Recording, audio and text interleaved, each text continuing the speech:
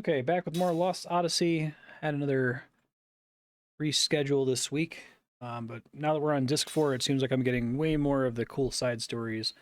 I'm going to try to pop out of town here and just revisit all the old towns in order to look for stuff I missed and side stories. Might take me a second to find my way out of here, though.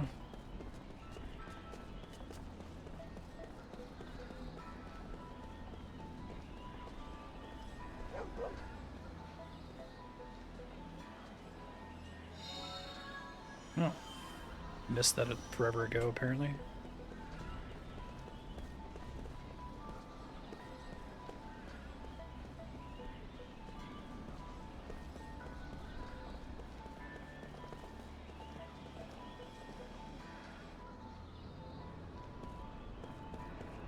Central Station Square, this should get me out of here.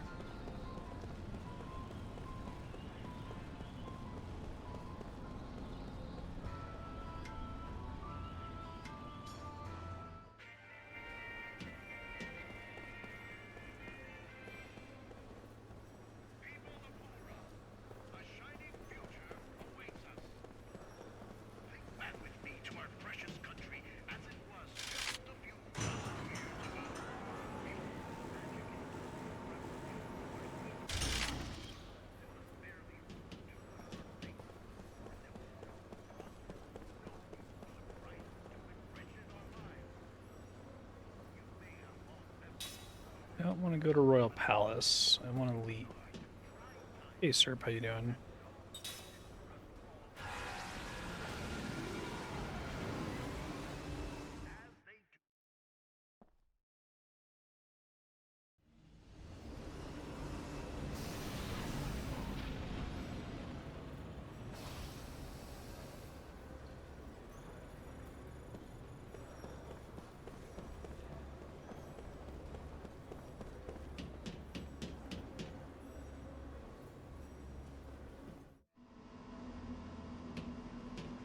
Oh, nice. Congratulations.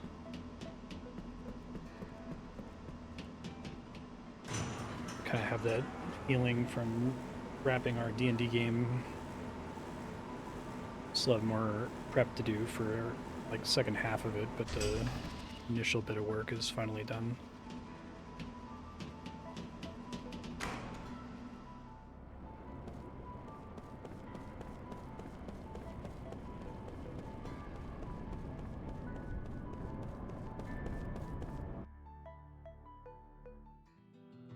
Yeah, I still have to edit all of the episodes. I've got 5 episodes in the bag and 3 I need to edit. Probably nothing to do in the mountains. Maybe something to do at construction base. I'll check.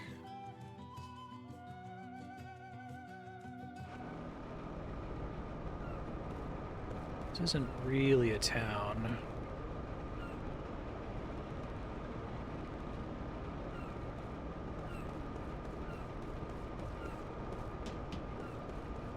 Oh, thanks for watching it.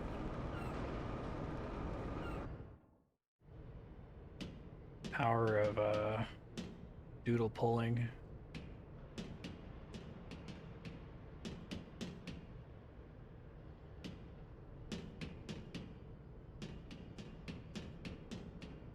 I also subscribe to the like tight 2+1 hours approach to D&D scheduling. Been in situations where a game can run like extremely long. So you do 2 hours, then you say, okay, we're now looking for a natural stopping point over the next hour. And then there's a hard stop. It's not an interactable. I don't think there's anything here. Back out.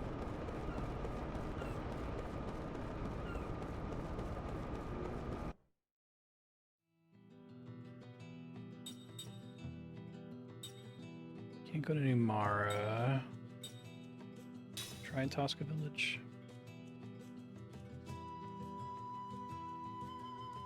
Sure.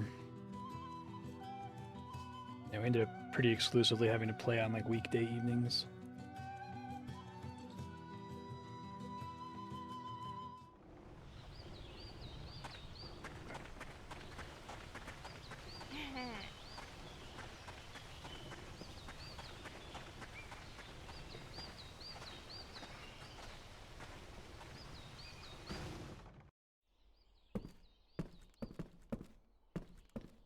memories automatically if I just approach the person, so I don't need to talk to everyone, I don't think. A bird hid something near the front door of the old sorceress's mansion. Ah, okay. Oh, we can get one? Hey. I love Disc 3 of this game is wild. It's like basically just cutscenes. They had to clear like everything else out of it.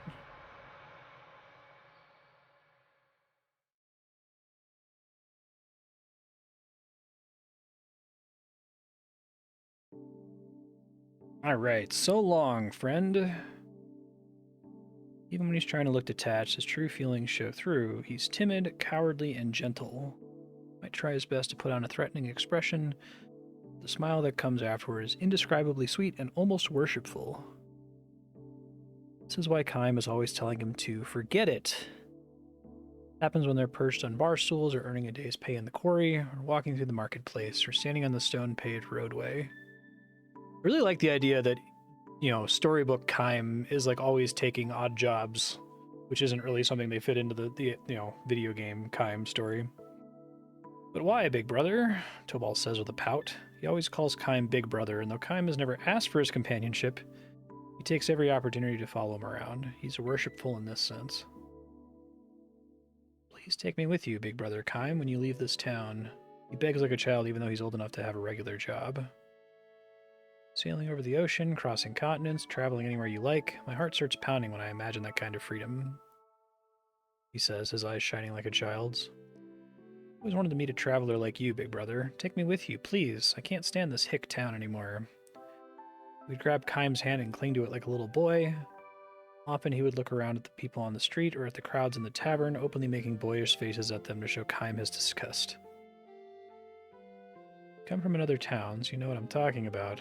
The only thing this place has is its history. Sure, it's old, but it's half dead. Look at these people's faces. Not one of them has any spark. All they want is to get through one ordinary day after another without any problems. It's the worst place in the world. If I have to stay cooped up here much longer, I'm going to have moss growing on me.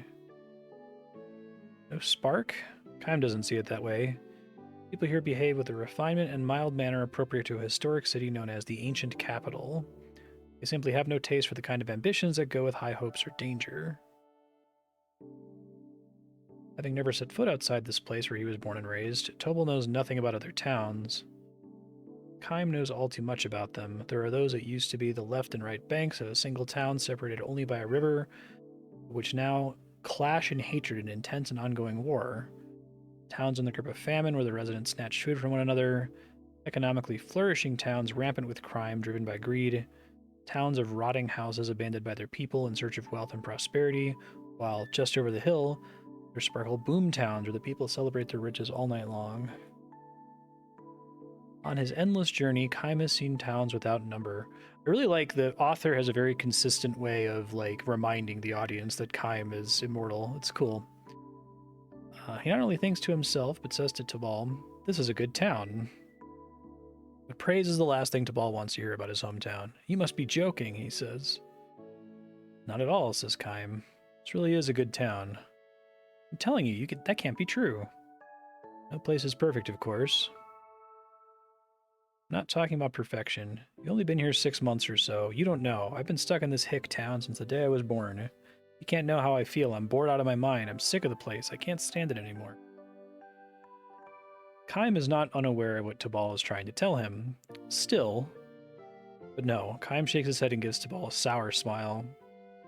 "You know," he says, "there are some people in this world who would give anything to get a taste of what it's like to have enough peaceful days to make you bored."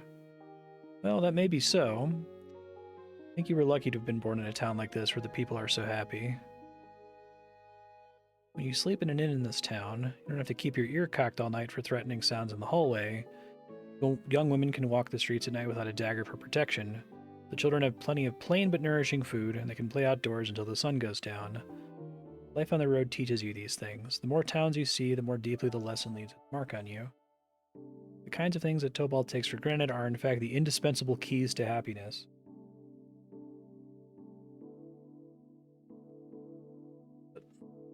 "I'm not so sure, Big Brother. Isn't happiness making your dreams come true? If all you need to do is go on living in peace and security, what's the point of living at all? Learn about toxic ambition. The ball's not just being perverse and arguing for the sake of arguing. Eyes locked on Kimes, he's asking these questions in all seriousness and sincerity. Kime recognizes that Tabal is an absolutely straightforward fellow, and that, precisely because he had a comfortable, untroubled upbringing, he's come to feel constrained in the town where he was born. The irony of it all calls forth a twinge of pain in Kime's breast. This in turn provokes him to challenge Tabal. So tell me, what is your dream? My dream? That's obvious, isn't it? To get the hell out of this place as soon as possible. And go where? Anywhere. Anywhere but here. And what will you do when you get there? I don't know. What if you end up someplace that's not at all what you're expecting? I said I don't know. Stop being so hard on me. I'm not being hard on you. These are things you have to think about. Well, I've had enough. An outsider like you can't possibly know how I feel. Though he stalks away in anger, Tabal will be back in the morning as worshipful as ever of his big brother. He has the simple, carefree personality of a child. Uh-oh. Tabal has a wife, the young, still girlish Angela, whom he has known since childhood. Angela carries within her the crystallization of their love. Tabal will soon become a father. Tabal's parents, relatives, and friends shower their blessings upon the young couple, who will soon be young parents. But Tabal says to Kime, I don't want this. Glowering, he all but spits the words out as the two sit at the far end of the tavern's bar. Don't want to be a father? Kime asks, which only increases the bitterness of Tabal's expression. Tabal nods, but as if to negate this answer, he mutters, No, I'm glad enough to have a kid. How can I not be happy about that? But, I don't know, I just don't want this. Can't quite put it into words, he says. He cocks his head a few times as if to explain himself, and then he swigs down his liquor. You don't have a family, do you, big brother? No, I don't. What does it feel like to be all alone in the world? Kime's only answer is a strained smile. Tabal interprets Kime's expression in silence to suit himself. You're absolutely free, right? Of course you are. No load to bear, no leg irons. You think kids are leg irons? In a word, yes. To tell the truth, Angela is too, and my parents. When they get old, they'll be another burden. Working every day for Angela and the kid, raising the kid, taking care of my old parents, and my life ends. That's what the birth of a child is. It's like a life sentence. You're stuck. Kime does not nod in agreement with this. Neither does he try to argue against it. Tabal interprets this silence too as he sees fit. I know what you're thinking, he frowns. Shut up, kid. You don't know what you're talking about. Kime says nothing. Tabal, uncomfortable, looks away. I'm glad, he says, more to himself than to Kime. I'm glad to be having a kid with Angela. I'm going to do everything I can for them. It's true, I wouldn't lie to you. You have to believe me. I really am happy. I know I'm going to have to work hard. Yes, I know, says Kime. I'm happy, but at the same time, I don't want it. Not that I'm embarrassed about it or anything. It's just that, I don't know, I want to give up this whole business and run away somewhere, far away. So now the truth comes out, Kime says with a laugh. What do you mean? You just said you want to run away, not travel. This is probably Tabal's true feeling, to which he gives grudging assent. I suppose so. How else can I put it? Kime almost wishes he had been a little tougher on Tabal. How would Tabal answer if he said, for example, You know, Tabal, you started talking about traveling with me around the time Angela's belly started to swell. What would the look on Tabal's face be if he asked, If family is leg irons, why did you even propose to Angela? How would Tabal shift his gaze if you confronted him with, You know, Tabal, if you want to get out of this town so badly, you don't have to travel with me, just take off by yourself. But Kime doesn't have the meanness to ask such questions, nor is he given to meddling in people's private affairs. Instead, he drains his cup of its last few drops and says only, Let's get out of here.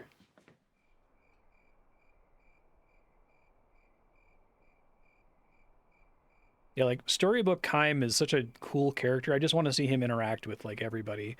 He'd be a cool character to, like, make a TV adaptation out of, I think. You could just do it completely episodically, right? Even after they left the tavern, Tabal goes on about the stupidity of living the rest of his life in this town. Broad night sky is clear. The moon is out and perfectly round. I'm asking you again, big brother. When you leave this town, just say the word to me. Wouldn't it be better for you, too, to have a traveling companion? Tabal's starting to go in circles again when Kaim interrupts him. Yeah, right. Didn't you want to get out of here all by yourself? Traveling with a companion is not exactly a solo trip. No, well, you see, you're right. I just go part way with you. You can let me tag along a little while, and I'll take off on my own. Just slow me down. I know that, I know. Traveling is hard, sure. My life might even be in danger sometimes, I know that. But that's what makes it so thrilling. Risking your life is no game. Look, if I turn out to be a drag on you, you can just leave me behind. That's it. I wouldn't mind that. I mean, look, I'm ready to leave my parents and my wife and kid behind. This is never going to end. Kaim nods and with a sigh says, all right. You'll take me with you? Tabal's face lights up. He's just going to leave in the middle of the night, isn't he? I've been in this town too long. Or he's going to leave right now in front of him. And call him on his bluff. It's about time for me to get out of there walking with this wind in my face. Yeah, that's it. That's it. Walk with the wind in your face. Life on the road. When do we leave? It's getting pretty late in the year. You don't want to be on the road in the winter, do you? Say, how about the snow in the pass? After the snow in the pass has melted, Kaim's gonna be like, no, I'm gonna leave like tonight. Kaim points to the moon hanging in the night sky. Huh? Tabal seems puzzled as he looks up. Tonight this moon is perfectly round again after it's waned and waxed. Meaning? Exactly 1 month from tonight. Okay, pretty close. Tabal's face starts to move as if he wants to say something. He probably wants to say, that's too soon. His face betrays a look of hesitation and confusion that was absent when he was engaged in his usual endless chatter. A month from now? That's the middle of winter, big brother. I know that. Won't it be hard getting through the pass? You don't want to go? No, that's not it. You don't like it, you don't have to come with me. I'm leaving the night of the next full moon. That's all there is to it. Okay then, big brother. I'll go. I'm definitely in. Night of the next full moon. Angela would be having her baby right about then.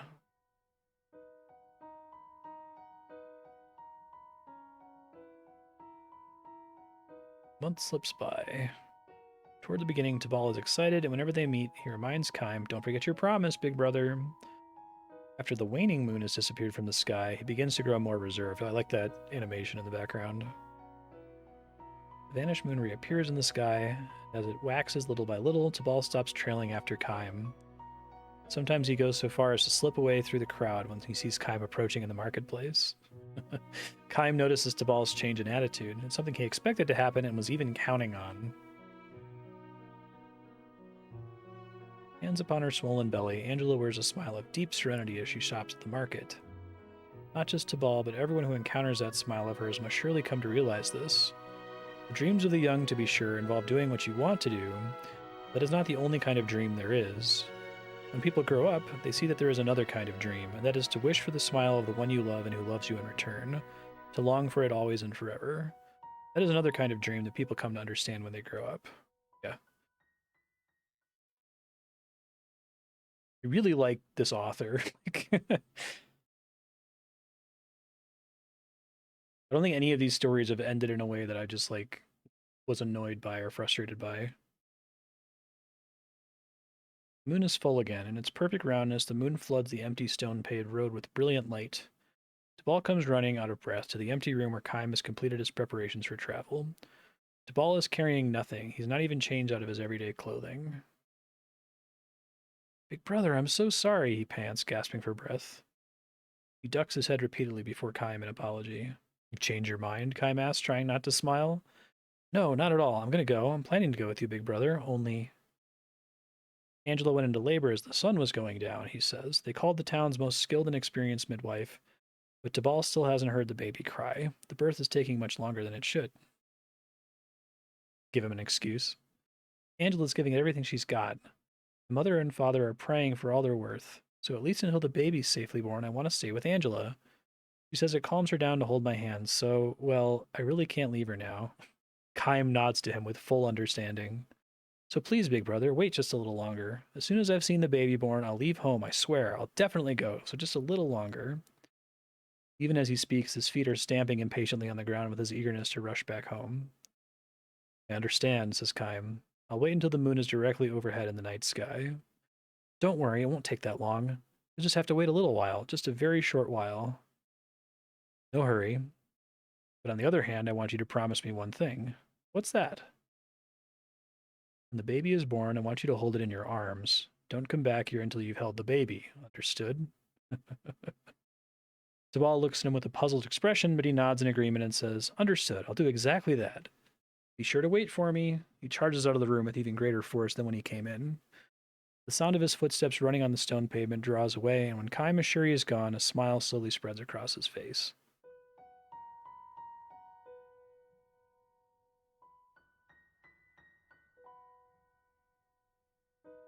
Tabal never comes back. Yeah. Love that that's like the full screen. They do a really great job. Like, this could just be a block of text, and it's pretty minor, the effort they put in, right? It's just kind of like cued music and some kinetic typography. The way they frame stuff on individual screens, right? The little graphics like the moon, but they add a lot to it. I think it's neat. As the moon reaches its zenith and begins to dip toward the west, signs of light appear in the eastern sky. Kaim approaches the mountain pass on the edge of town. He'll be traveling alone. Heading up to the pass, he walks swiftly as to shake off the sound of Tabal's voice remaining in his ears. Big Brother Crime, I'm sorry. You can imagine the voice all too clearly, and Tabal bowing his head in abject apology. There's no need for him to hear the actual voice. Long after he's left the town, he will continue to see Tabal's worshipful smile in the eye of his mind. Tabal would not have provided much support as a traveling companion, but a journey together would likely have given them both much to laugh about. But never mind, this is just fine, Kaim tells himself. He's not the least bit resentful or angry at Tabal for having broken his promise. Quite the contrary, he would like to bless Tabal for having chosen to stay in his native place and protect his home. All the more so because this is a dream that can never come true for Kaim himself. Frigid wind tears through the pre-dawn pass. The cries of a newborn baby could ride on that wind to be heard up here. Kaim chuckles at the thought. Will Tabal abandon his dream to leave his hometown, or will we start looking for another big brother who will help conceal his fear of going on the road alone? Kaim has no way to tell. Best to leave it unresolved. Tabal could not take to the road that the night his child was born. The hands with which he held his newborn baby were useless for travel preparations. If only for that reason he took one step toward becoming a grown-up. Let's go, Kaim mutters to himself as he crosses over the pass. Look, Angela, he's smiling. Happy smile that Tabal fixes on his baby will be travel companion enough for Kaim until he reaches the next town. Aw. It's a nice one. I had two nice ones in a row.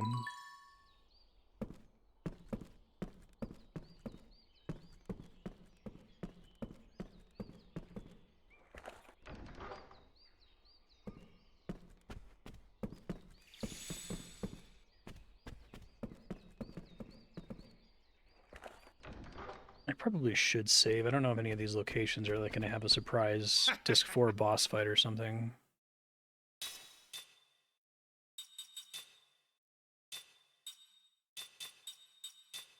Bunch of junk.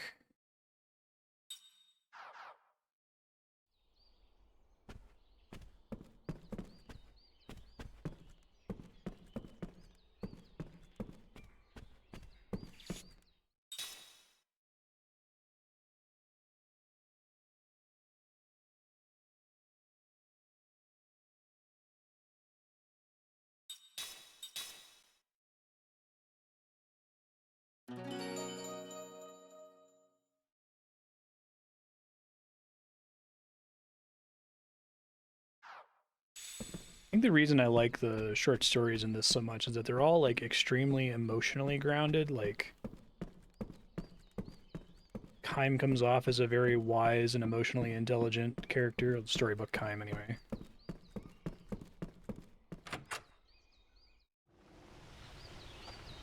Like, the story is not about like traditionalism, right? Or it's not like about a life philosophy. It's about how does this make you feel. It doesn't feel like the author is imposing a moral judgment on any of the stories, right?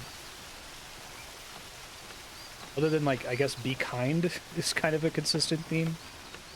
Like the one with the little girl who's lying.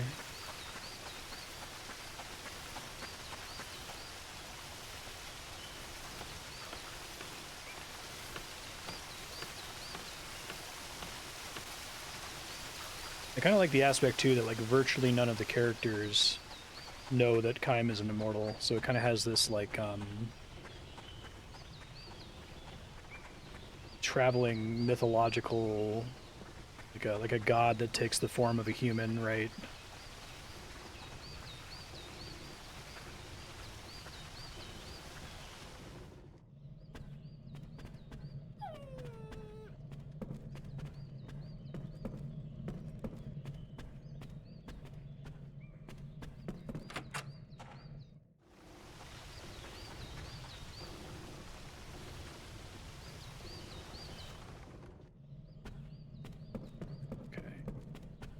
Here.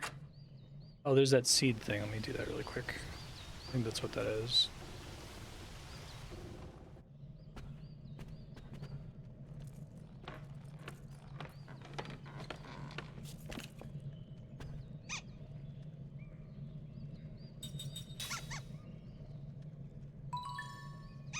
Power bangle.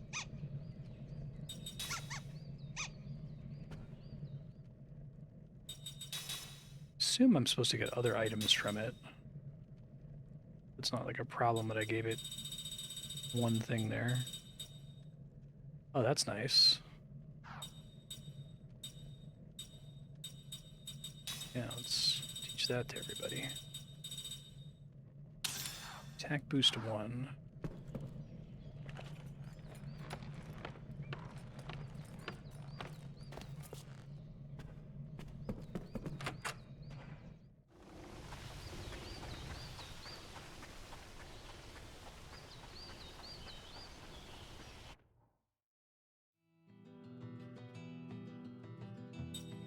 Told me there is something at the old sorceress's mansion. This might just be the entrance of the town.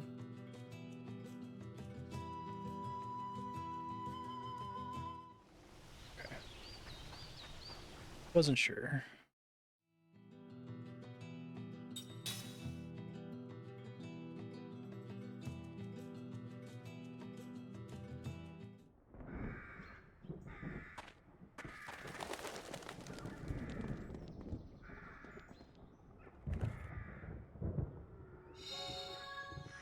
Oh. What does that do?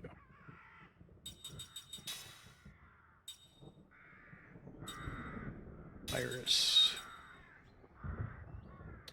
Wish there was like a list of all the different status effects. I guess I could Google it.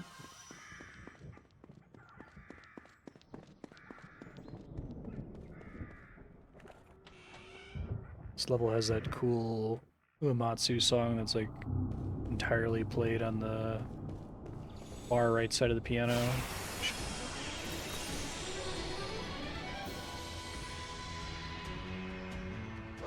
Oh, come on, give me a break.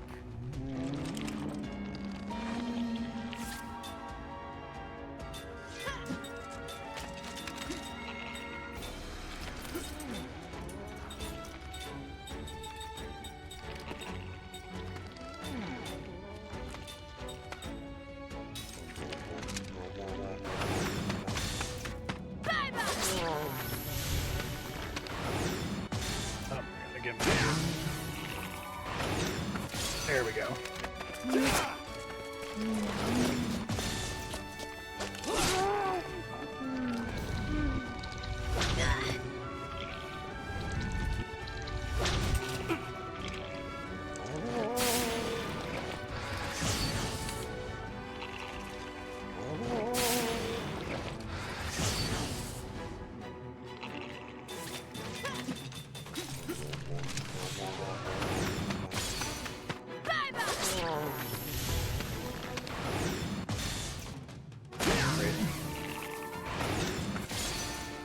It's over.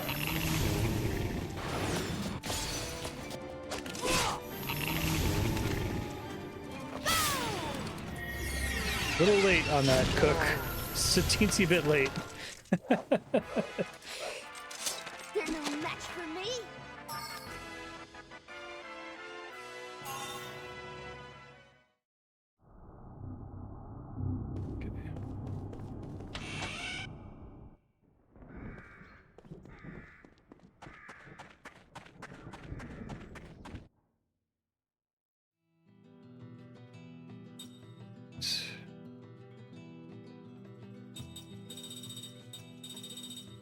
check City of Saman.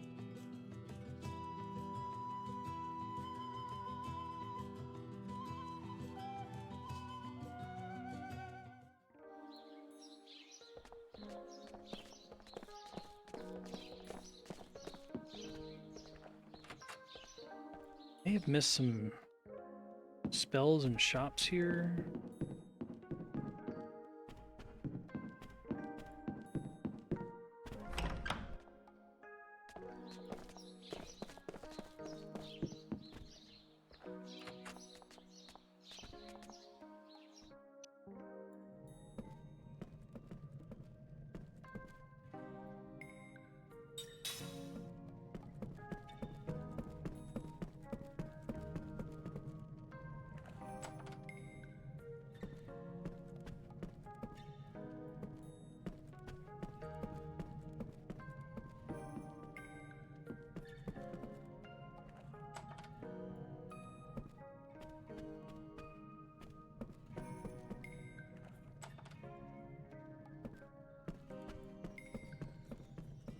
Here.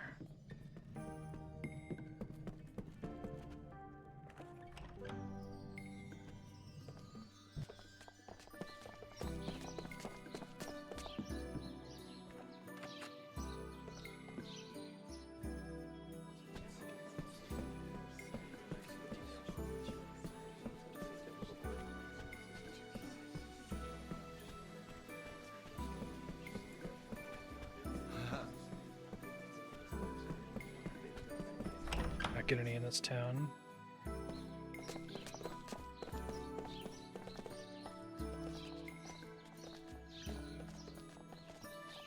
Here we go. A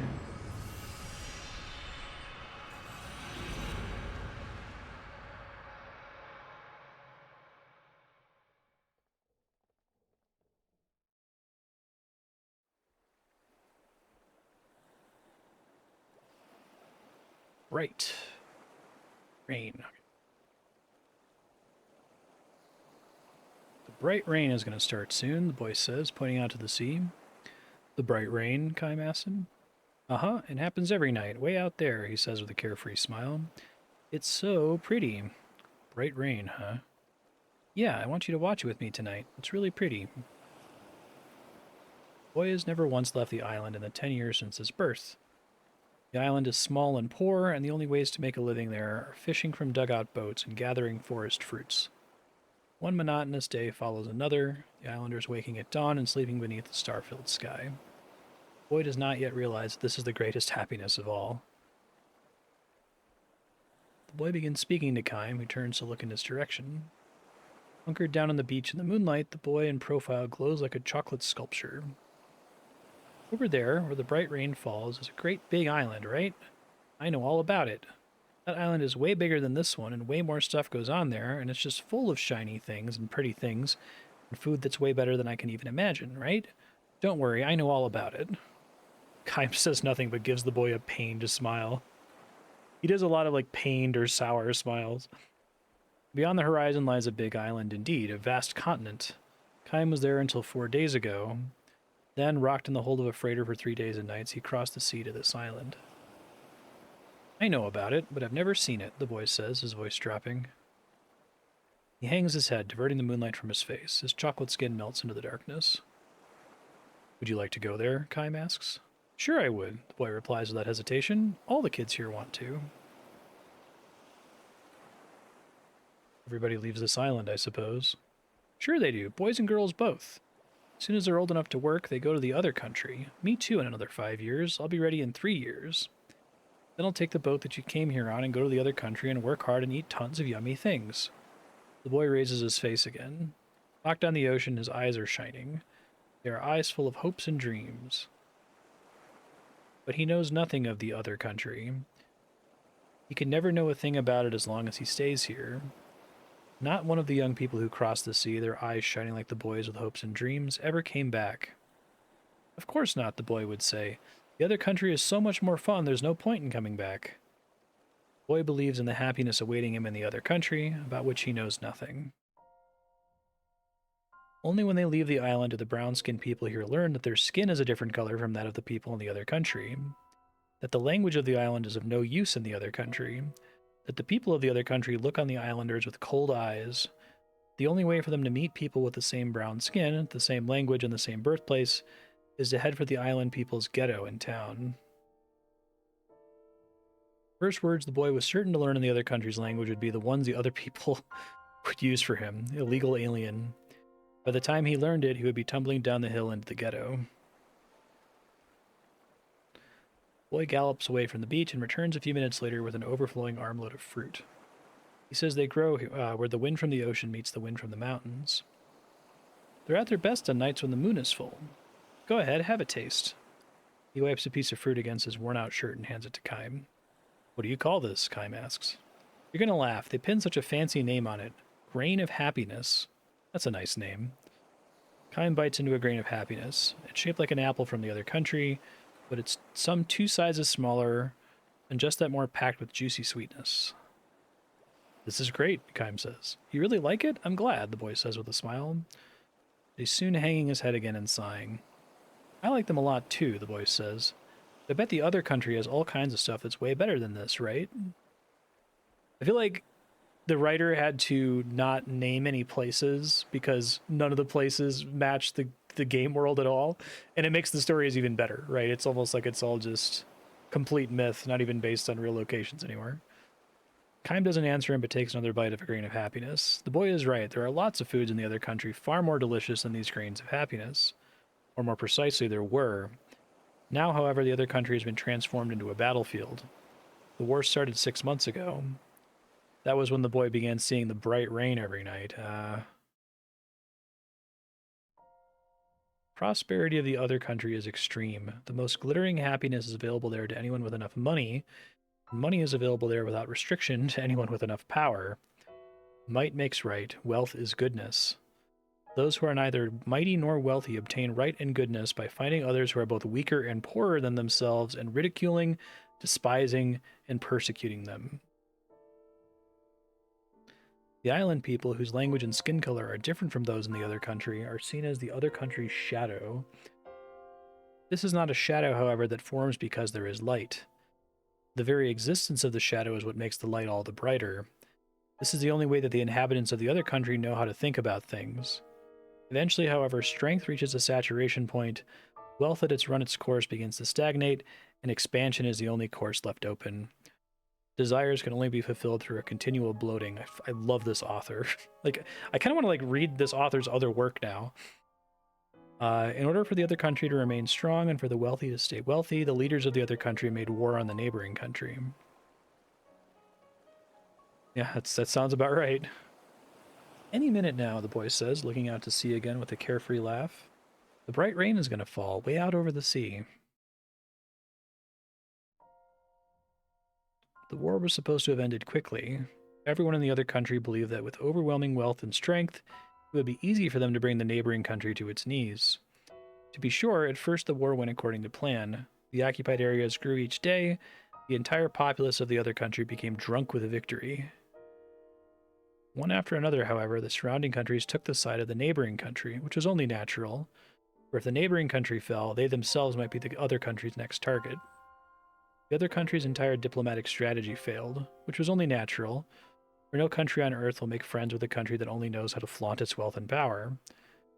An allied force was organized around the neighboring country. Together, the surrounding countries sought to encircle and seal off the other country. From that point on, the war entered a stalemate. Limited battle zones saw troops advancing and retreating again and again, in the course of which the other country's wealth and power was consumed little by little. Disgust for war began to spread among the populace, and to obliterate that mood, the military circulated false propaganda. The military situation is developing in our favor. Our army has again crushed the enemy's troops. The truth is that the occupied territories are being recaptured one after another, and the allied forces now are crossing the border to strike inside the other country's territory. In response to a foolhardy attack by the enemy, our resolute fighting men launched a counterattack, annihilating their forces. The day for our victory song is upon us. Stopping the war was out of the question. Admitting defeat was out of the question. The people had believed that wealth and power would enable them to rule everything, but now they knew the terror of having lost both. Allied forces were joined by a powerful supporter. A mighty empire that wielded authority over the northern part of the continent joined the battle as if to say, "Let us finish the job for you," crushing the other country once and for all. But the powerful empire was not satisfied just to destroy one upstart nation. It turned its overwhelming military might upon the allied forces.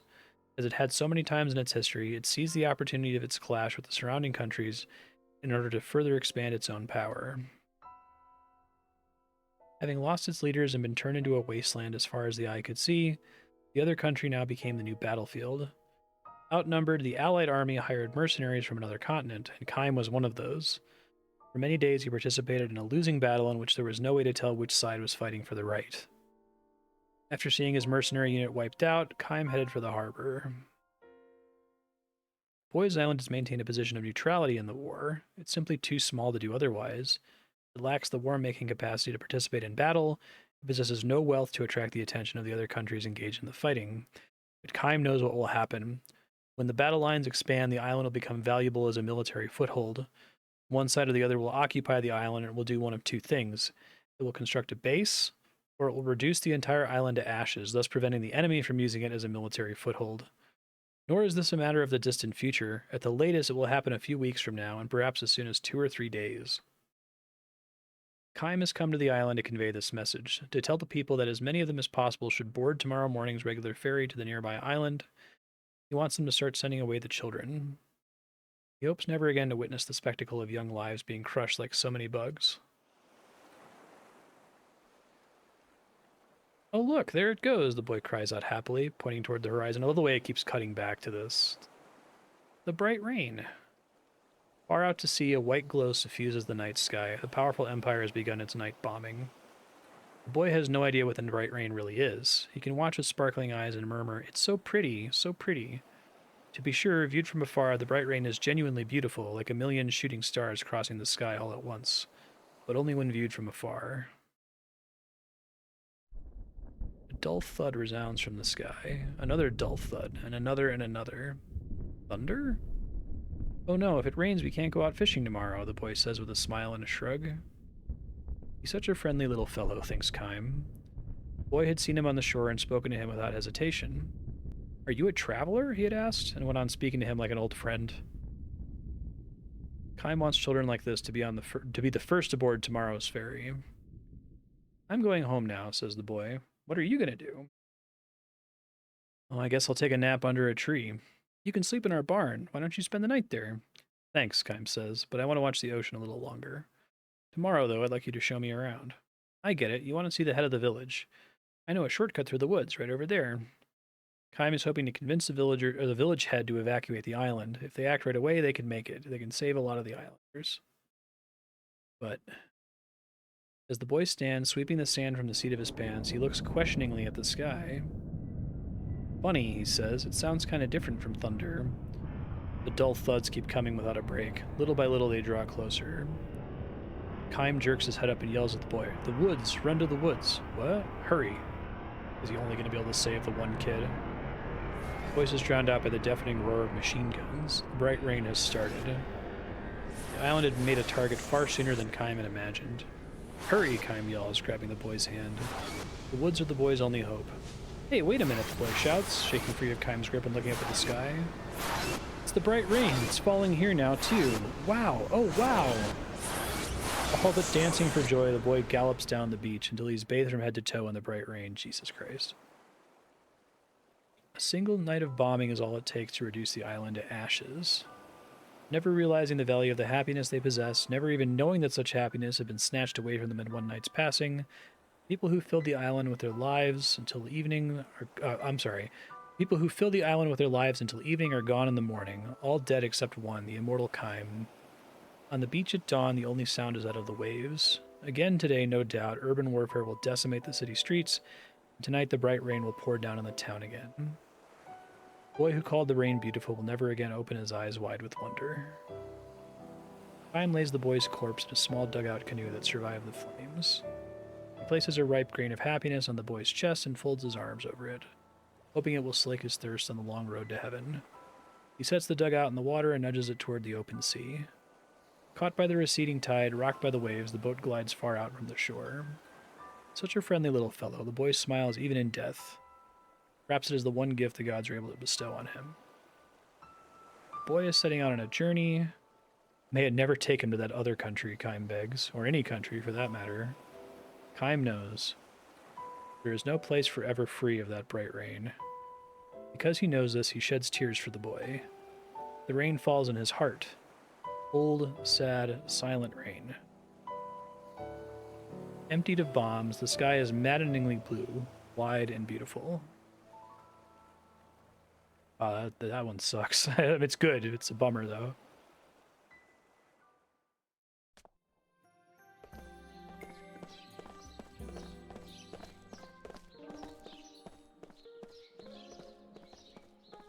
Like the point about like the other country gets obsessed with like wealth and strength until there's not enough wealth and strength that it like starts to stagnate, and their only thing to do is to colonize. Yeah, that was a good one. I really think that those stories are like the soul of this game. Like the JRPG part is pretty good. The battle system's cool. I really like Uematsu's music as usual. But if they just like package that as a standalone, like here's just a collection of stories with kinetic typography, I would buy it and play it.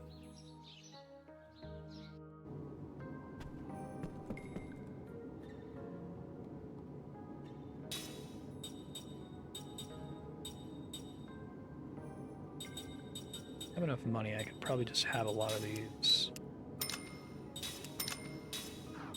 Not have to think about using them if it comes up.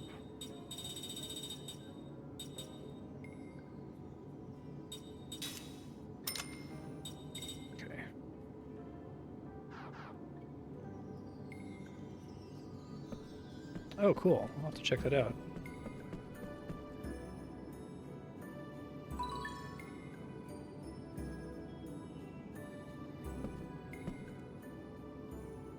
A list of some.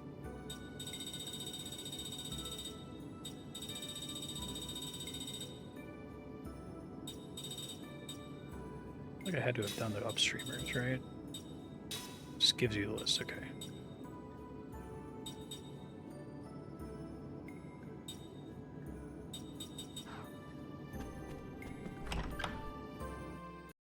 Yep.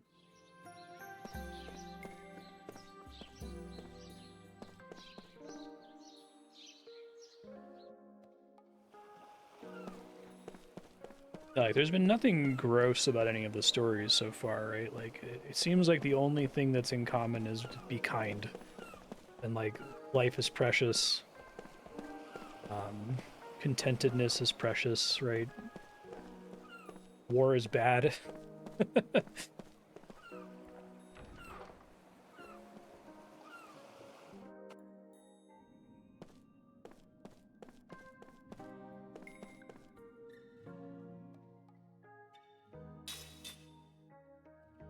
Seal blocker.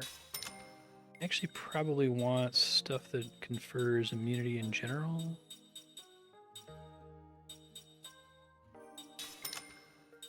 So I can equip these if we get a boss fight where it comes up.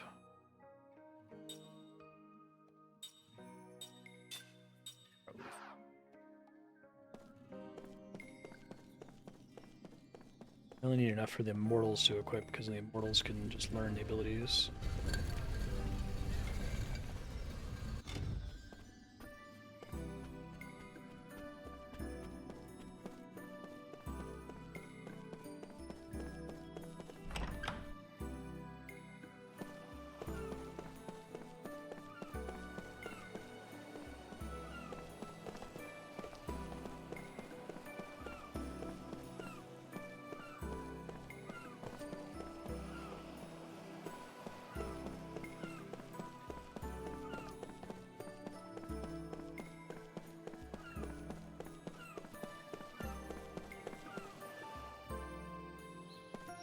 Get out of here.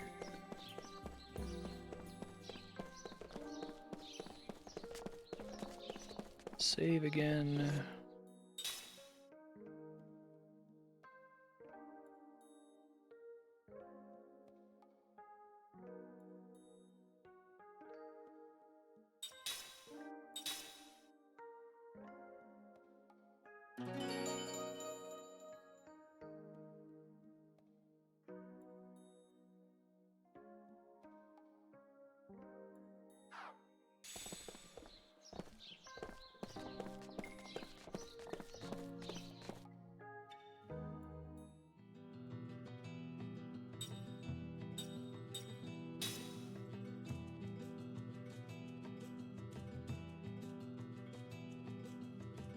Nothing in Goatsa when I went there originally.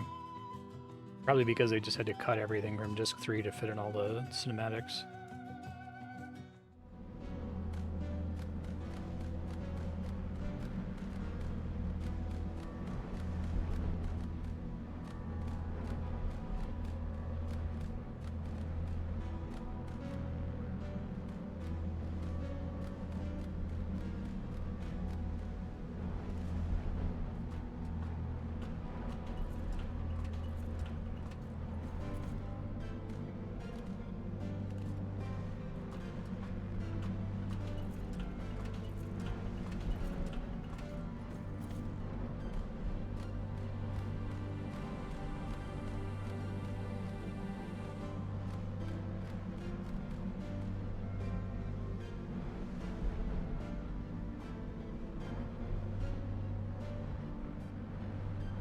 Head out in a seaside cavern. Okay. I don't know if the game, like, saves those for me somewhere. It keeps talking about, like, adding treasure hunt information.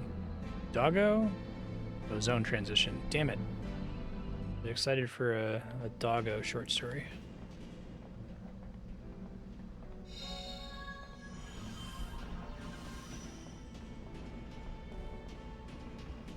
Didn't actually see the king die. He did get frozen. Oh, shit.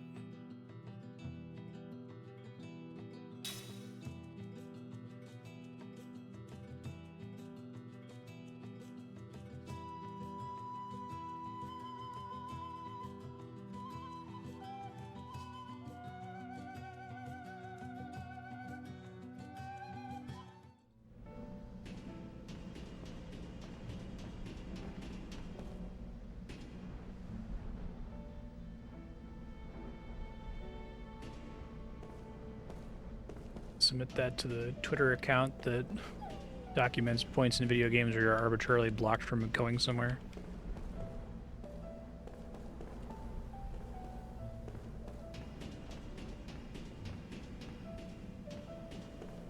Real shopkeeper.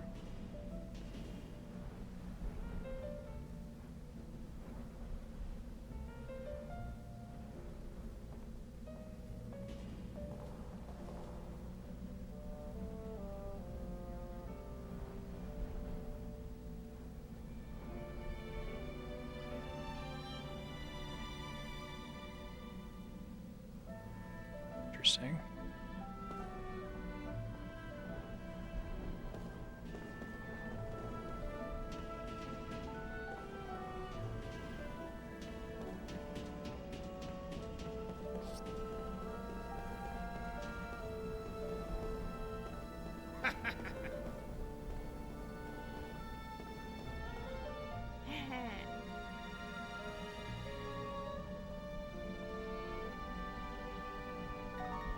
Ooh. Give me like a counter ability. Black belt. Yes. Counter attack rate up.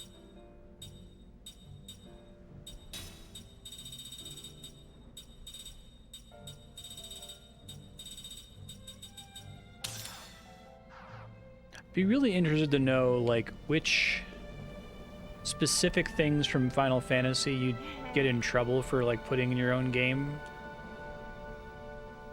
Like, are there certain words that are definitely off limits, right? You could probably call an ability that lets you attack and steal at the same time Mug and not ever risk getting in trouble, but could you call an ice spell Blizzaga? Because it's similar to like the situation with Wizards of the Coast and Dungeons and Dragons where they can like copyright Mind Flayers and Beholders and like Vecna and shit, but they can't really copyright anything else.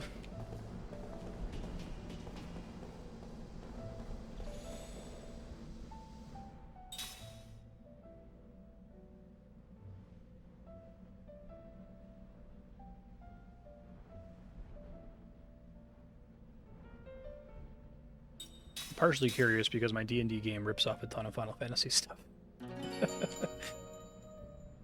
Having a paladin ability called Cover that like teleports you to the covered target and take half damage, probably fine having an ability called Asuna that removes status effects, maybe not okay. I don't know.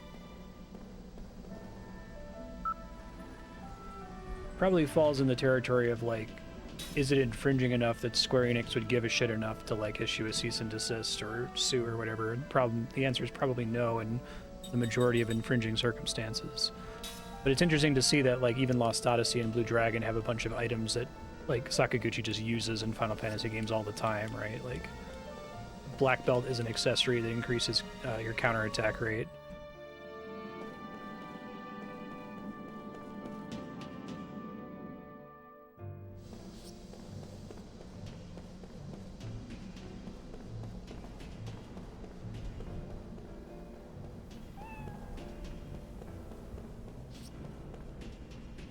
Would it be okay to have a dagger called Mage Masher that does extra damage against wizards, right? Wrong way. Stories here, it looks like.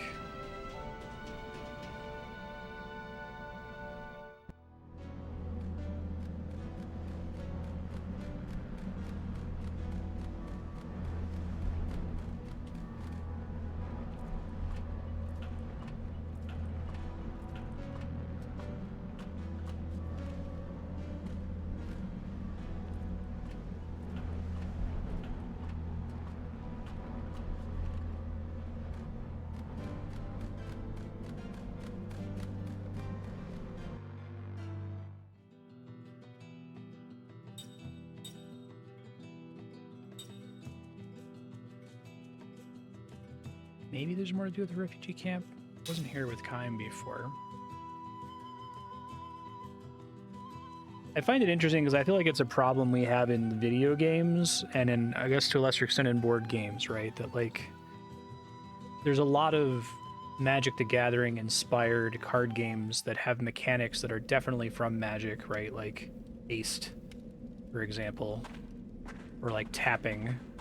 And I feel like games keep having to come up with tons of, like, synonyms for that, when everyone in the community can kind of just understand that if a card game uses the word haste, it means that you can use this as soon as it comes out without it having some kind of, like, summoning sickness. But I feel like creators are afraid to just kind of adapt the terminology that's already common. So you get 50 different variants of mana and 50 different variants of taunt, right?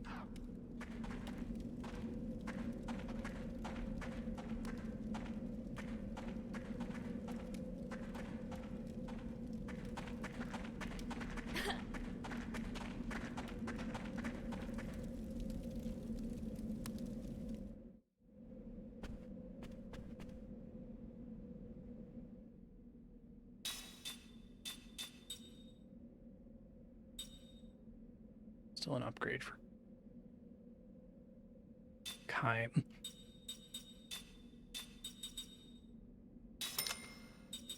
More of those, probably more of these.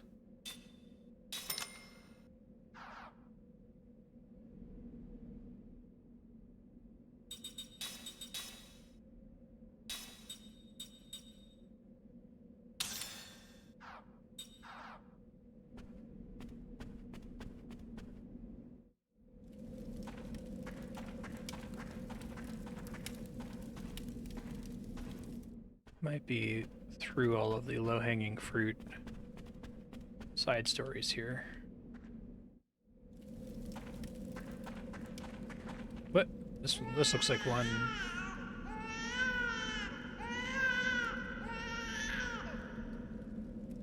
Hey. Something baby related.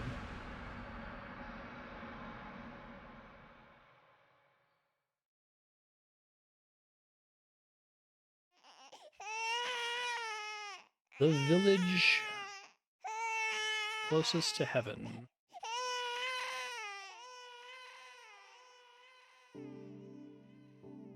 Village ringed by jagged mountains, the women give birth to many children. 5 or 6 is not uncommon.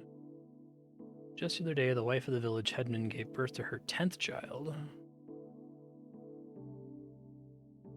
Why do you think that is? The young fellow asked the traveler, looking down at the snow-blanketed village. Kime cocks his head in search of an answer. Meanwhile, the young man takes something like a piece of crystal candy from a small leather pouch. He pops it into his mouth and says with a laugh, because they die right away. Children? Uh-huh. Hardly anybody grows up to be an adult. Most kids die after 5 or 6 short summers. Look at the village headman's wife. She's lost 7 kids already. Whether from a genetic problem or a disease endemic to the area, the people of this village have always lived short lives, he says, from way, way back. Now that you mention it, Kime, I haven't seen any old people here. See what I mean? A few decades ago, I'm told, one person lived to be 50, but people say that's the oldest anyone ever got in the whole history of the village. This is why we give birth to lots of kids. Give birth to a lot and lose a lot. Just one of them lives into adulthood, though. If just one of them lives into adulthood, the family line is saved and the village history continues. You see my point? The young man is 16, as is his wife. Their first child is due to be born any day now, literally today or tomorrow. The young man crunches down on the candy in his mouth. Let's get going, he says, and around his wrists he winds the ropes he used to pull the sled. He hasn't loaded the sled yet, but dragging it up the steep, snow-covered road is hard work. This, he says, is why the pay is so good. Only a few days earlier, he lost his good friend and fellow worker who had been 3 years his senior. When Kime happened along, the young man asked him if he would help by pushing the sled from behind until they cleared the pass. Kime agreed and they became an instant team. These people are like the opposite of Kime. Kime circles around to the back of the sled and asks, "You don't have any animals to pull the sled?" "Afraid not," says the young man. "I know it's strange, but our horses and cattle and donkeys all die young. You can spend a lot of money at the town market buying an animal and it'll keel over before it's done a lick of work. The best way is for us humans to plow the fields and pull the sleds ourselves." The arms with which the young man himself is pulling his sled are massive, and he forges through the road's snowy cover with powerful steps. His fellow worker was stronger still, he says. He taught me how to pull a sled, how to set rabbit traps, how to build a fire, all the skills I need to live, with all the love he would give to a kid brother. Before I knew it, he was gone. People here always die suddenly, he says. They can be perfectly healthy 1 minute and drop dead the next. No time for suffering, just like that. No time to call a doctor. Even if a doctor comes, there's nothing he can do. Did your friend die that way? Uh-huh. He was shoveling the snow that piled up overnight, clearing the road when he dropped dead. The time we ran over to help him, he was gone. That's how it always is. Always. It's how they die. Grown-ups, kids, everyone. And you too, then. I guess so. Nobody knows when the moment is coming. It might be decades from now, it could be tomorrow. After this cool pronouncement, the young man turns to Kime and, pointing to his own chest, says with a smile, "Or maybe even now." The smile is genuine, without a hint of despair or bitterness toward the cruelty of his fate. "Aren't you afraid to die?" Kime starts to ask, but stops himself. It's a stupid question, he decides, and one that he is not qualified to ask.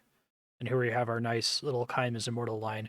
Where could a man burdened with eternal life find appropriate words to speak to a man burdened with the threat of sudden death? Kime and the young man keep dragging the sled up the steep mountain path. Their destination is the lake beyond the pass.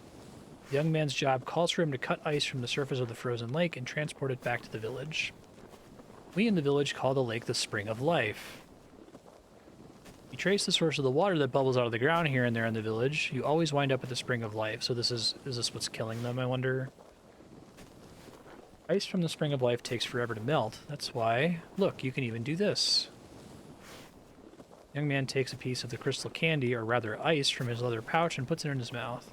It gives you energy. It's indispensable when doing hard work or for pregnant women or infants. Put a piece in your mouth and it gives you instant strength. The young man offers a piece to Kime, who nods again in silence. We're not supposed to give any to outsiders, but you're special because I'm putting you to work. If I give it to you, though, I want you to help me load the ice on the sled. I can handle it by myself on the way back.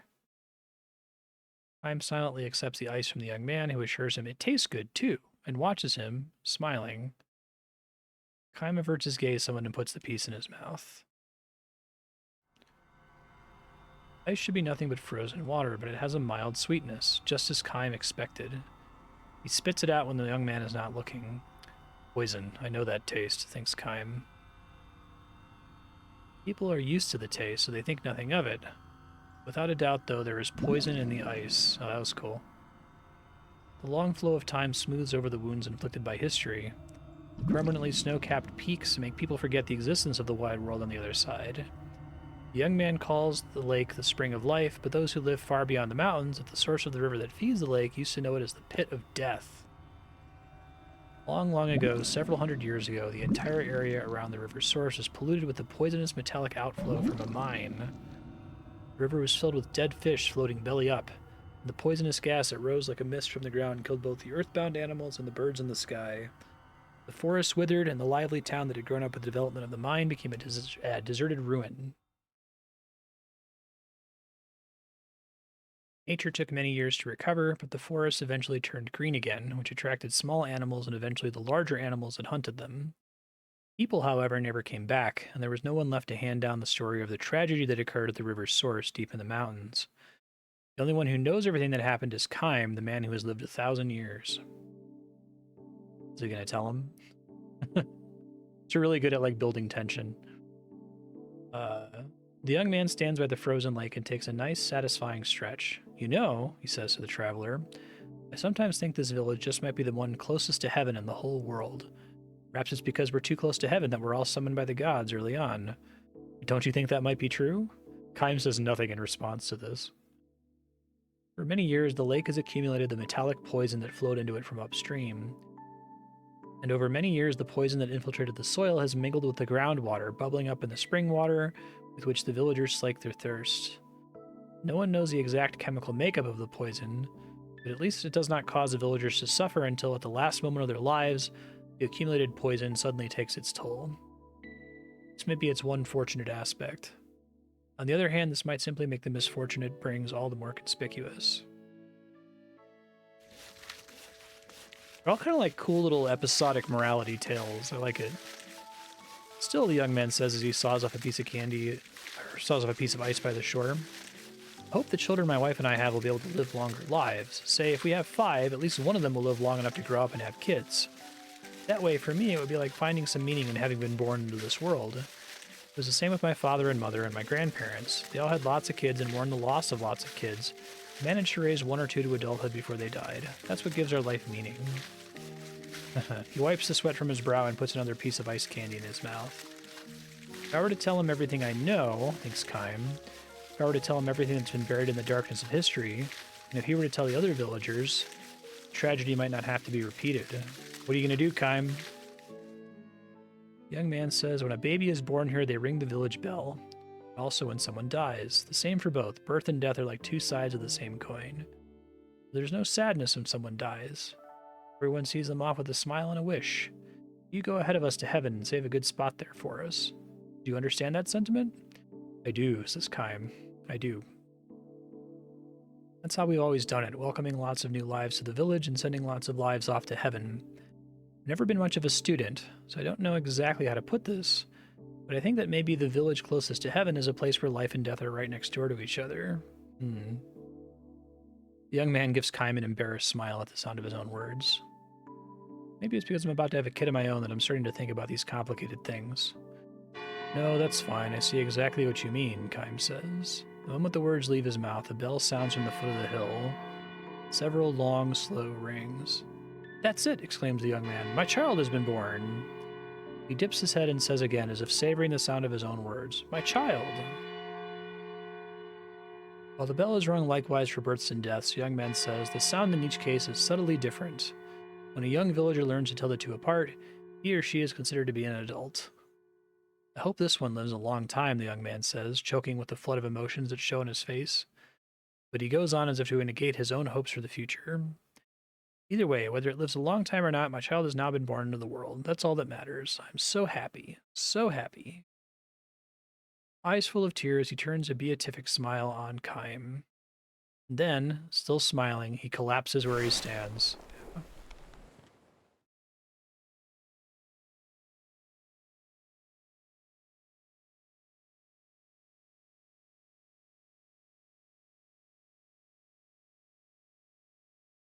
Kime lays the young man's corpse on the sled and returns to the village. As the young man said, the villagers accept his death with the same smile as they had for the birth of his baby. Death is not a time for sorrow. It simply marks whether one has been called to heaven earlier or later. The young man's wife takes an icy candy from the leather pouch he's left behind and places it gently into the baby's mouth. I want you to grow up to be strong and healthy, she says. Daddy is saving a wonderful place for you up in heaven, but go there slowly. And until you go to heaven, I want you to grow up here in the village so you're nice and big. Words have the gentle tone of a lullaby. Kime says nothing. He is to stand unflinchingly for what is right. His silence may be a crime, but burdened with eternal life, Kime knows how suspect the right can be. Throughout history, people have fought and wounded and killed each other in the name of what they declare to be right. By comparison, the look on the dead young man's face is tranquility itself. The village closest to heaven is filled with happiness indeed. It's very like Kime has like a prime directive almost. The baby starts to cry, its loud wailing like a celebration of the beginning of its own life, however short that life is likely to be. Kime leaves the village with a smile on his face. The village bell begins to peal, reverberating with utter clarity through the distant mountains as if to bestow a blessing on the young man who lived life to the fullest, with neither resentment nor regret. When this too long life of mine draws to a close, Kime thinks, I'd like to be sent off with the sound of bells like this if possible. As he knows that day will never come, Kime walks on, never stopping, never looking back. His long journey is far from over. Yeah, that was a good one. I don't know, like, you tell them? It's like a Star Trek episode. It's great. Yeah, I want to see the crew of the Enterprise debate that.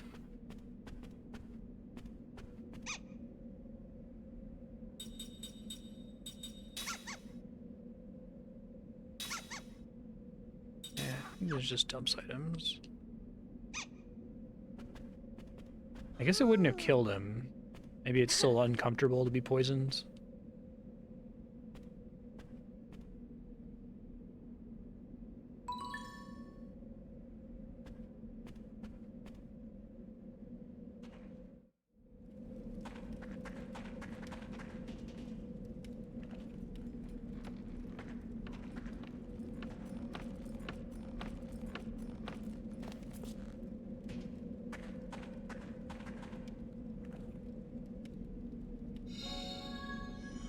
Yeah. Spire Commander, Spire Ring.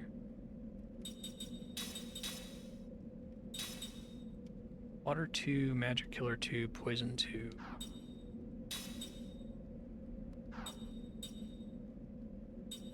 That like Jansen only? Okay. Special unique magic sealed inside.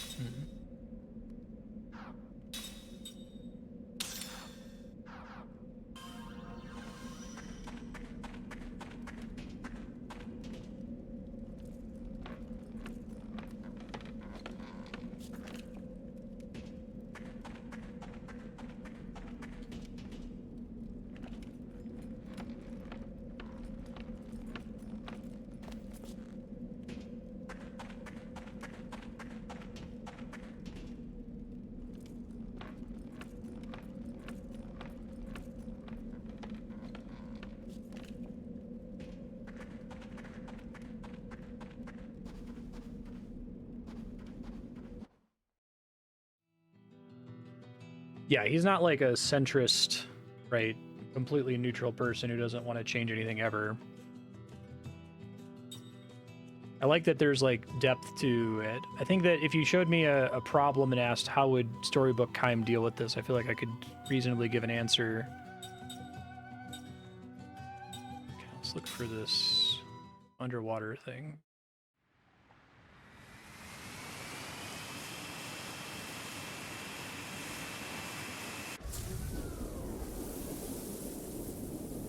An entire explorable world map just to do the Sakaguchi inland lake accessible from underwater thing.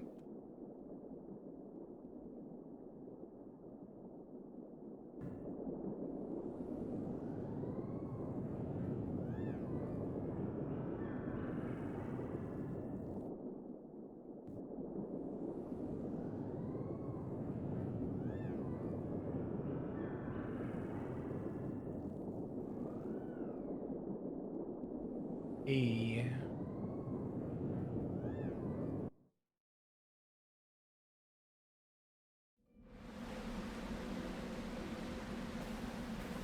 Oh, this is literally just where I fought that boss. Okay.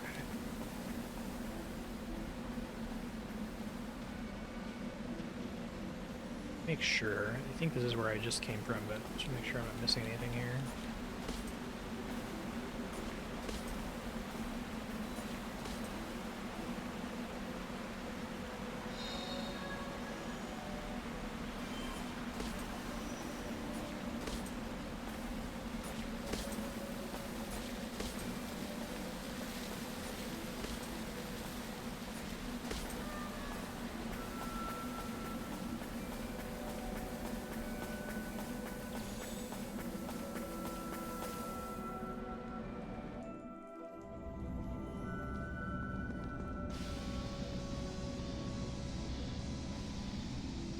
Pretty sure this is where I just was.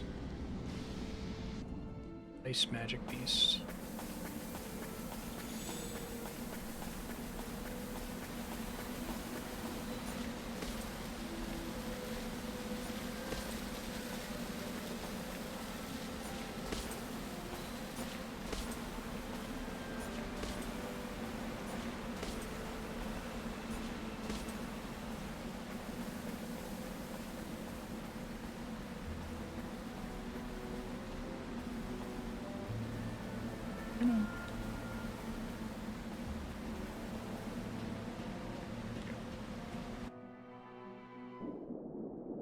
Oh, god damn it.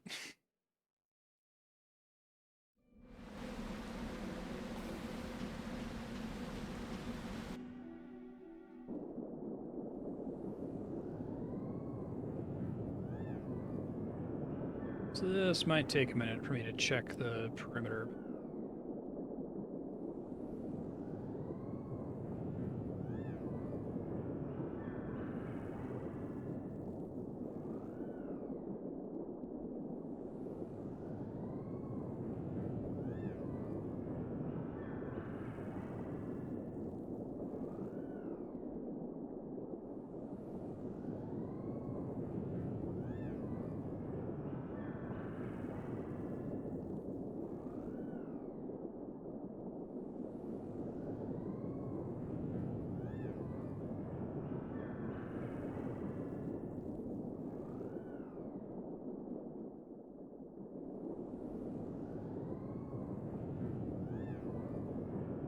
Randomly gets a memory while swimming around underwater here.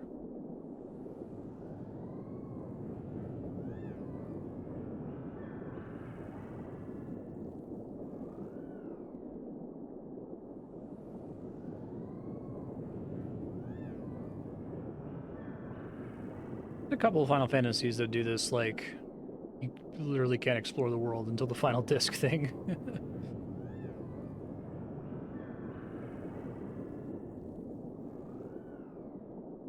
Eight's probably the weirdest about it. Give you an airship, like, right when most of the game's content has been deleted.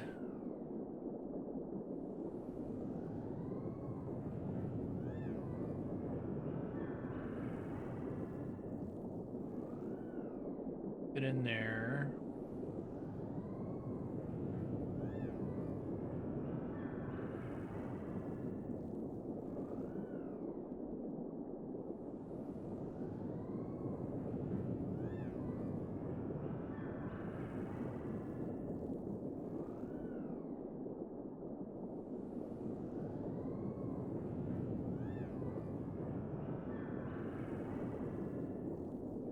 The character just kind of dropped that. Yeah, we should look for like some kind of underwater path to a inland lake. And everyone's like, yeah, that's a good idea. Let's do that.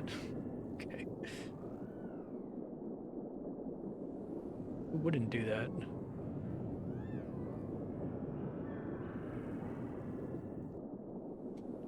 There's an examine text there. Oh. Okay. Interesting. Anything on the surface here?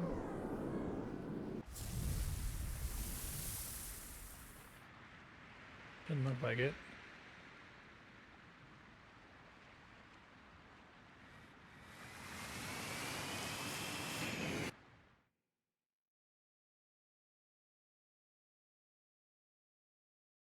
A save point in the ship interior.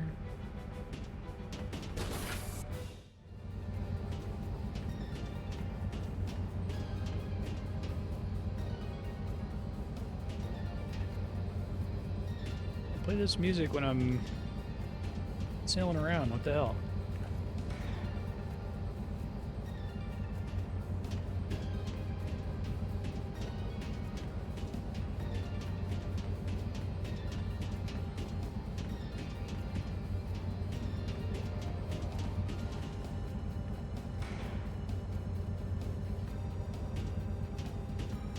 Pretty good vehicle song.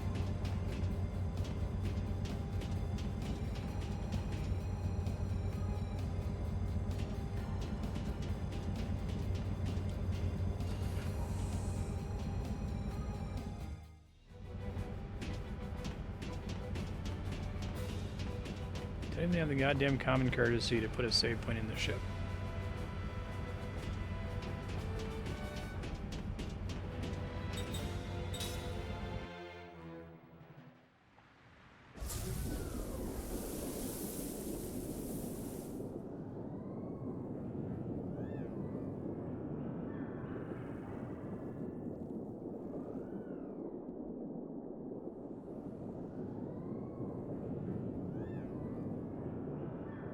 I've missed a couple of these bubble loot locations last time.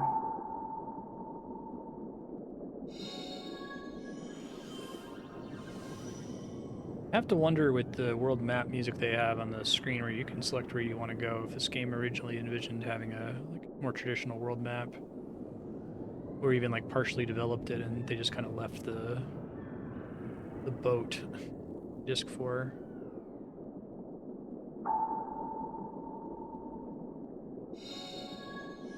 A slot seat.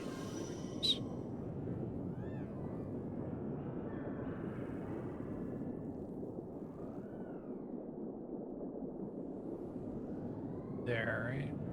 Okay.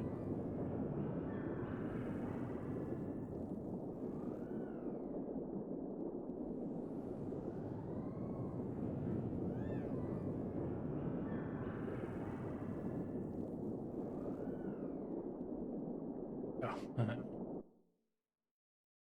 Yell at me for bumping into the edge of the world.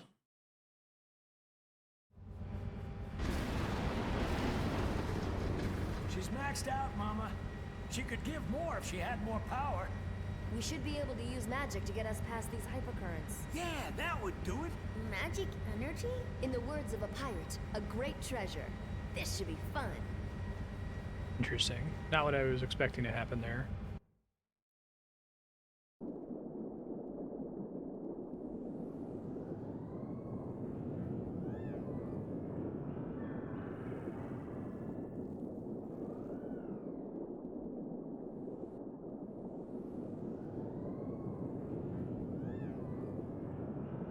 There.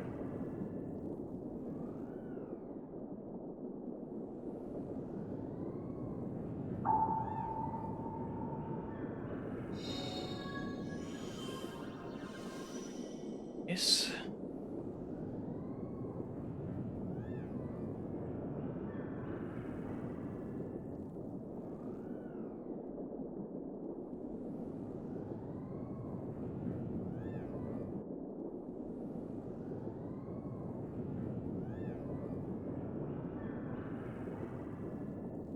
Paper currents, you say?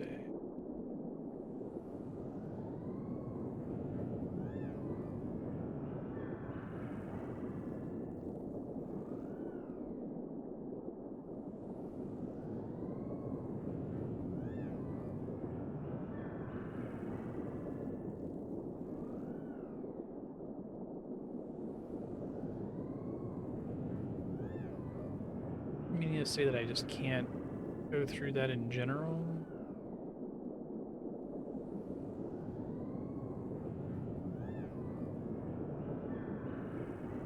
I think it's to prevent me from visiting this specific island here.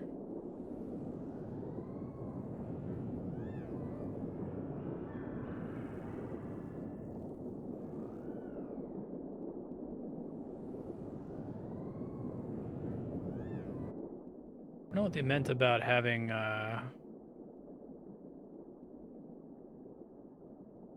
using magic to cross it. Interesting.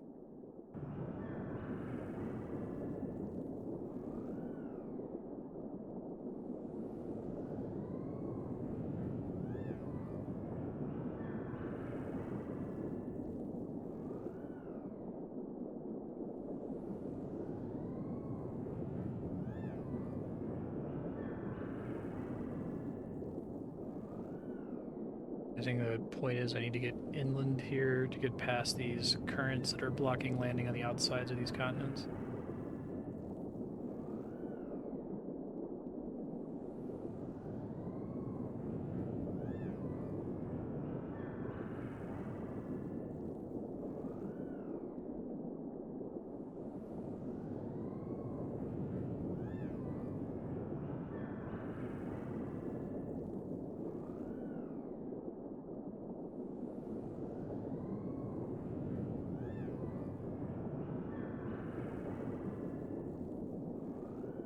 Hey! Nice.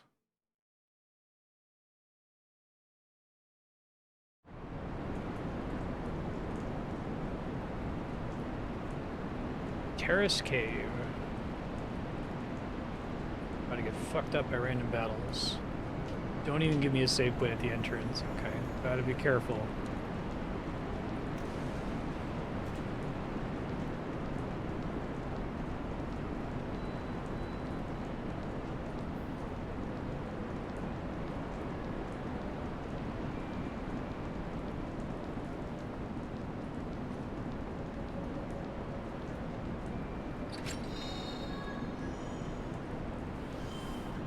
Make anything new? Demolition ring significantly increases attack damage. Significant amount of HP absorption. A crit chance. Seal. More damage to spirit magic enemies. Aerial enemies, okay.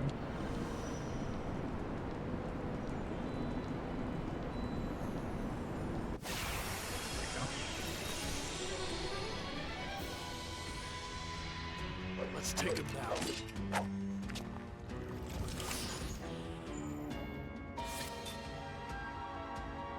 Fossil fish. Everyone's in the front row.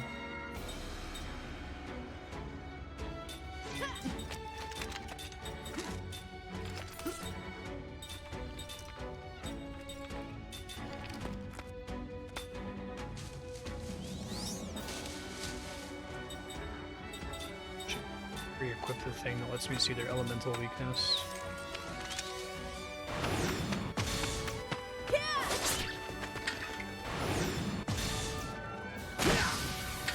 Pretty resistant to physical attacks, these guys.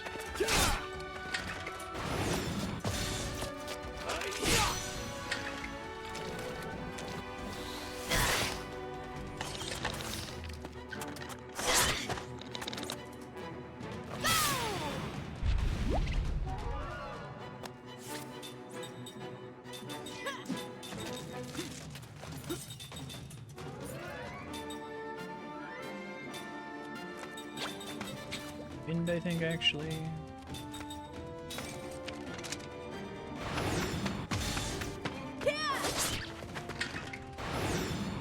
There it is.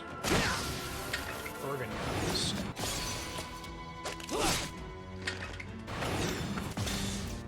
It's over.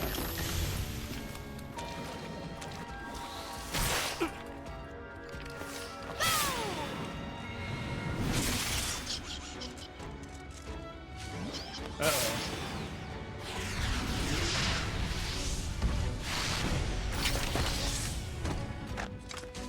Yeah, ow. I think you persist.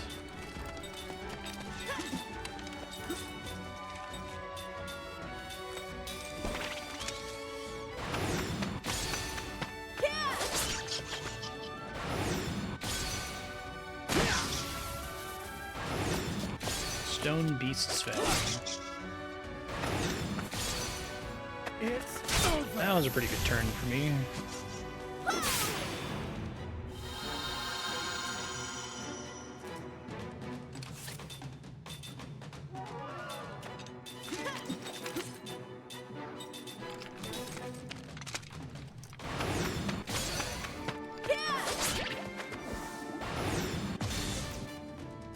Not as good.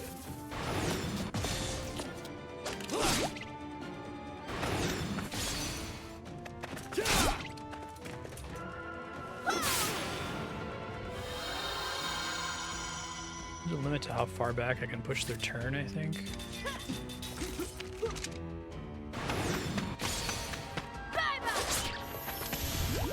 Okay, let me make sure I equip status detection here. Well, what did you expect? Alright. Said learned ultimate analysis. Tolton learned absorb guard. Let's see. So, first things first, you can use a skill seed on Kaim really quick.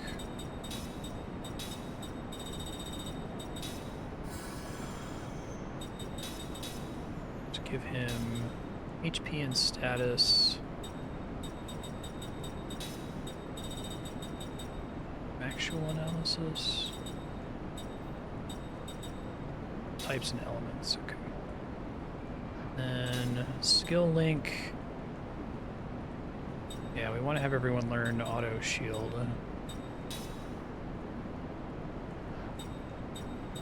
Reduce my damage taken a bit. And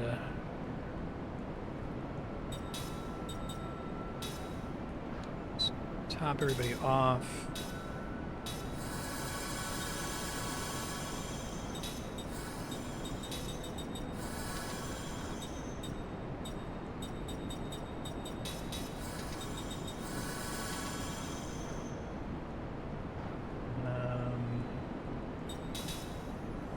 She doesn't need these anymore. Let me just remove them to start. Still learning both of these. Oh, so she's learned everything. Okay.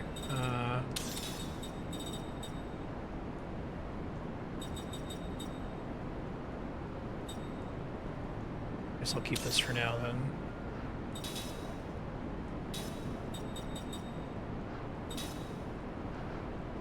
And then Said just got ultimate analysis. Oh, hell yes. Yeah, then I don't need to spend 4 points on it. I was just saying I hope that there's a thing that merges those. So I'll finish learning shield and I'll teach that to somebody.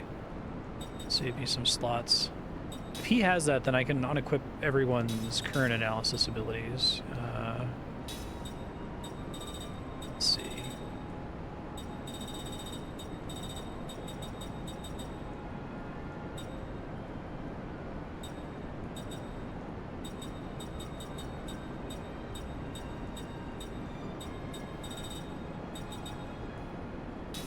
Put Angel Heart on both of them if I can.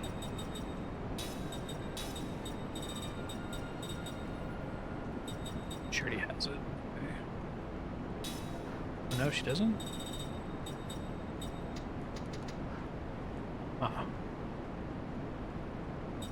Like, doesn't have it from the things she currently has equipped, does she? Weird. Oh no, there it is. I'm just stupid. Okay.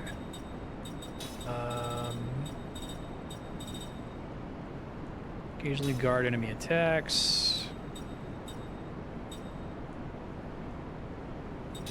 Could probably do the counter up.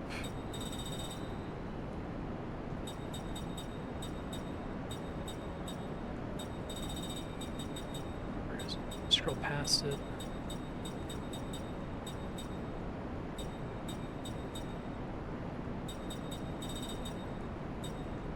Did she not finish learning it? Is that the problem? Oh, Kaim is learning it. That's the problem. Okay. Well, in that case, I'll give her this for now.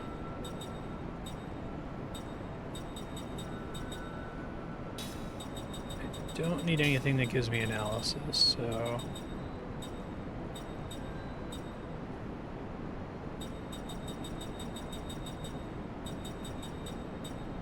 Get anti-things that will kill me, I guess.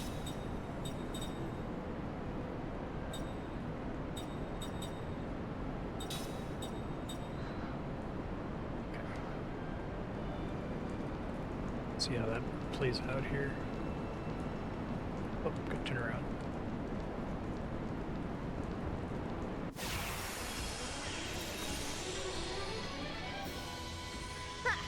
Not too smart, eh?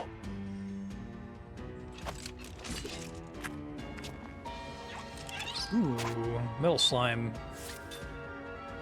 Platinum. Okay, it's not a metal slime, it's a platinum frog. Water Kilolon. Ever make a Kilolon ring? No. I think one of these people did have water killer though.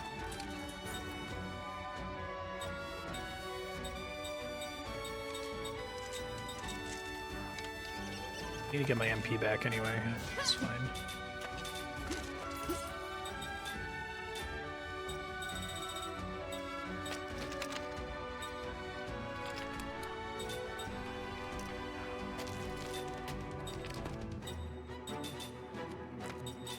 I think water is beaten by ground in this.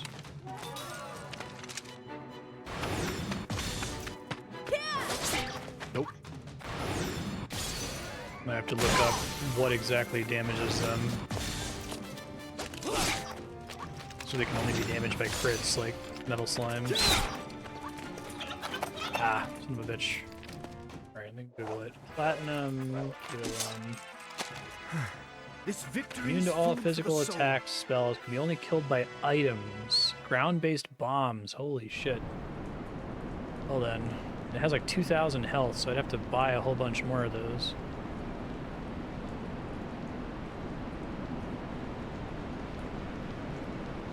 And it can run away. Take me back to the beginning, I think.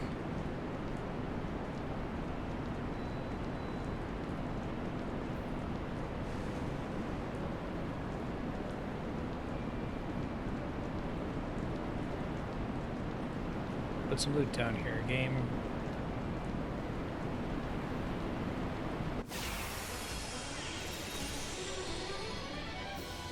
Oh, come on, give me a break.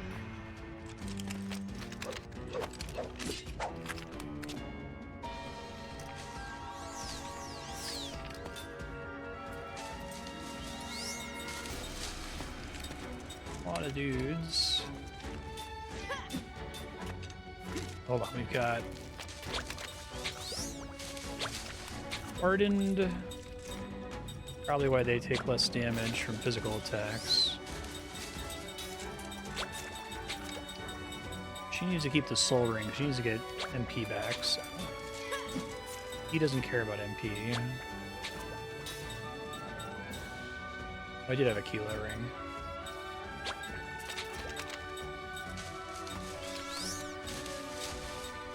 Might just have to like craft. Oh, there's a hardened killer. Okay. Turtle shell.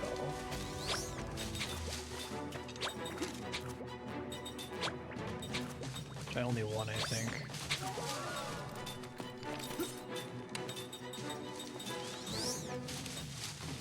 Oh, that thing's fire after all.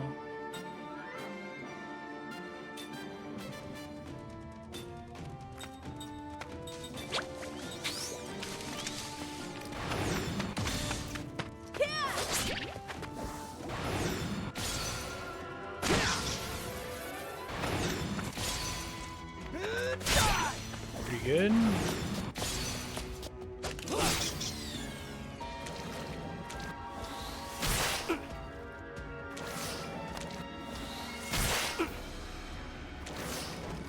Might need to swap Tilden out for another mage.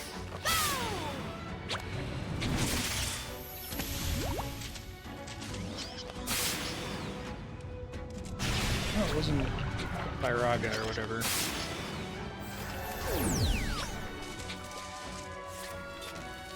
Didn't actually land, which is good to see.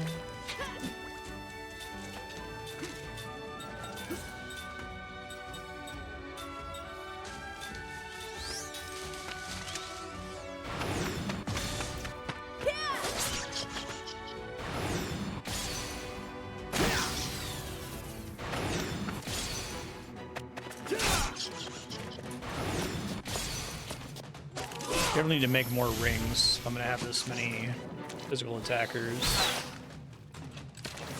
This dungeon exists to make you want mages, it seems like. Rude.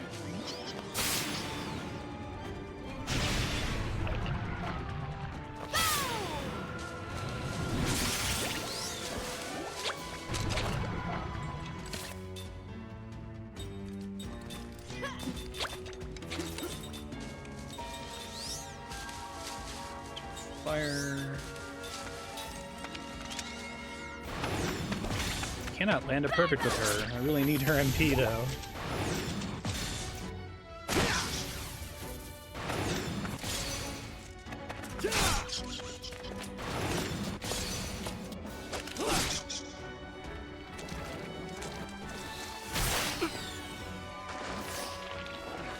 Stop that.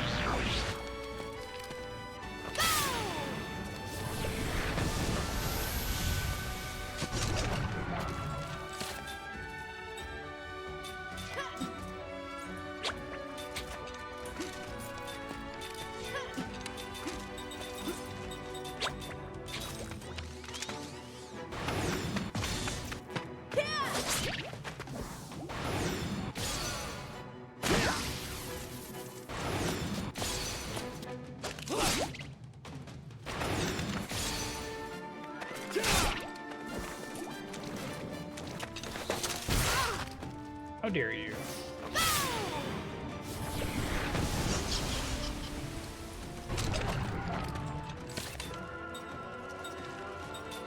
Kill that thing. If it's about to cast Fire All, I'm very, very, very dead. Finally got it. That's better.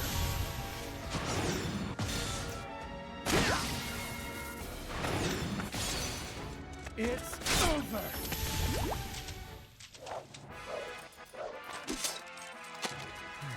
That was one hard-fought battle. I'm getting a shitload of XP in here. Auto shield, counter up, okay, all kinds of things. MP convert for cook, what the hell does that do? Oh. Interesting. Once per battle though.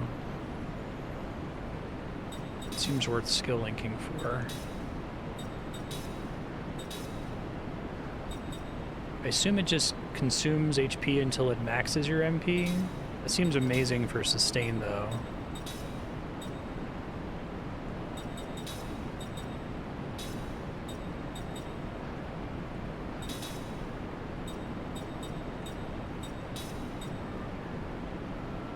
Level 6, black-white magic.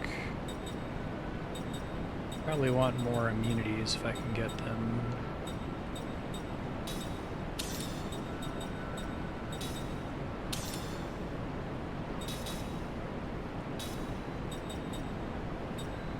See any status effects in here other than poison at the moment, so I'm not super worried about that. I think I can take the counter up until I actually finished learning it. Okay, that's fine.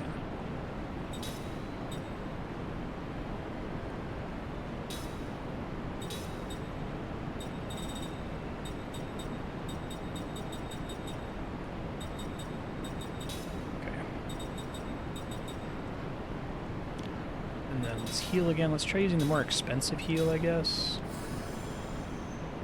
Really can't tell.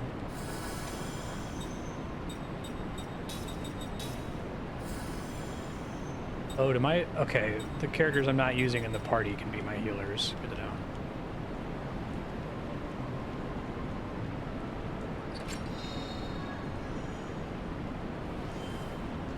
Back to the start.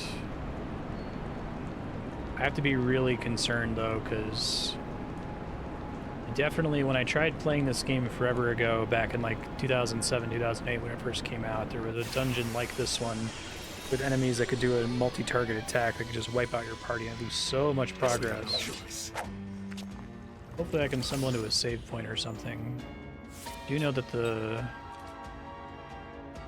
plant is the most dangerous enemy in here.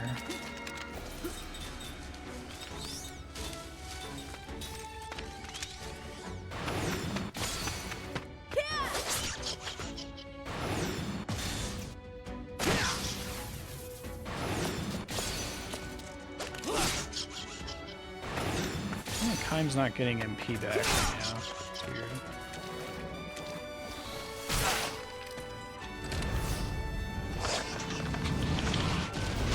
Ow! Jesus Christ. Thank you, persist. Great ability.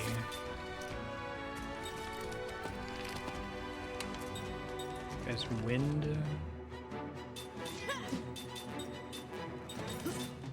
Which is weak against fire in this game.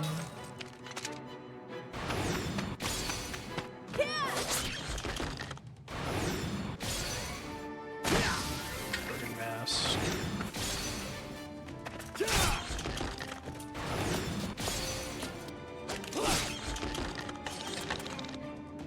Bye, Tolton. Minus 90 MP. Oh, right, he has that thing. He would have died otherwise. Okay, that's fine. Rude as fuck.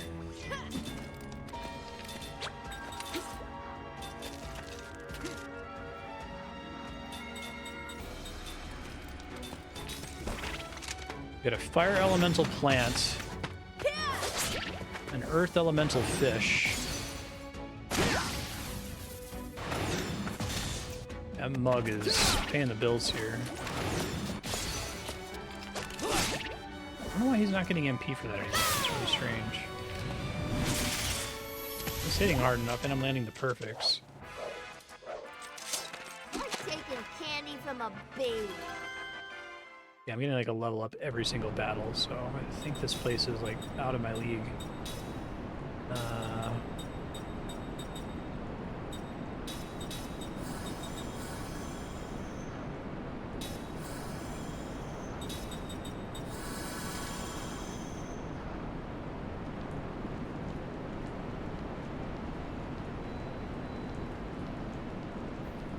Chest.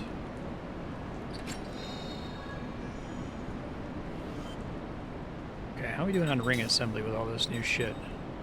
Critical water damage. Almost certainly neutralizes enemy guard condition.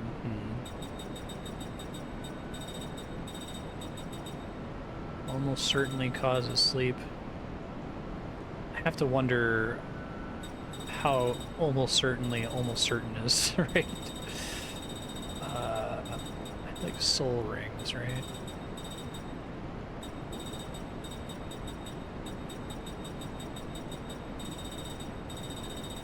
Do osmosis rings.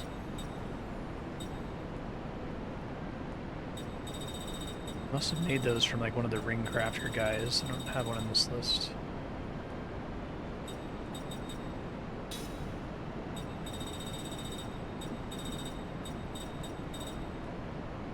Okay, that's fine for now.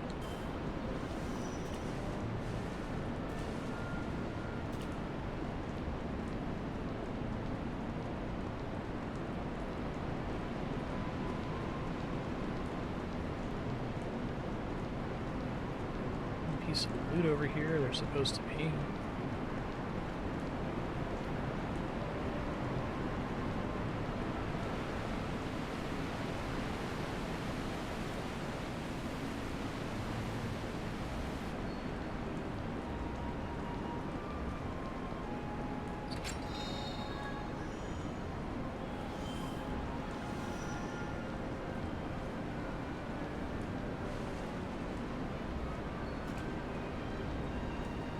Out of curiosity, if I make a single osmos ring,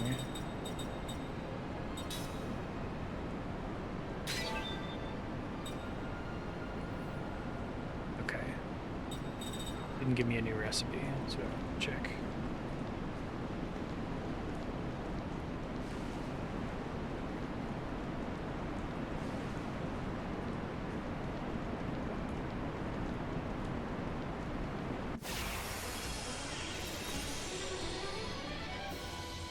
On Metal slime. Do not underestimate me. Nope. Oh, the dangerous thing first. Yeah, and a wind elemental turtle? Cavern of weird elements enemies.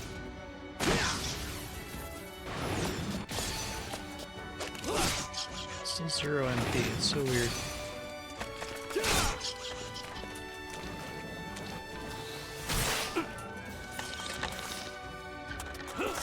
Nice dodge.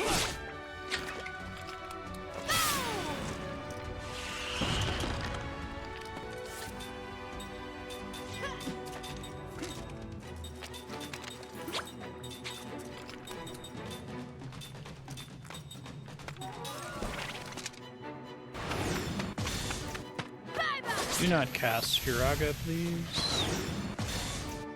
I don't want them attacking the fish. Figure out how auto-targeting works.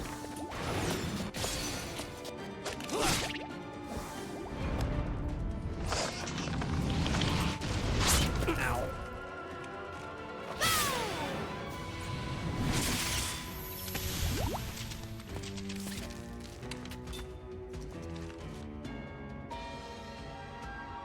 Oh, maybe it's because the amount of MP you steal is supposed to scale with their magic stat.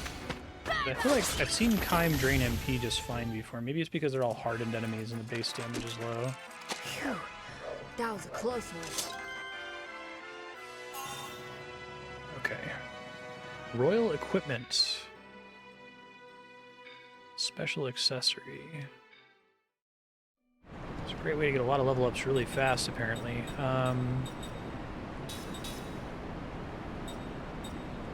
Allows special accessories to be equipped. Okay, so those are the ones that are normally unique to a specific character.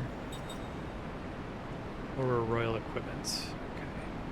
I don't know how much of that there even is in the game, to be honest. So let's get back to picking up auto shit here. Does seem pretty powerful.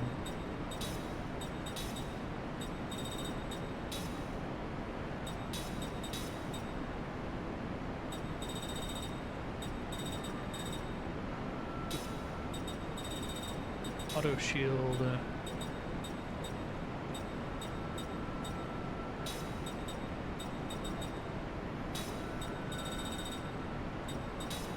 Okay.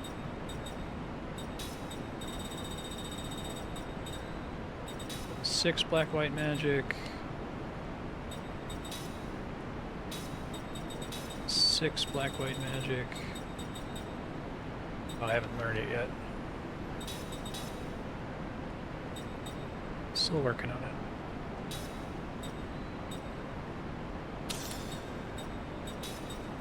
She's learned everything. That's fine.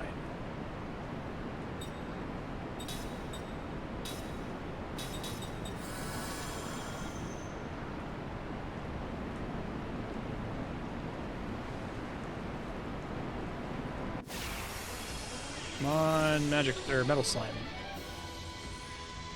Oh, come on, give me a break. Nope. Oh god. Okay. This is really dangerous. I have like water damage. Water level 1. Fire level 2. It's on a different character maybe.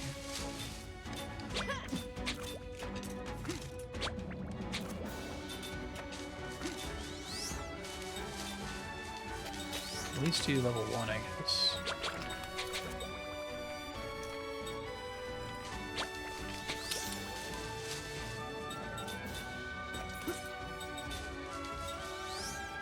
Really boring wind powered ring.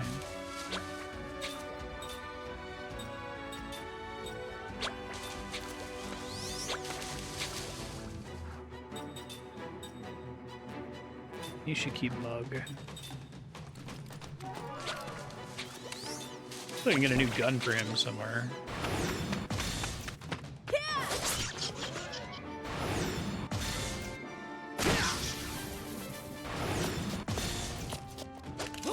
cannot land my perfects there.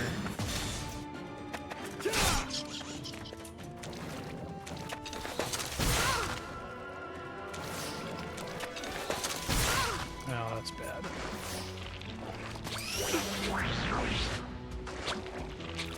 I'd rather they do that than start casting Furaka.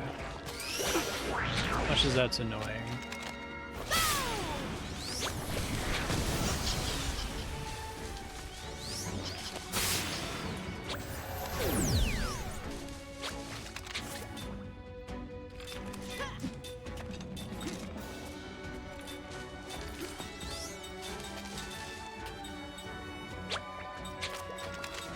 There's two in the back row, yikes.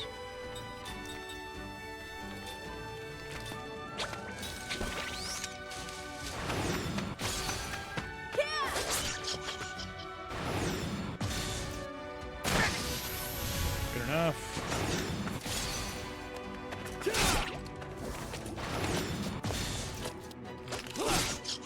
Not good enough.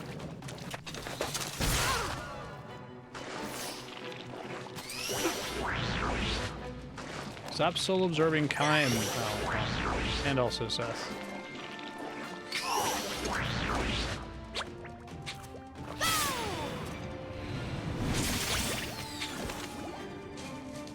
Uh-oh. It's like, holy shit. Okay, but it's like gradual petrify, so I'm not dead. But I'm about to be dead.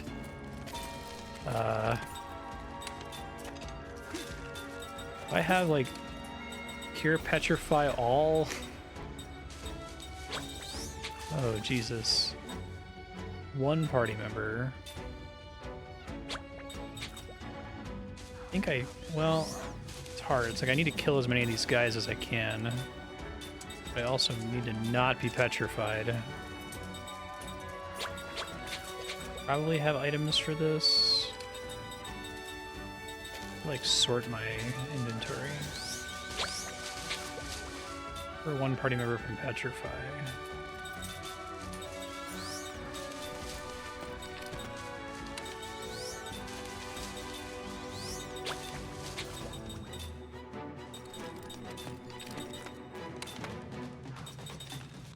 Wasn't worried about them casting nastier shit though.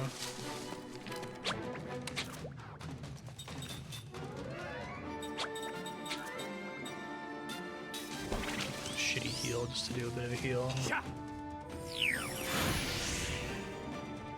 Okay. Alright, I'm re-equipping anti-petrify on Seth and Kime, and I think I have one anti-petrify accessory to put on one of the other characters, so I'll do that also. Good lord.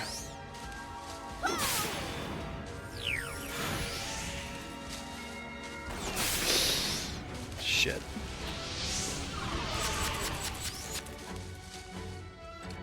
Okay.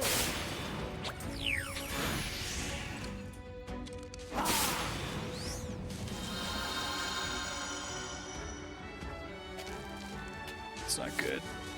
Okay, so I kind of just need to kill shit right now and stop letting them revive each other. This is really bad. Can I try to flee? Please be successful.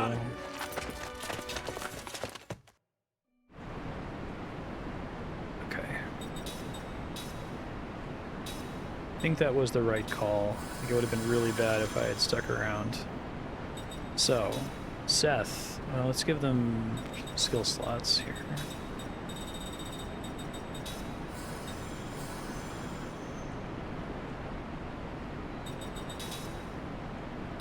No petrify.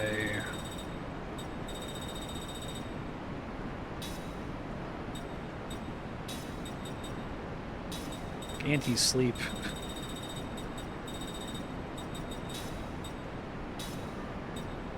It's the main thing that's gonna get me killed in here, I think.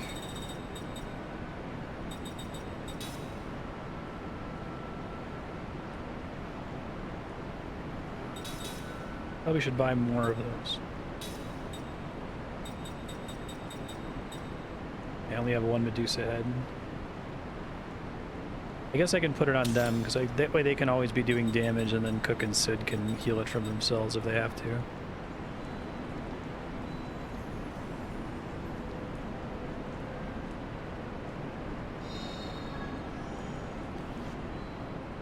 A lot of Master Thief tools. Ace Thief ring. Need 2 more Thief key rings, and then I'll be able to make that. Seems pretty good.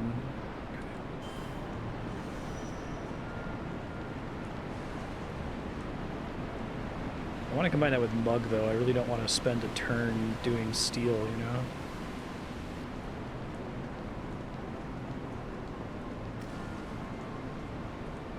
This place literally just treasure and endgame random battles.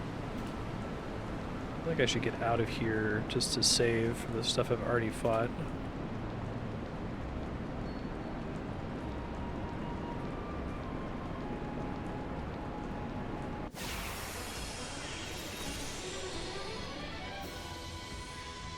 Hey, take the initiative, I always say.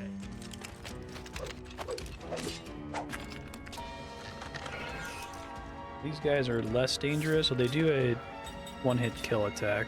A little nasty. They are wind elementals, so they're weak against fire.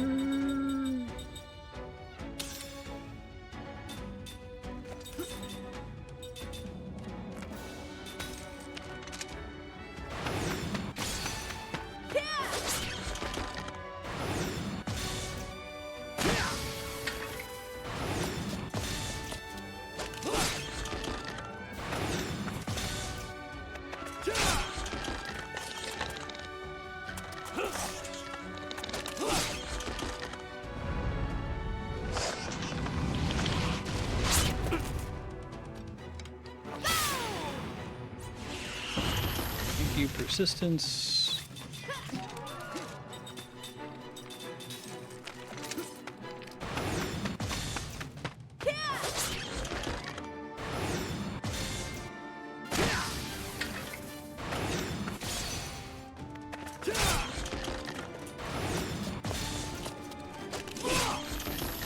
I'll do.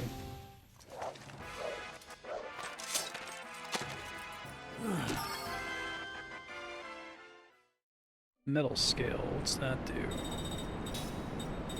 I think that it tells you when an item is new. Ah, that would be nice. Oh, I could make better hardened killer rings.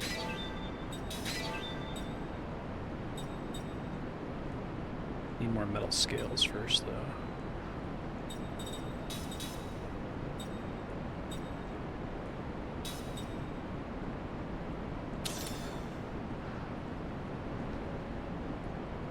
Everything in this place is like very mean. I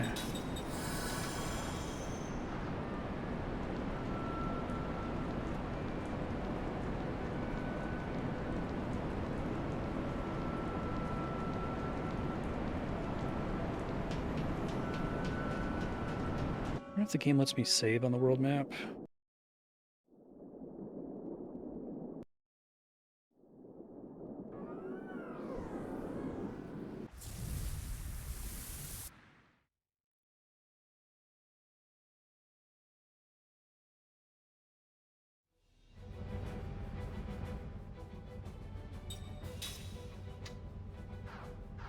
It's weird that they have a grayed out save option in the menu like that.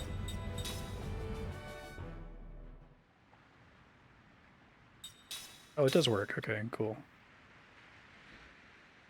I'll do the load your game trick to get my MP back, I suppose.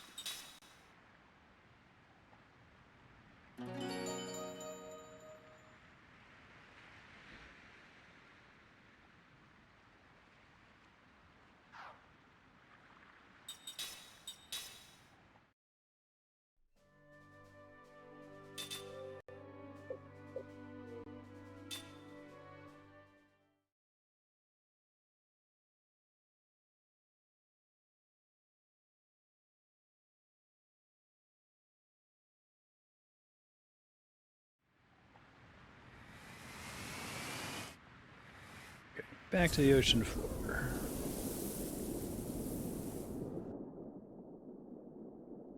I think that means that all of the caves are conveyed.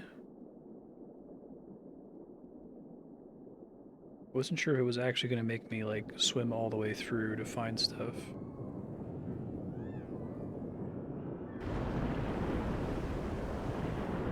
It's fine.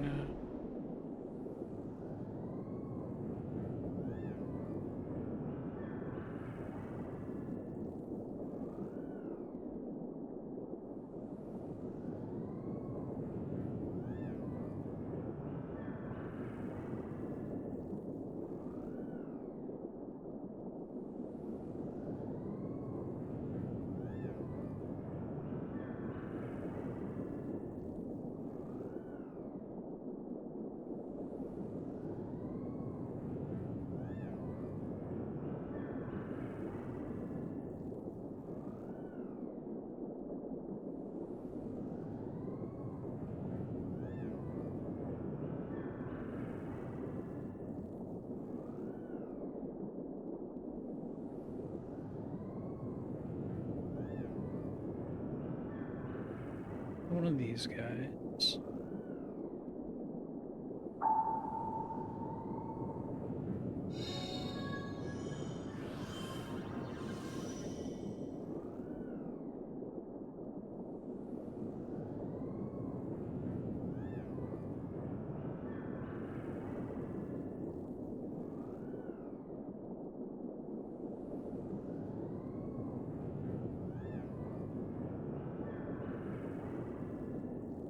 Maybe dip in there?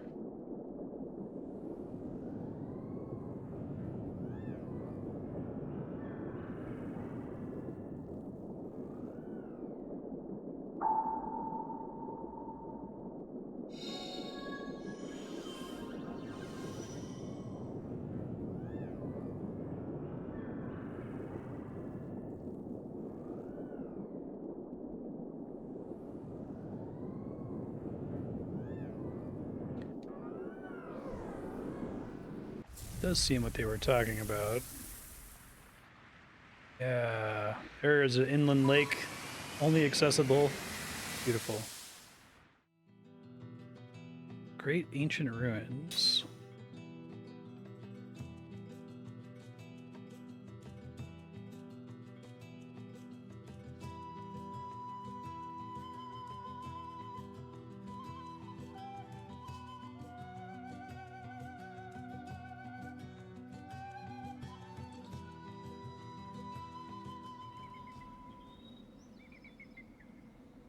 It's been a long time.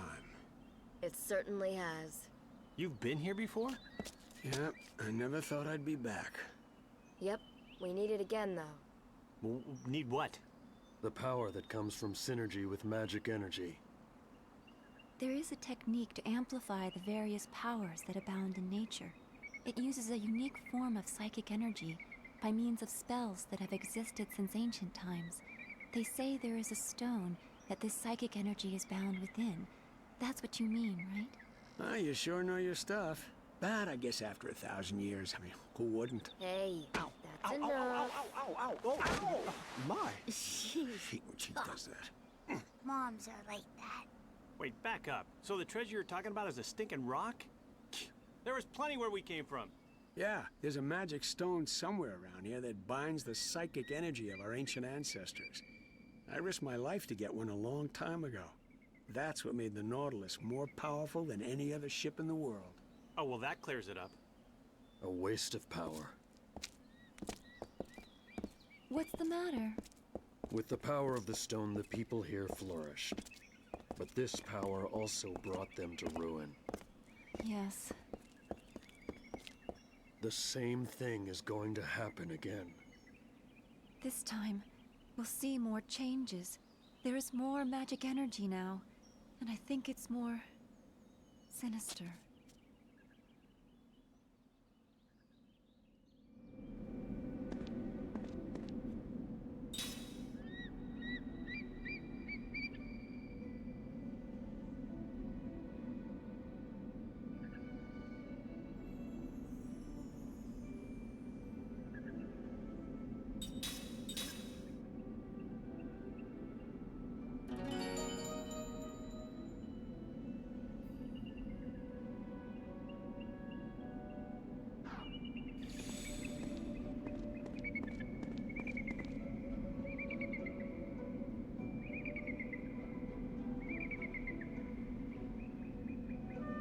Eastern tribe.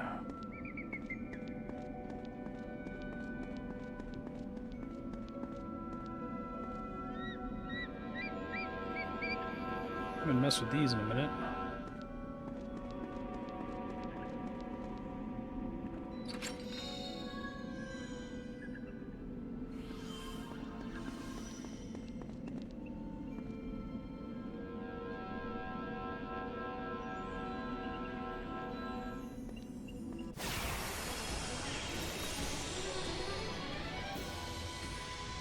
Let's take him down.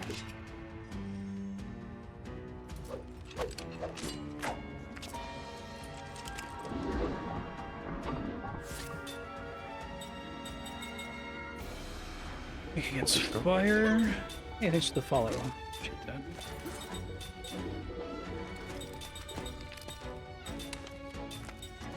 I guess if I wanted to grind, I would do it in that terrace cave. These are more like the enemies I was fighting a second ago.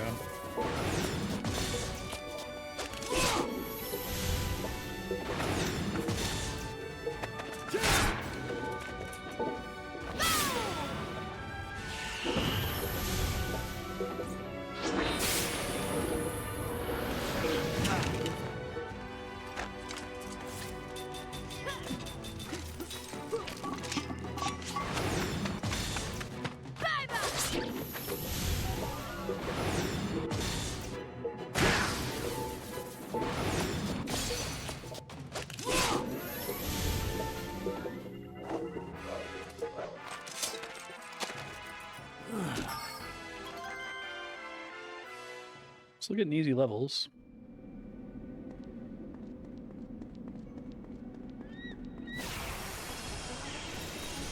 That was fast. Hey, I wasn't ready.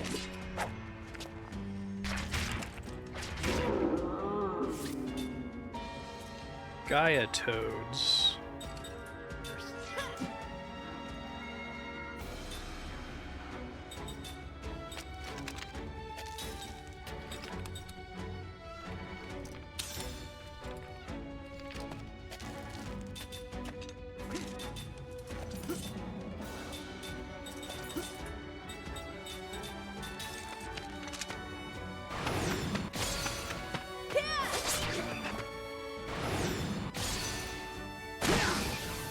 Nice.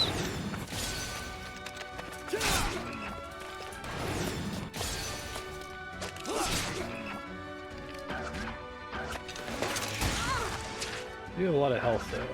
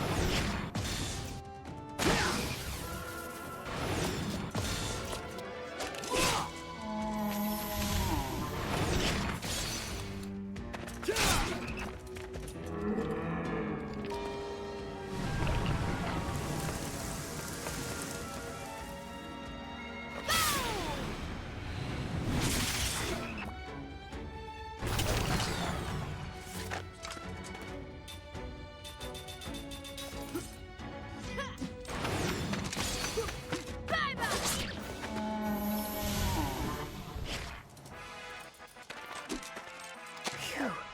That was a close one.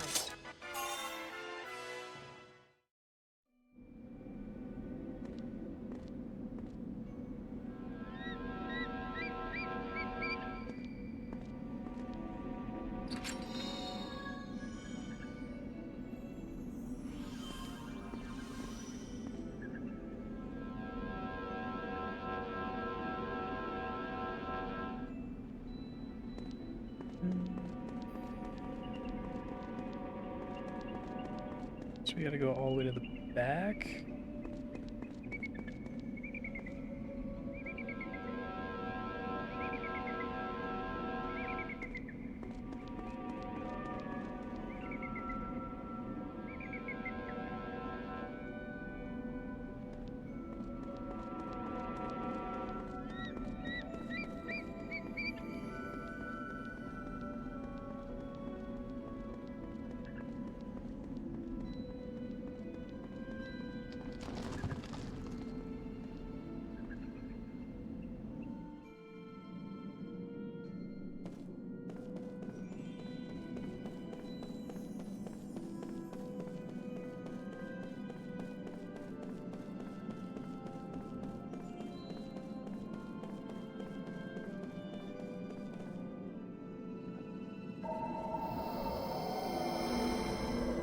yeah, there's more of those I probably need to go find. I could look up their locations, I guess. It's probably the only way I'm going to find all of them. Golden Gauntlets.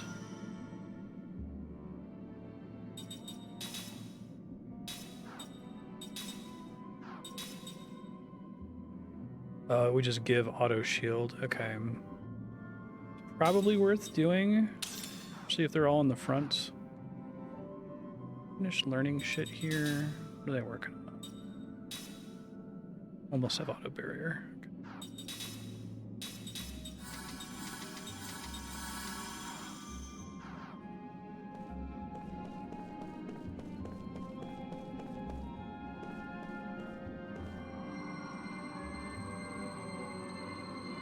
Maybe it's broken.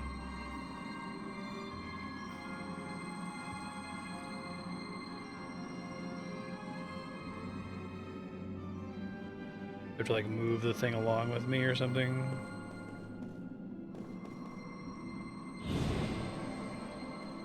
Interesting.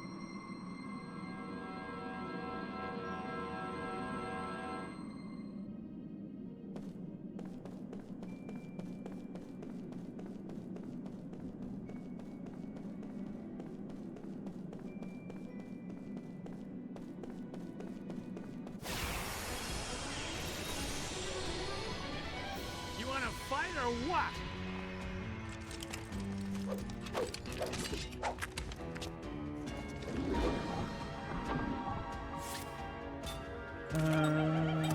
Flame Beast.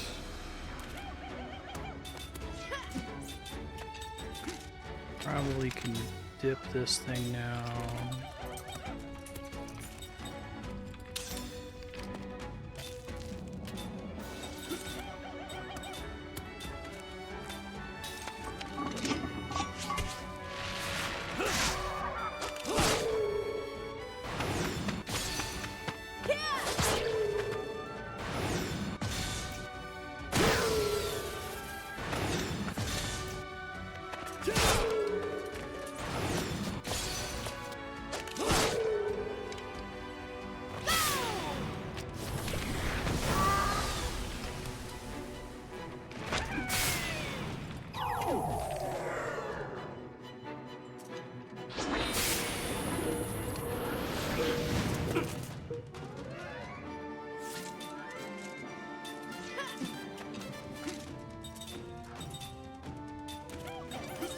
Guys in the back. Eastern Warriors not weak against anything. Against fire.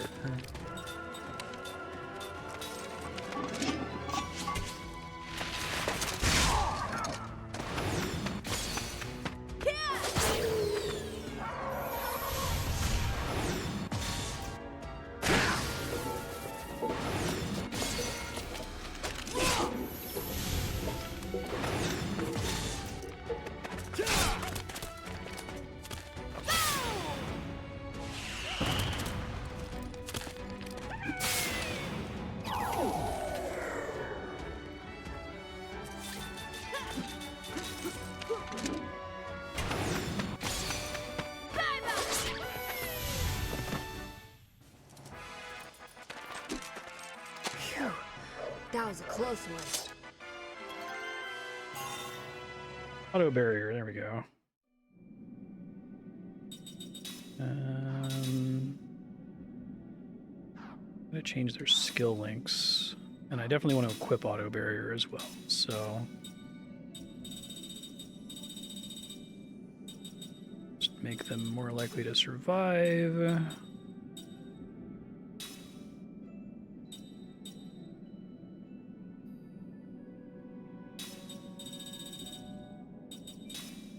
Probably need to teach persistence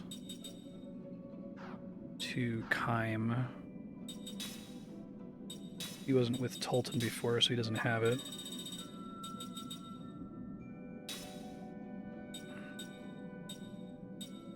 And then she can learn...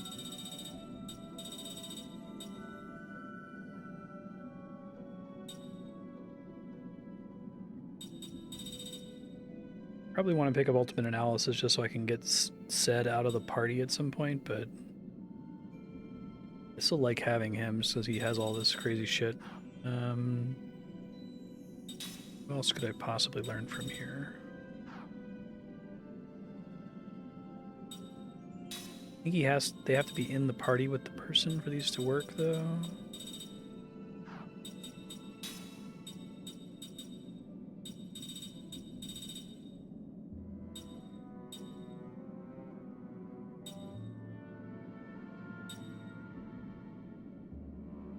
Actually seems pretty helpful.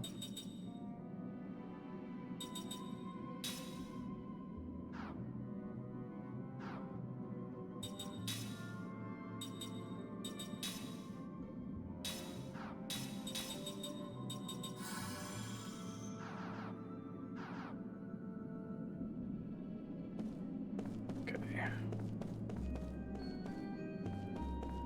What's we got here?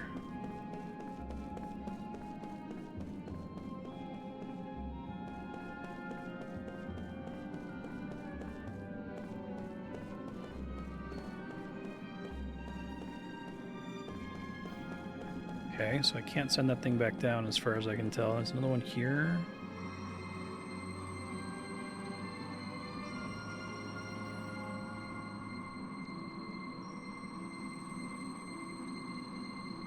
Leave somebody to manage the plates. Okay. Oh man, classic. This is like Kefka's dungeon.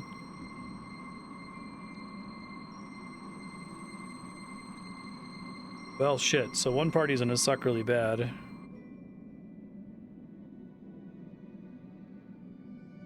Okay, so this is the mostly shit party. Uh-oh.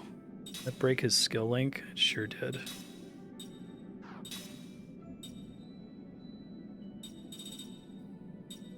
Walla is maybe worth picking up if I have to take something.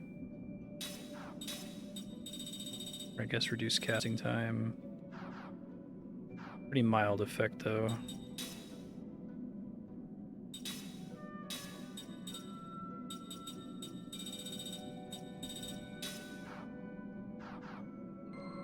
Really don't want to get into any battles with them.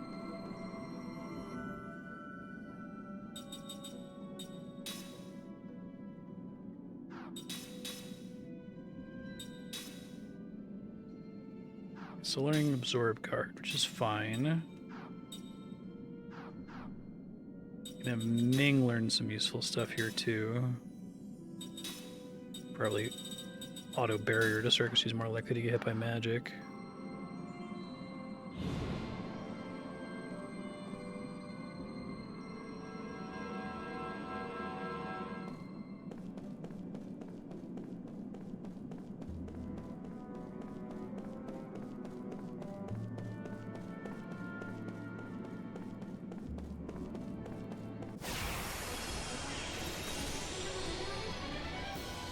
Looks like we got a good chance.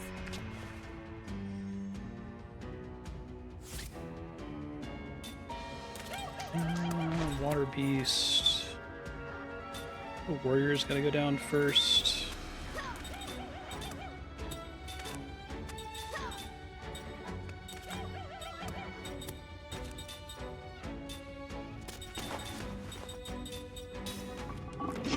Sarah's gonna get a whole bunch of levels here, theoretically.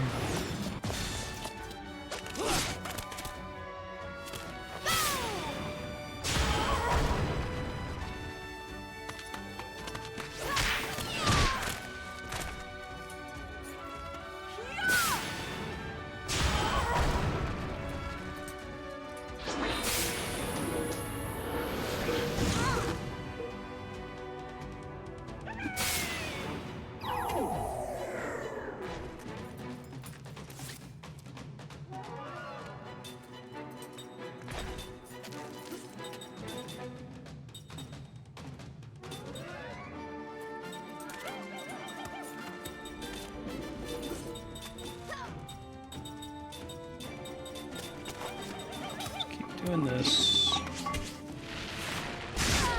Ow. Oh, I should probably keep doing combo. Much better damage.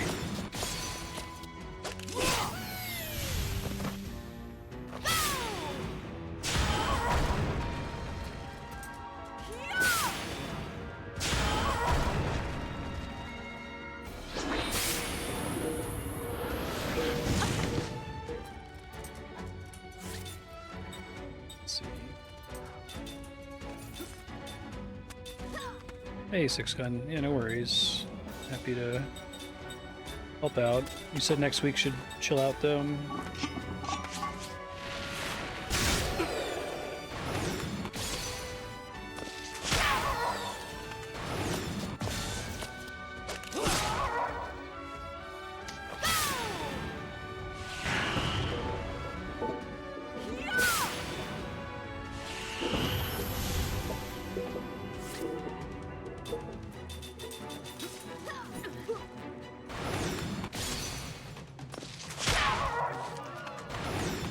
That's pretty nasty.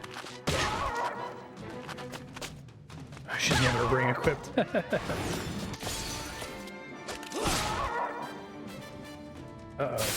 It's like X zone.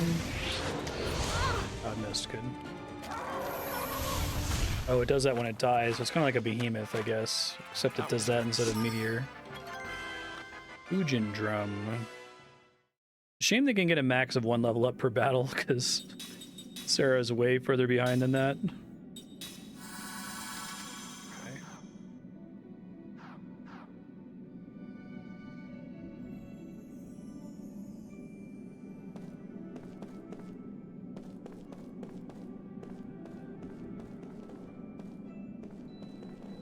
Okay. Godspeed. No worries if so.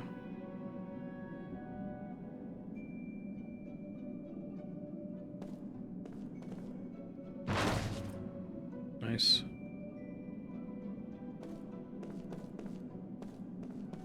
Loot.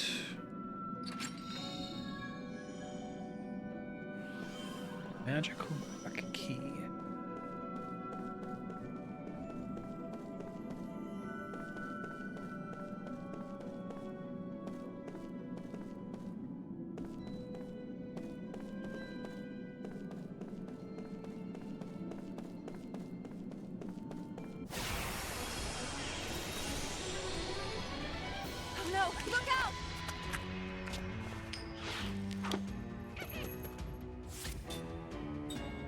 Money. What an interesting enemy.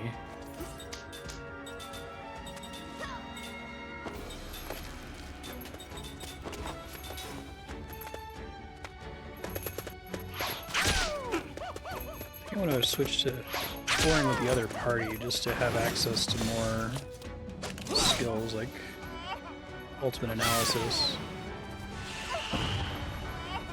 I guessed correctly.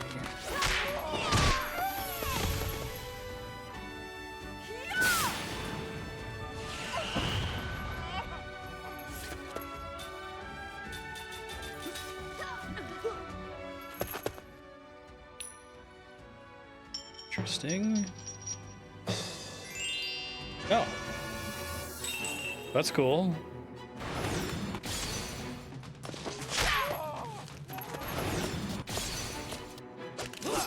Aw. Should have them continue casting, I guess.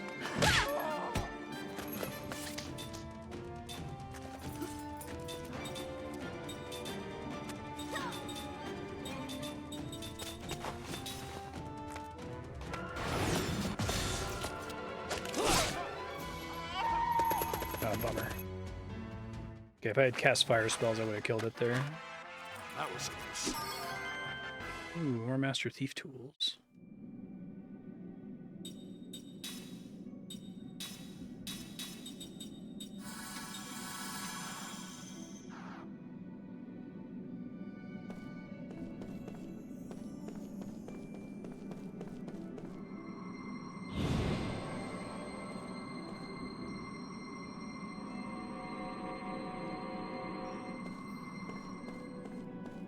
I just want to see if there's any other permanent changes to the dungeon I can make before I swap again.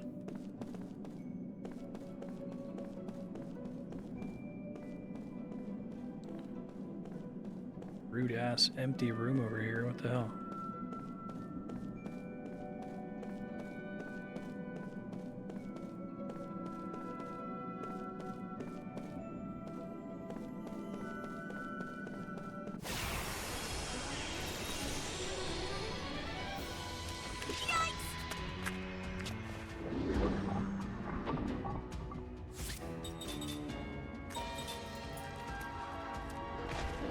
Let's put on something. I don't think I have water 2.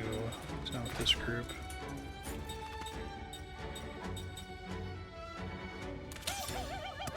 I think I want that anyway.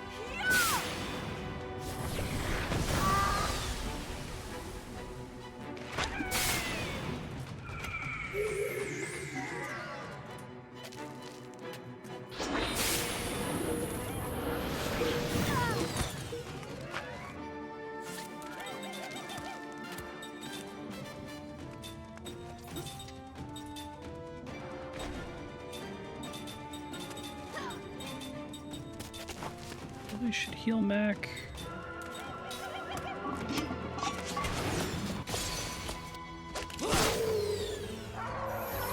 That wasn't too bad.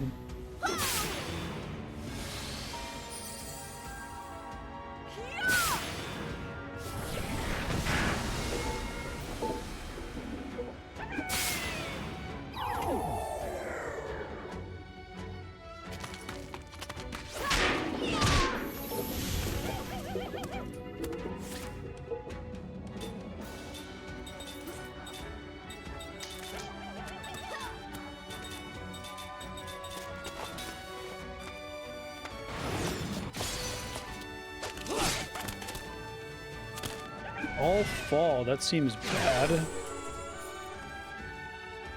I guess it wasn't like instant kill or something. I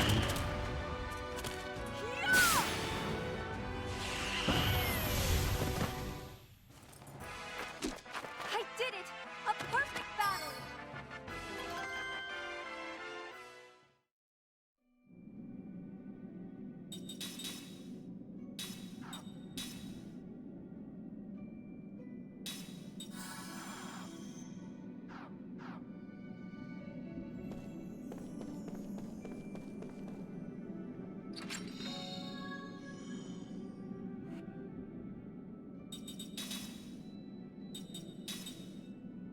Ooh, that's exciting. Let's definitely take that.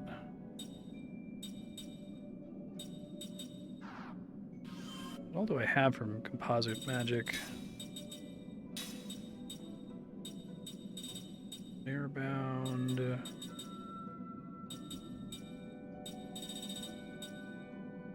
Toxin. Do I have like almost no level 3 stuff? Heals and regenerates all party members. Actually sounds pretty good. Like the one thing I would use it for, I guess. Imagine that like takes for fucking ever to cast on Kime though.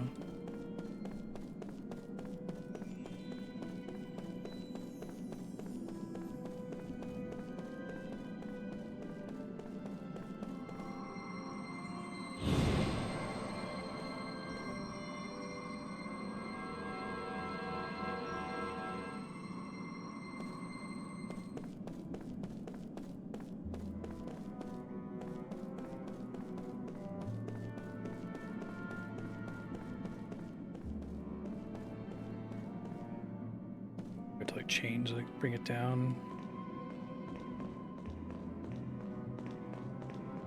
So I can even press it there? Is that how that works?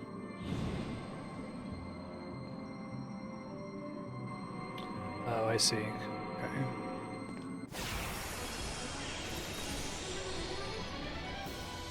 Now's our chance!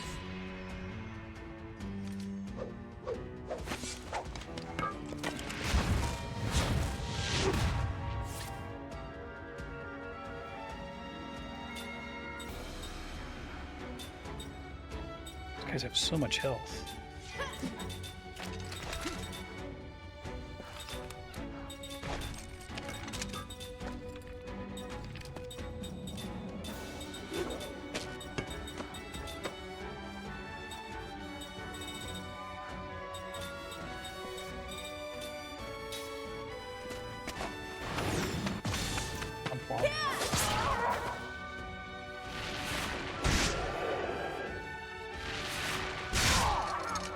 Not seeing weapon guard actually work. That's cool.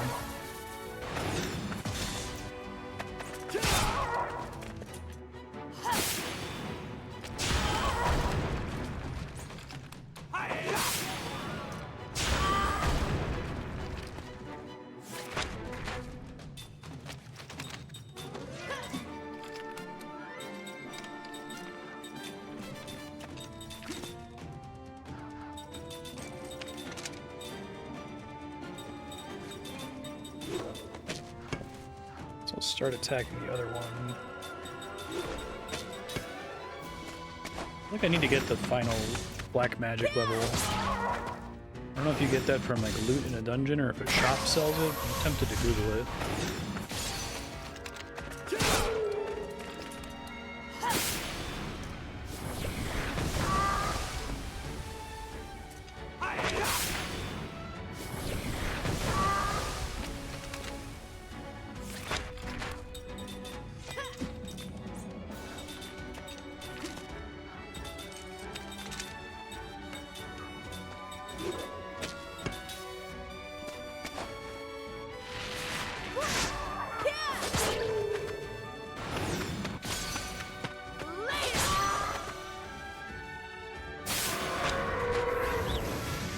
I think those guys are effectively behemoth stand-ins. That's my read anyway.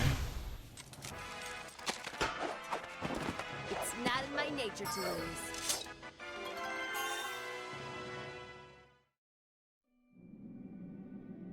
What do I have from Spirit Magic level 6? Master and Delay. Okay. How did she learn that? Was that natively? No. Let me pick that up.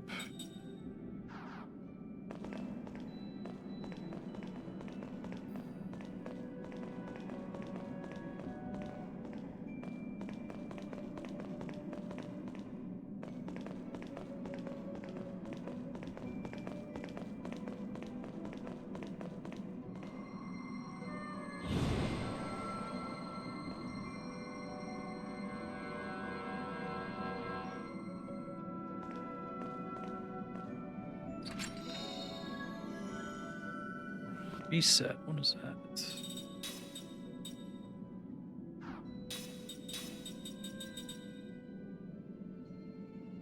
Ha. Resets parameter alterations, which is different from Dispel. I guess if that's like they buff their stats or something.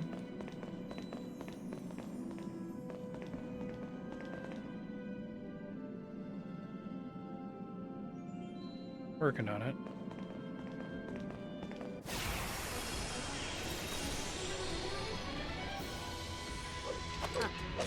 Let your guard down, eh?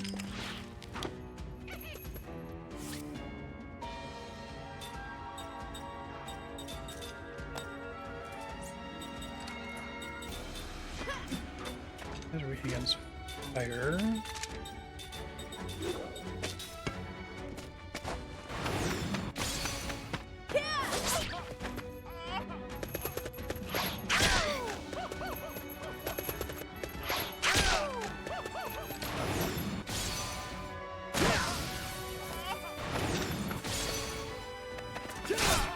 Do need those.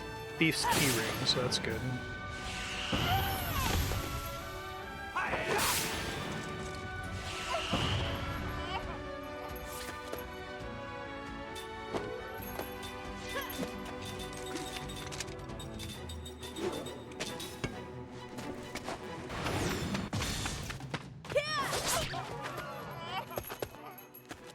Come on, big money. Womp, womp, womp, womp, womp. It's funny.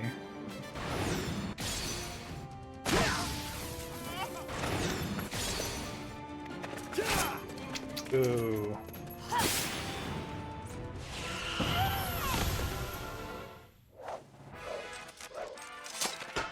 It appears I've still got a lot to learn. Absorb guard, antifreeze.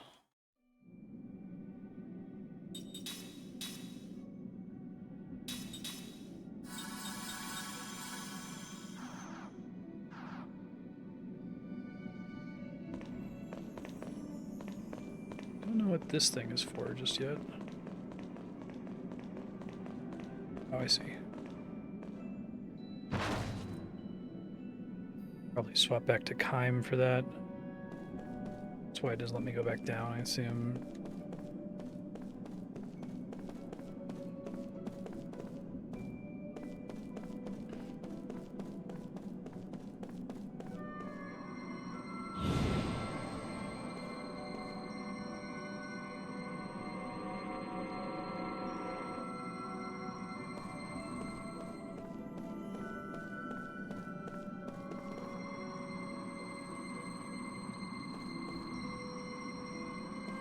See me rejoining them? On a full-on, like, Phoenix Cave / Kefka's Tower, I suppose.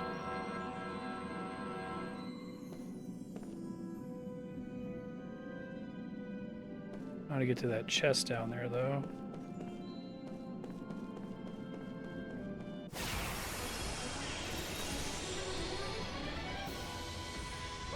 Don't let him get away!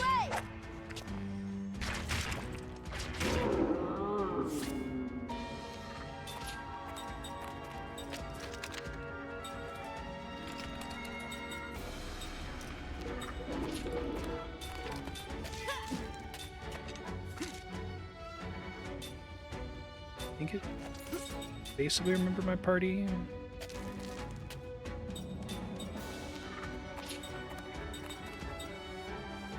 True key.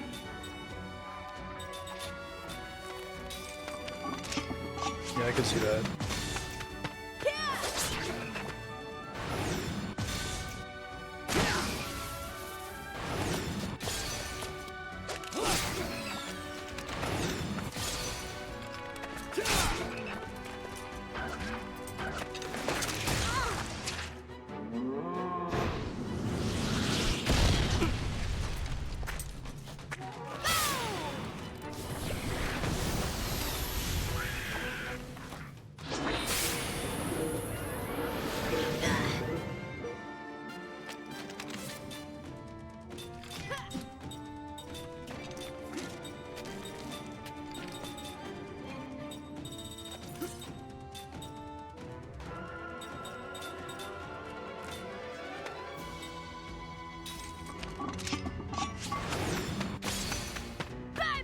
Persistence always triggers? Maybe it's only once per battle or something.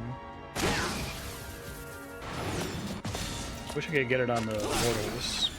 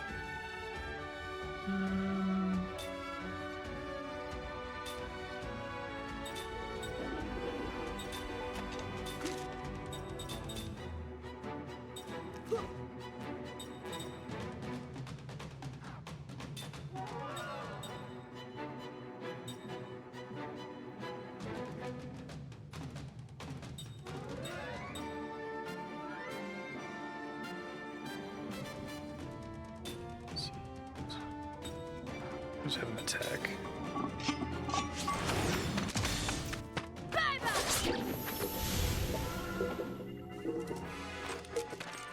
There's no rhyme or reason to battle.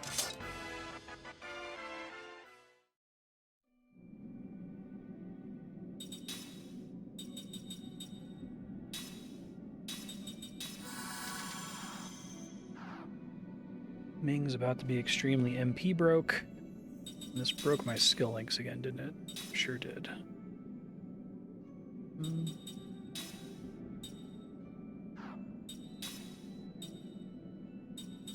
I learned persistence. It's too good to not have.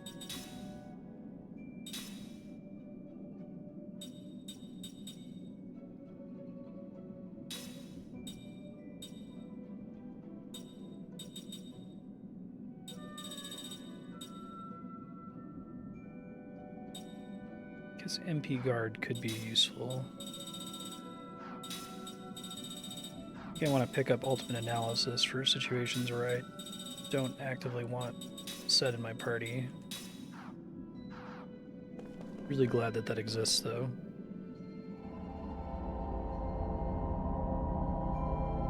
Oh, okay. Now I can find my way to that chest. Interesting little sequence.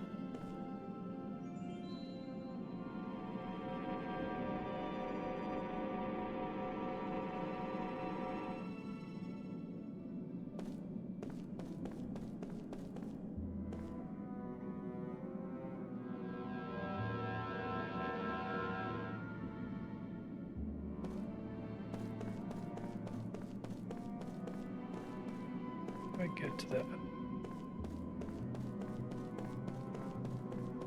Must be a platform that was disabled when I first got here or something.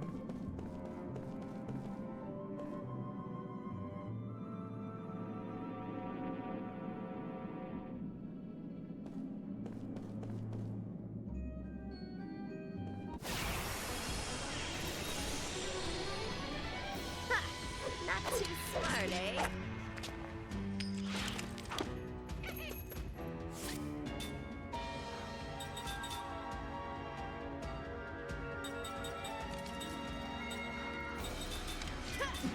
Physical attacks are generally pretty good here.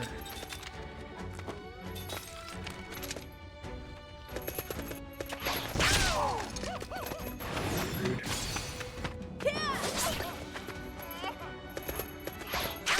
Really goofy enemy. How many more of those I need to make the rare steel thing? I wish I could mix it with the mug ring. I guess maybe I can. I'd have to actually craft it to find out.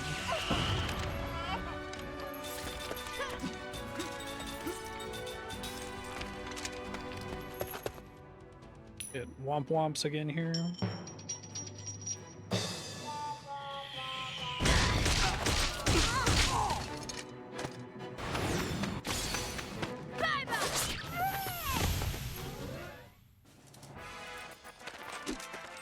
Leap before you look, I always say.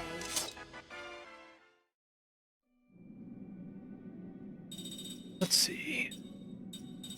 Volcano ring, typhoon ring, wizard ring. I feel like you have to do a lot of enemy farming to make a lot of these, unfortunately. Almost certainly causes poison. Mug level 2.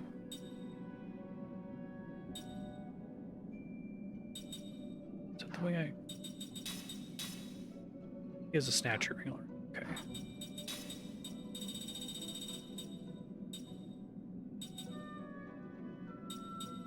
Ace thief ring.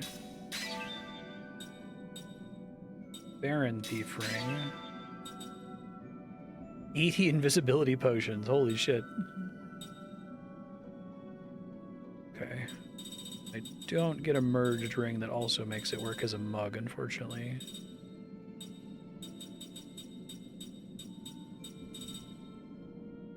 Oh, maybe it does actually, because it just says frequently steals. It doesn't say that it requires me to use the steal action. So let's try that.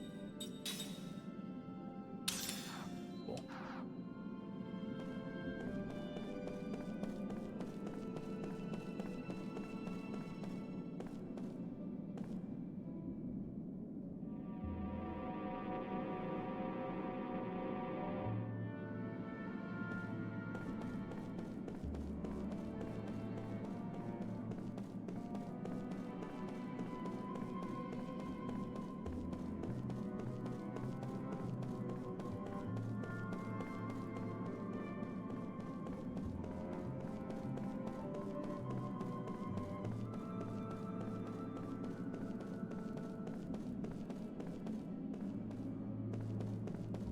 Get to that chest.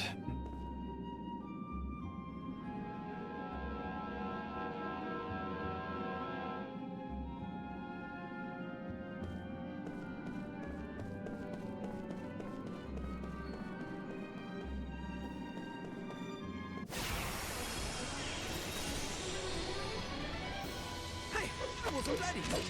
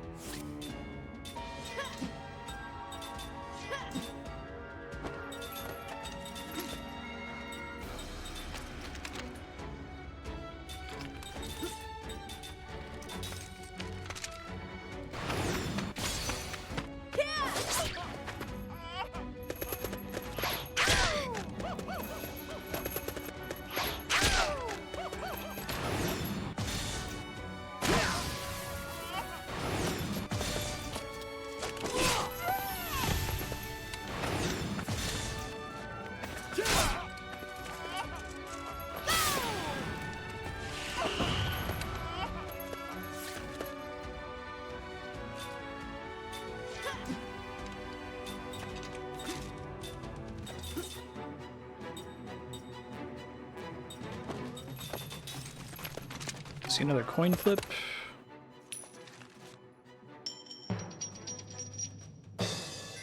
Hooray! I love the fanfare, it's funny.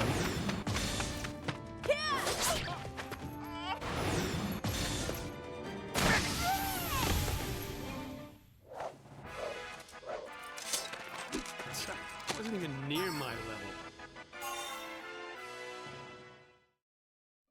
There's persistence, which I will go ahead and equip.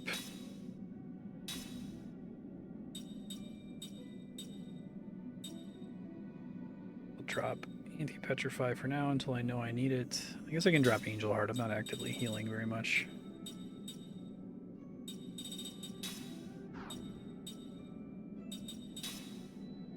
And let's pick up a lot of good shit.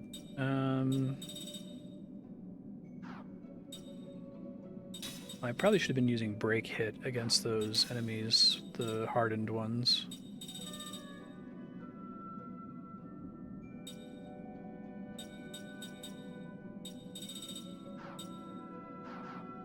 So what are the so-called special accessories here? Do I already have any of them?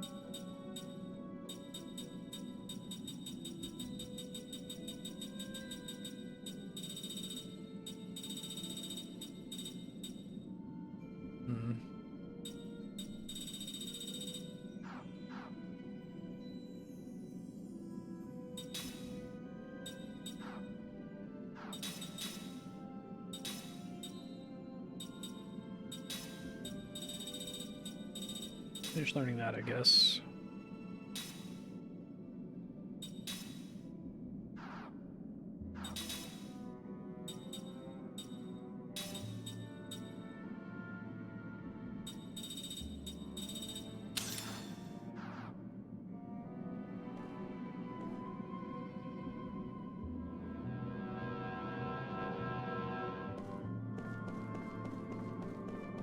Must be something like down here that I missed, or it wasn't available until the power got turned on.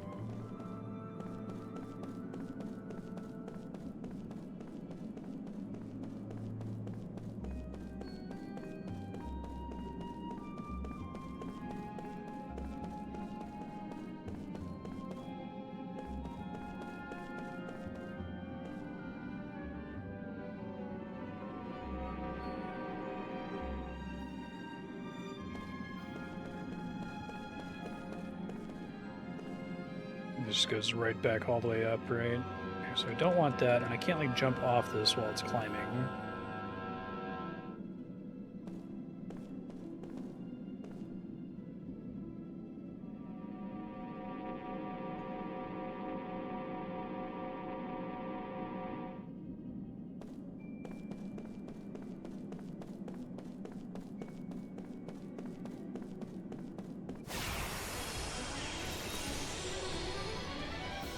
Looks like we got a good chance.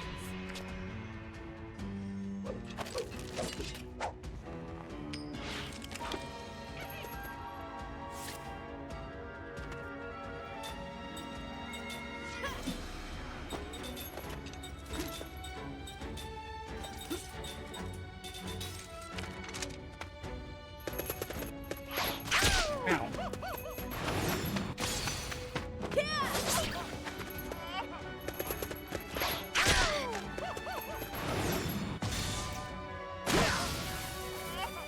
wow. One invisibility potion from a steel.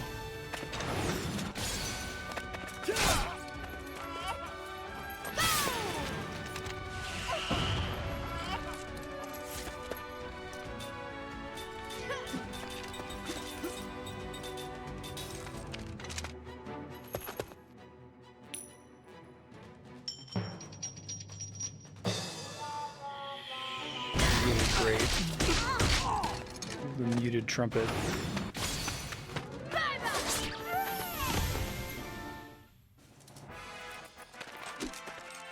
It's not in my nature to lose.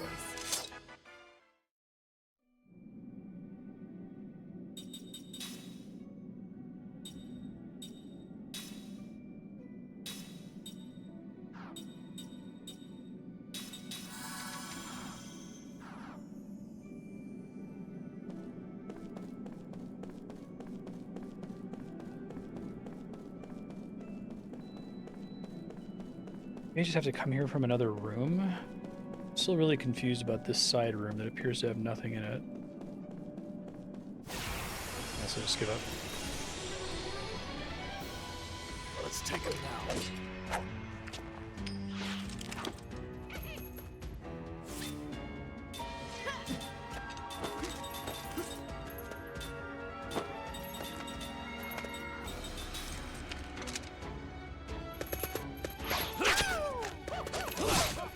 Nice counter.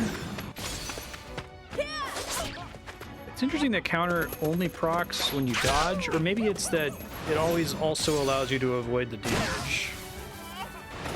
Oh my god, if I wanted to get 80 invisibility potions, I wonder if there's like an actual source of them that's not rare steals from this one enemy.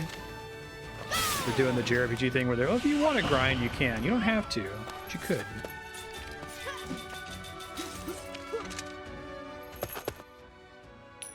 Might give Seth and Kime the thing that passes MP to back row party members. What's up?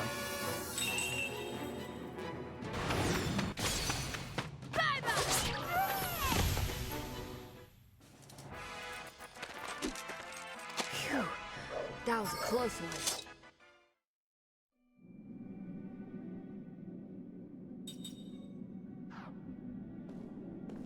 It's called what? It's got kind of a weird name if I remember.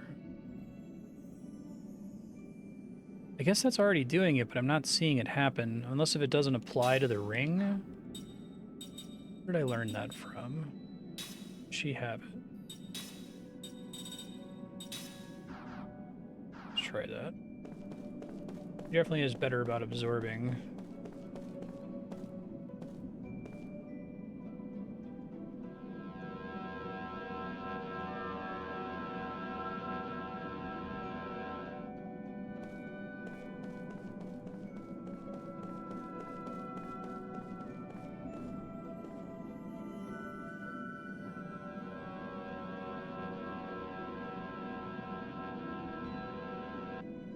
See if there's like a room up here that has an elevator that goes back down.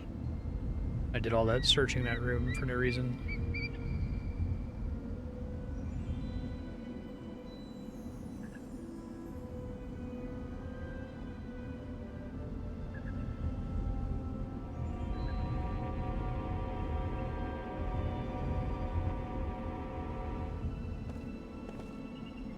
Can't we rest here? Rest? No, let's hurry and find this magic stone. Resting sounds helpful. Can we save too? It's been a while since I saved. I don't think he's walked ever.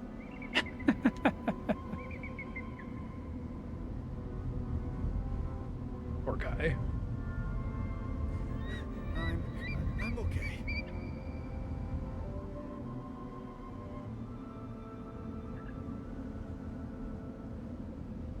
You don't have to push it. Thank you.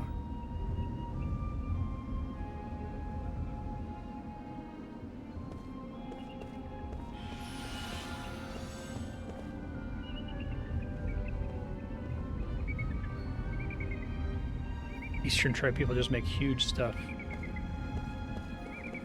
I was me mad if it gave me a boss fight there, or was I trying to open that chest?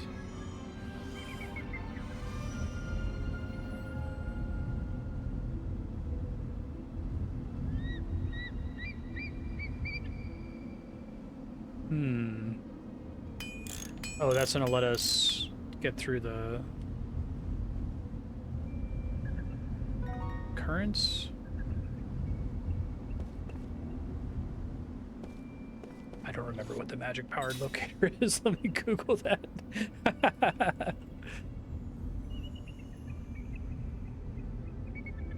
Magic powered locator.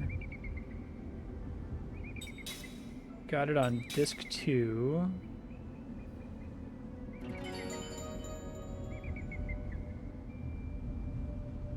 Find treasure, hunt treasures.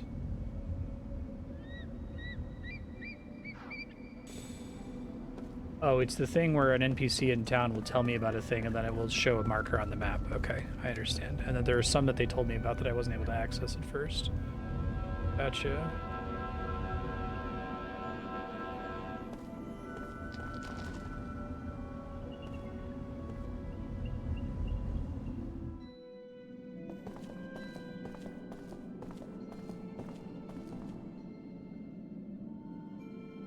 No!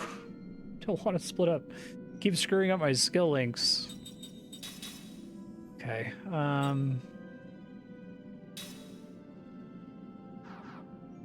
that one's fine.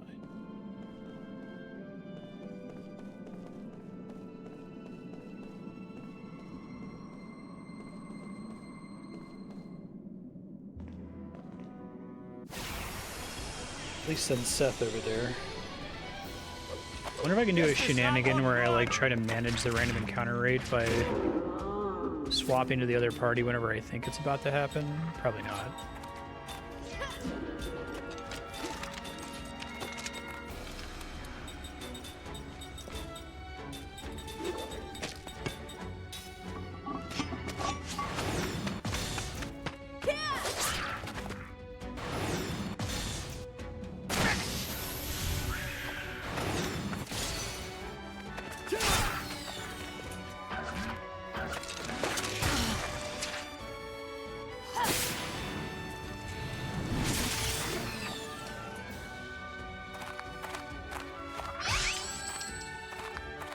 Rude.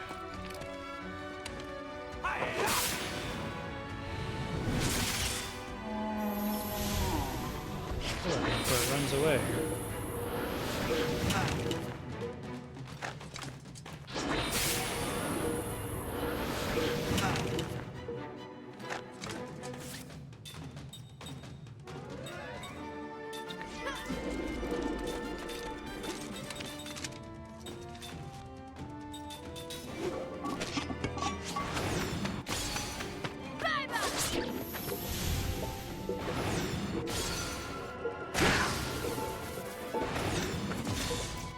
It's over! Little by little, step by step. So there's ultimate analysis for Seth, in case I don't have Seth in the same party. Just have her learn everything that I'd have to use if I, for some reason, don't want Seth. Oh shit, that was fast. Oh, come on, give me a break!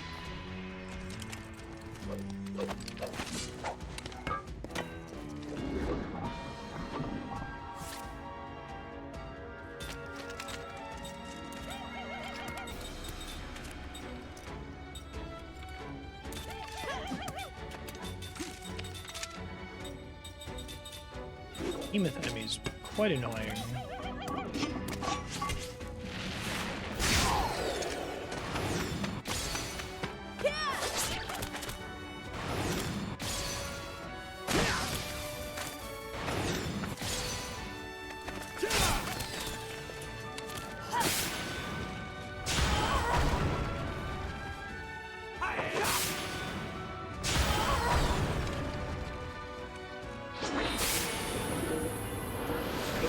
Ow!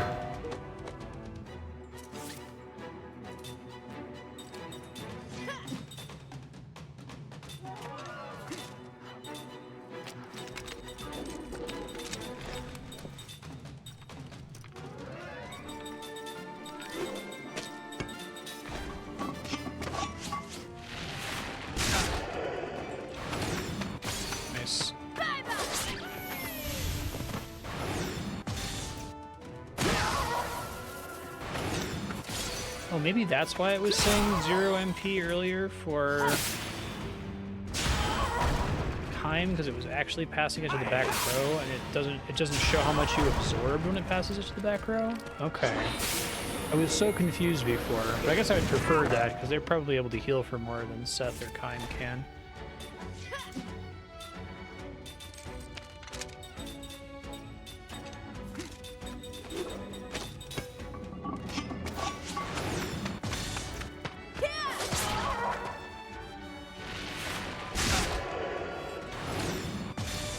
Sorry, Tilton.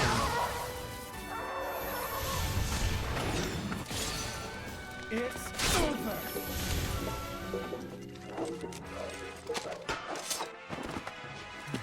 That was one hard-fought battle. Seth learned Resourceful. Jansen learned Train Shower.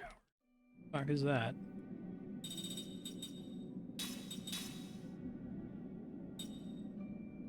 Oh, that's like a way better version of Absorb Transfer. Okay. Sick. Yeah, I kind of want to have like all of the mortals in my party just because they actually learn new abilities that I can pass on to the immortals. The immortals never learn new abilities on their own, so getting level ups doesn't really do them too much good.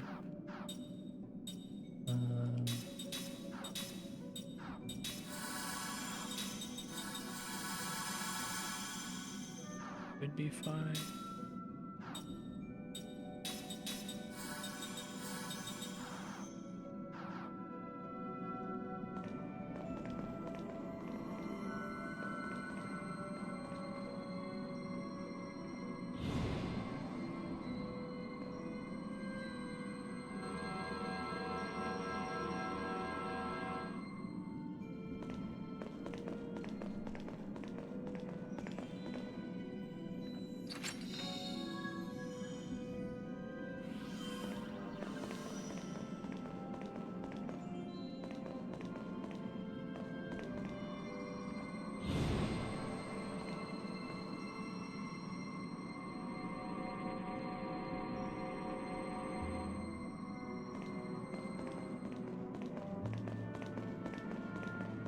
Chest.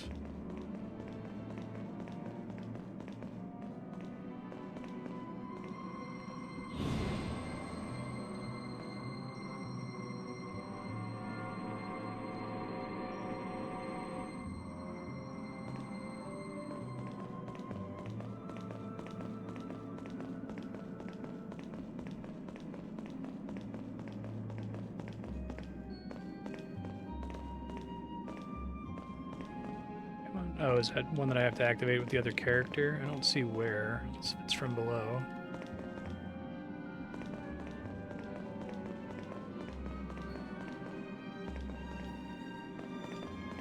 Kind of like the theme of this dungeon, but it's hard for me to quickly eyeball where the connections are.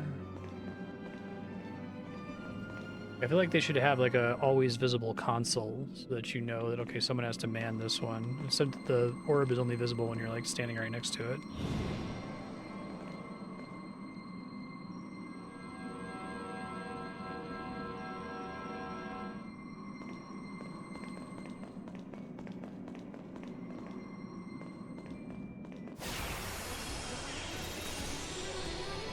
Oh, come on, give me a break.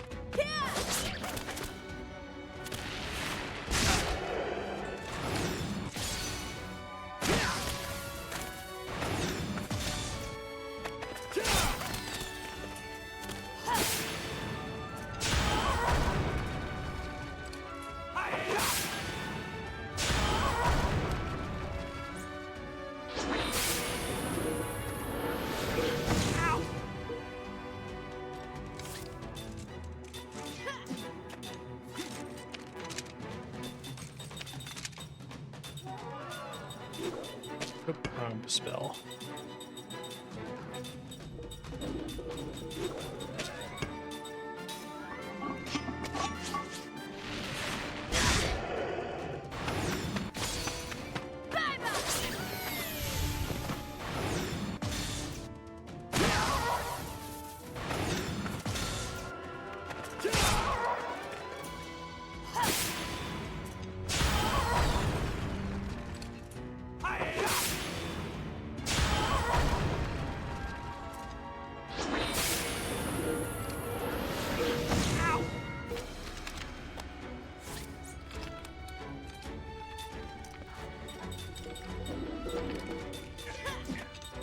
Target the thing in the back. Remember, it's Flera, that's right.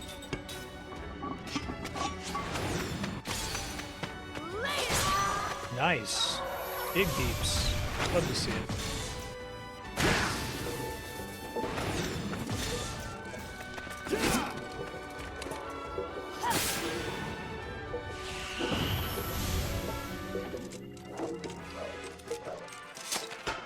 It appears I've still got a lot to learn. Okay, let's switch to auto shield again.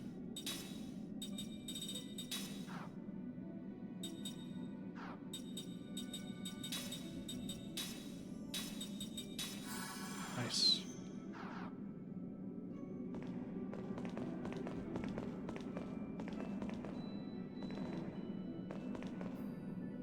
So maybe it's just I need to do everything from the other side before I can do anything over here that's productive.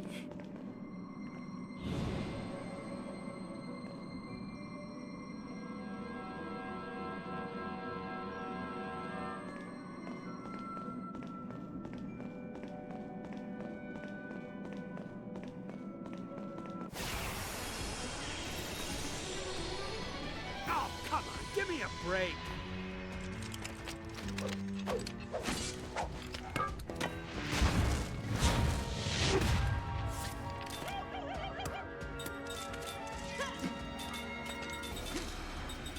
Forgetting.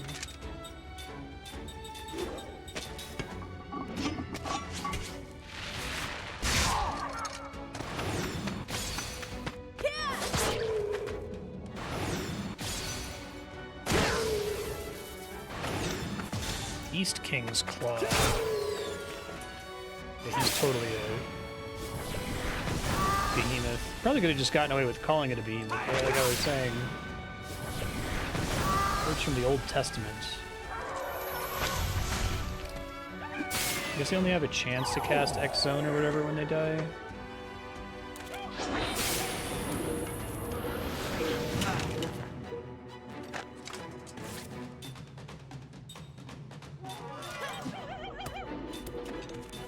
Technically back row.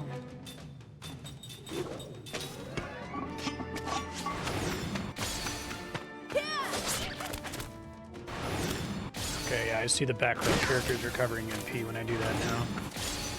Didn't notice that last time. It's pretty nice. I still don't know what that does. Maybe it's because it's just missing on everyone. It sounds like it means like it's death to the entire enemy party.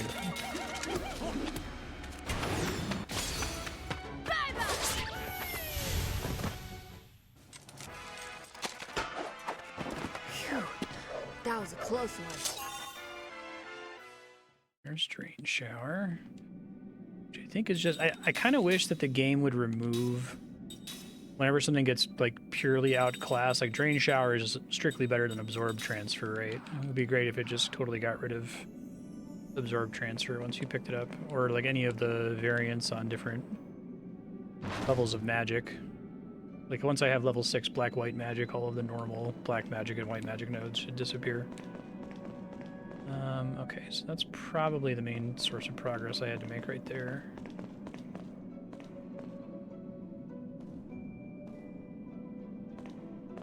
Am I not permitted to come back at all? Let's see.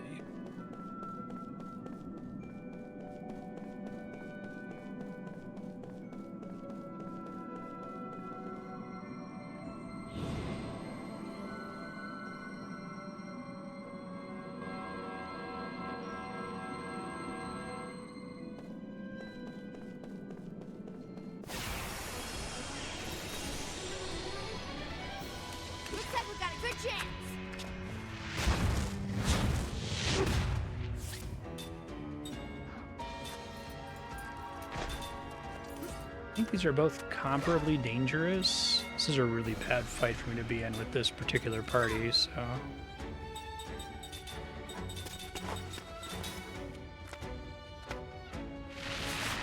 Sarah is so low level.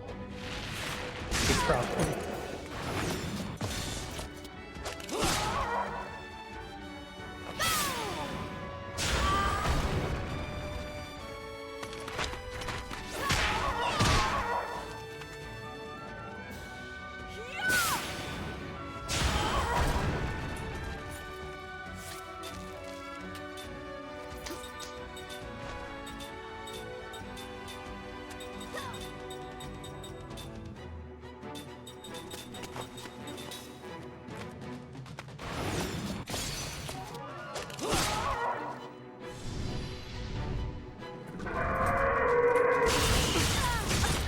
Okay.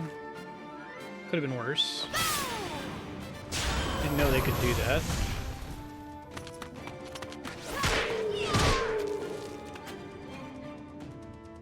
Less impressive.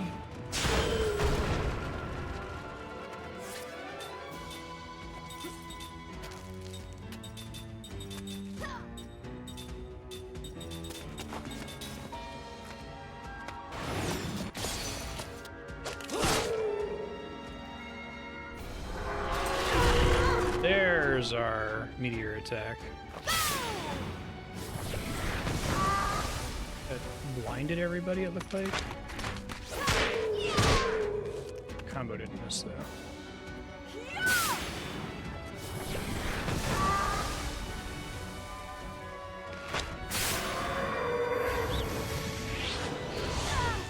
It only targets one person. I did it! A perfect battle! Stand firm. That sounds like a passive.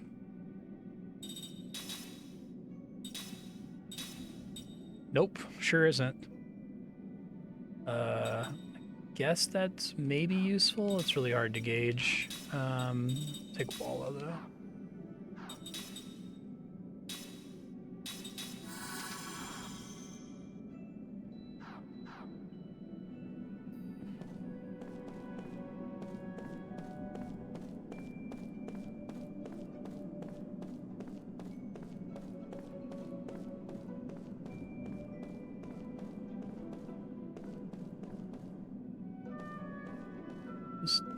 Looks like that's supposed to be grabbable. There we go.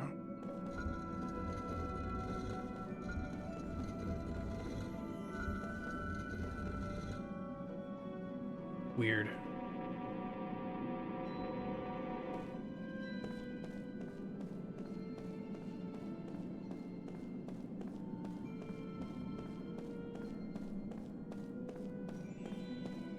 Hey. What are all these weird key items I keep getting? True key talisman? Like, what the fuck? Okay, so... some of these are tracked, but it's in the item menu, so I can try to look for these later.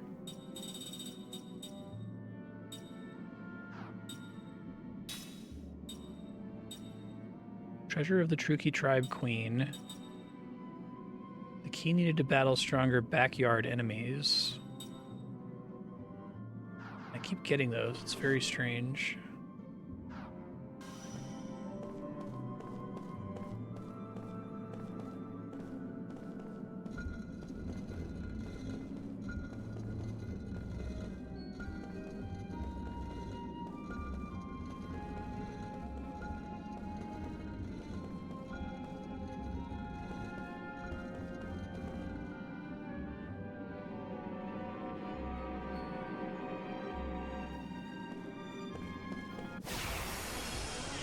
Please, no behemoths. Looks like we got a good chance.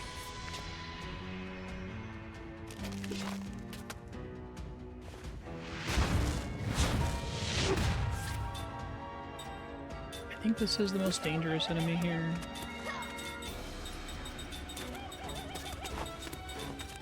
The Kime party's interesting. It's just like Kime, his wife, and their grandkids.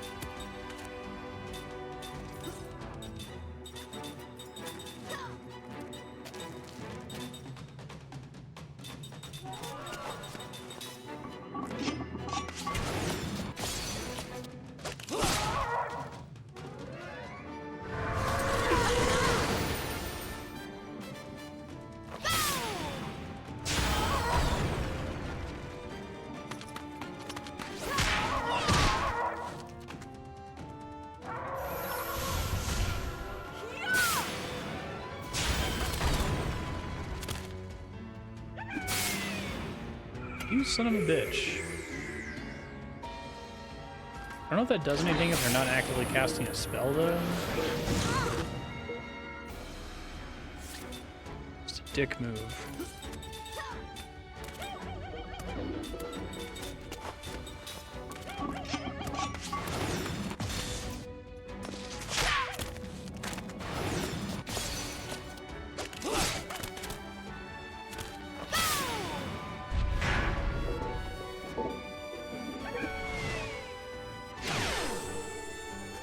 Every time it does that, it scares the shit out of me. Like, I don't want to look up what it does. Almost dead. I think the level 1 cast spells are just not worth it, unfortunately.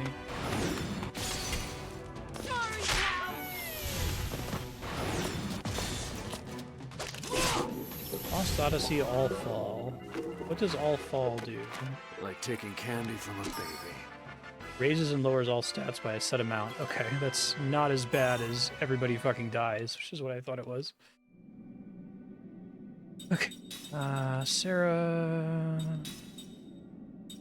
She has, like, nothing.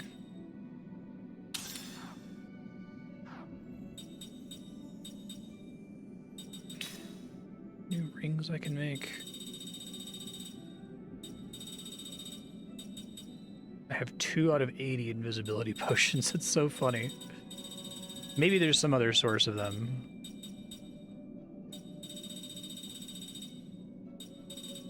Beast Killer 3.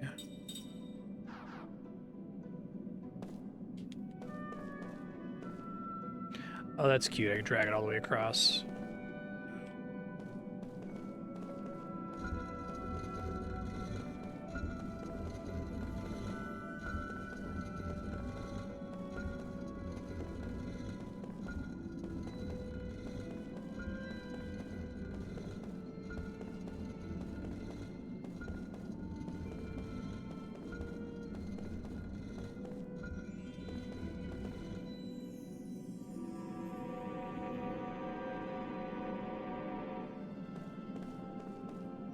I think it lets me push it again. Doesn't look like it.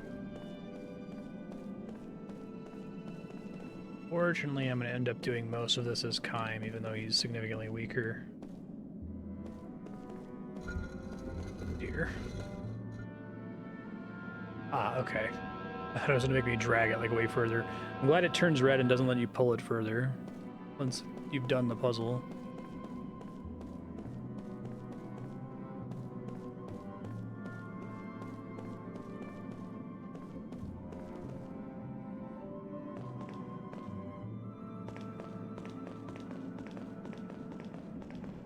New options now.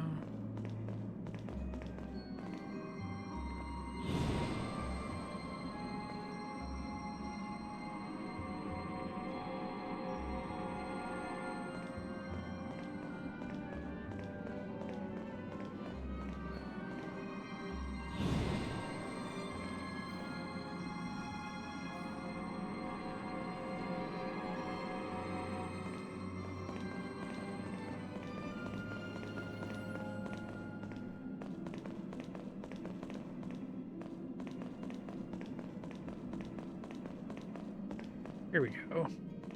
I guess I couldn't get to that before.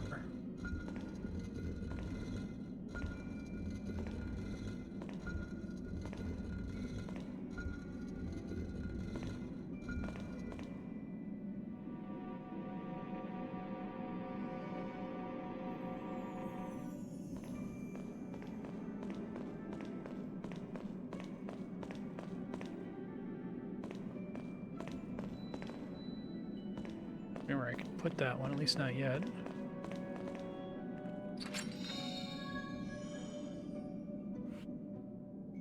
tablet fragment.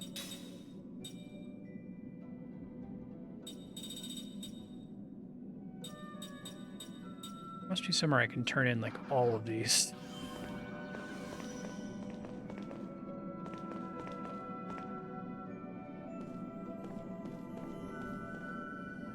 Okay, she's like up there. I switched characters hoping that Seth would get into a fight, but Let's just stay calm. that's fine.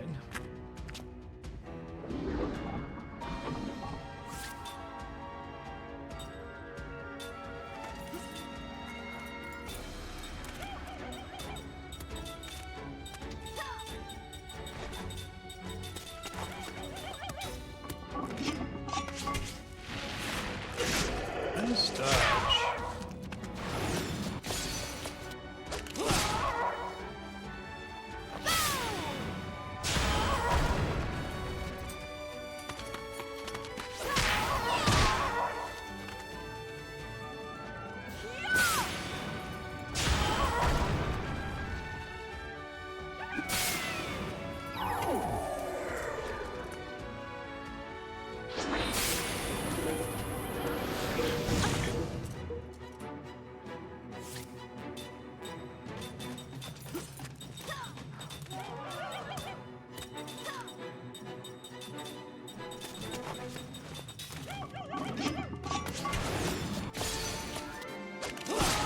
That water damage doesn't really cause me any problem, which is nice.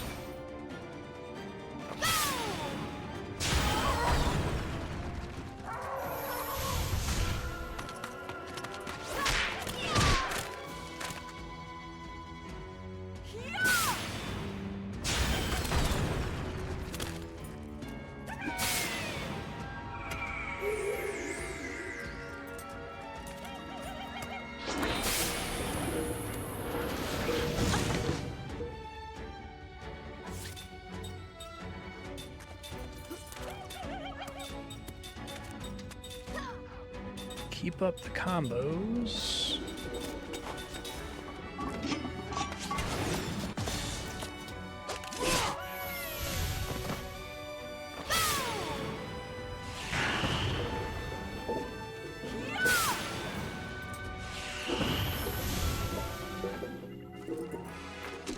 I did it!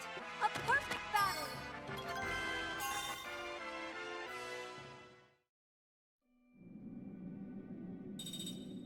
Sarah's kind of sort of catching up on levels, so this dungeon is interesting if part of it is its intent is to make sure you don't have any characters that are like way behind.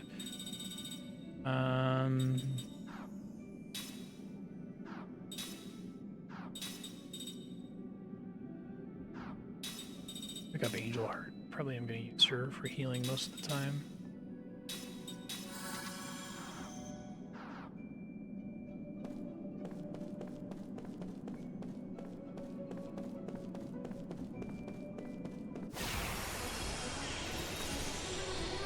Don't overdo it!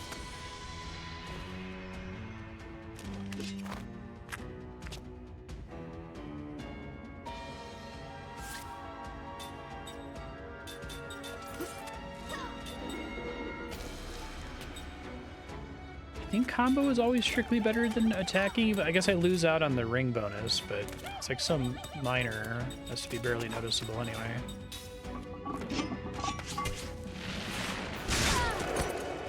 This game's pacing is odd. It's like you'll be like in a dungeon for like 3 hours, and then you'll get like 3 back-to-back side stories. But it's not super predictable. It's not like Persona where you're constantly alternating between 6 hours of dungeon and, you know, several hours of social linking.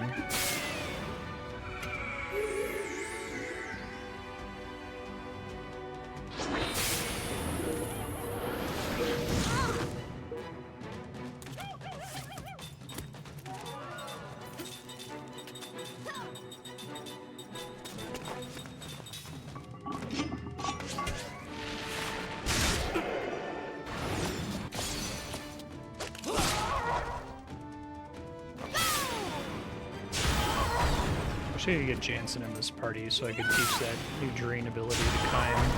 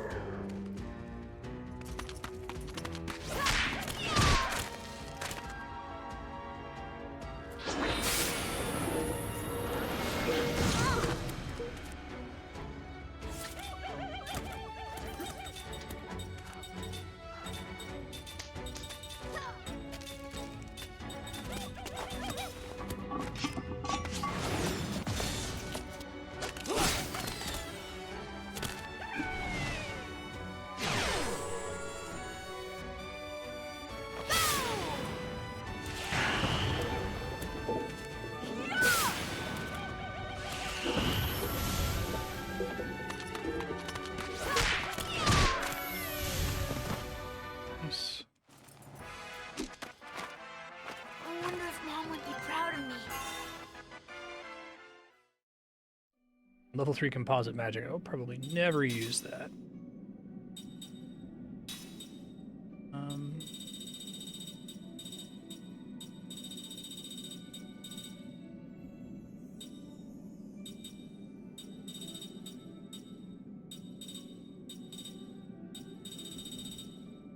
Turn around to ones I care about.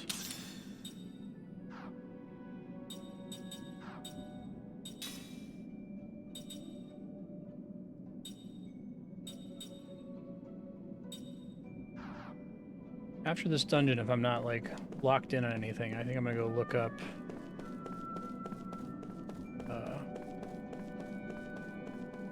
where some of this missing magic is. I hope it's not like missable.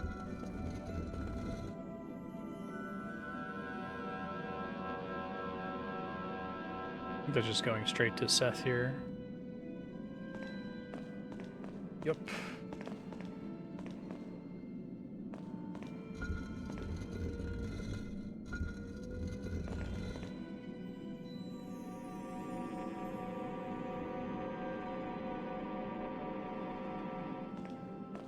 This game comes closest to the JRPGs I've played where like you have a front row and back row and it actually feels like it matters. I think the guard condition concept still needs a little bit of work, but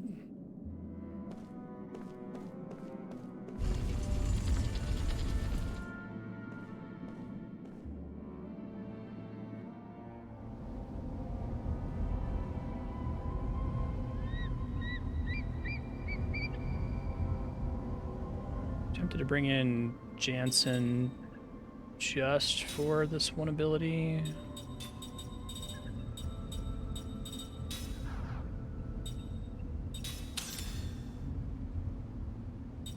So, skill link, Jansen, drain shower.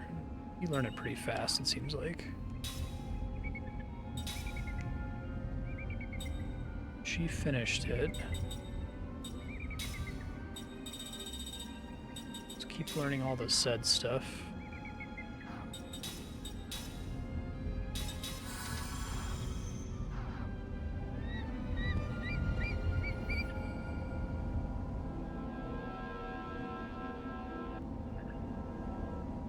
You aren't gonna give me another save point.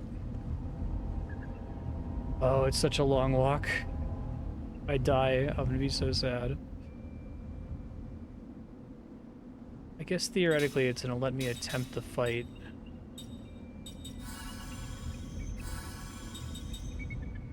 I think boss fights tend to give you a retry option at least.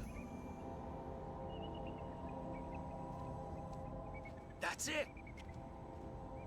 The magic stone! Uh-oh. No! What? Leave this to me. I'm an expert in stone knowledge.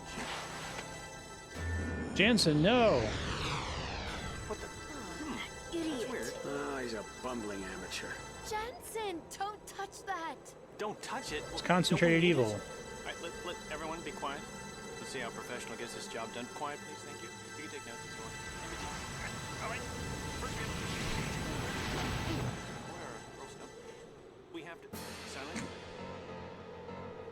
Yikes. Ah! Cool looking dude. If it's a fight you want, you got it. It's got ads, keystones, ancient fiend. Burden.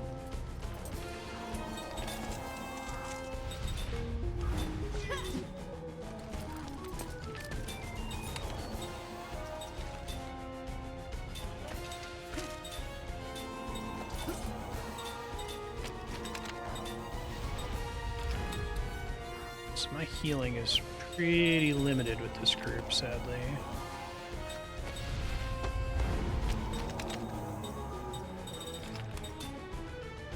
No elements. Oops.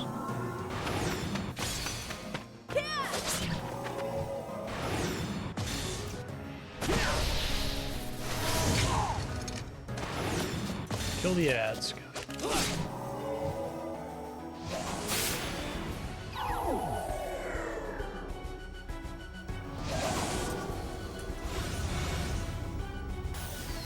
Oh, it's kind of interesting.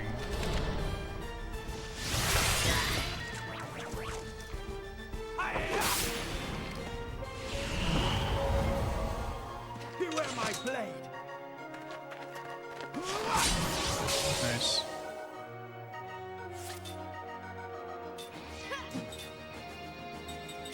It seemed to be worth.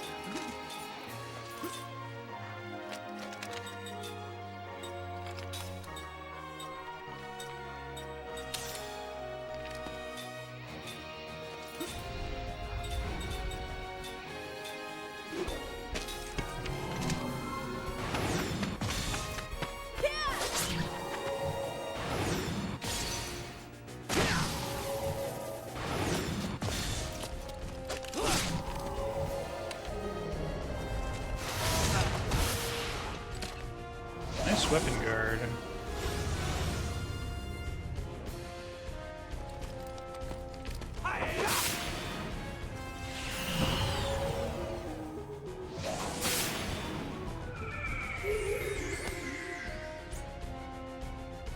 Beware my blade. Tell him, told him.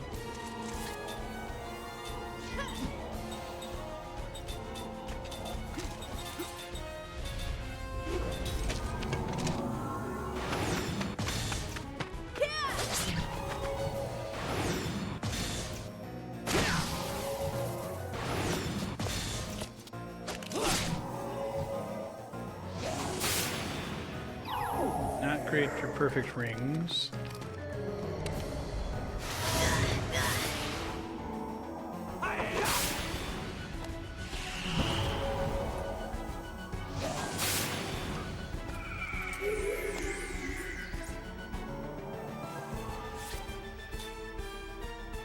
Almost dead.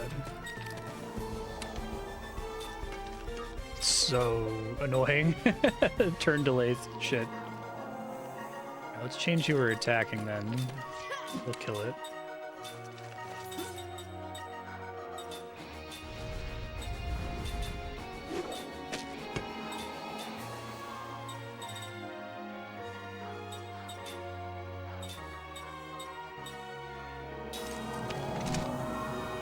Beware my blade. I think the delay in casting systems would all make way more sense if this game worked, if the turn system worked just like Final Fantasy X, where you could have like multiple turns in the interval between the enemy's turn.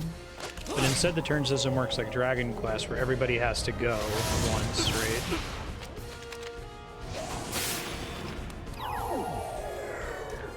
Any effect that like causes a delay like that is super punishing.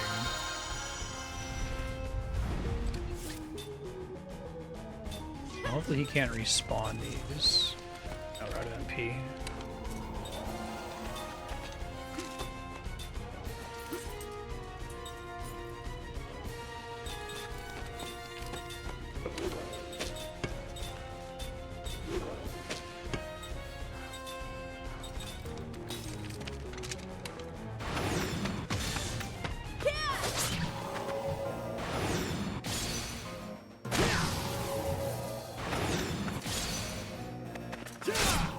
Wow, that's a significant change in damage. Okay. I'll have Seth use some MP recovery items on Tolton then.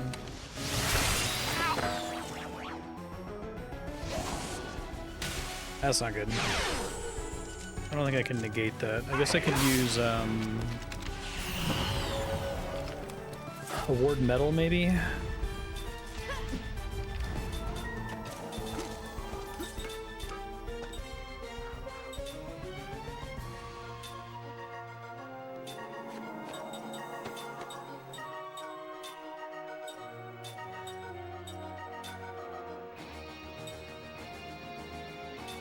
Forgot he had that. That's helpful.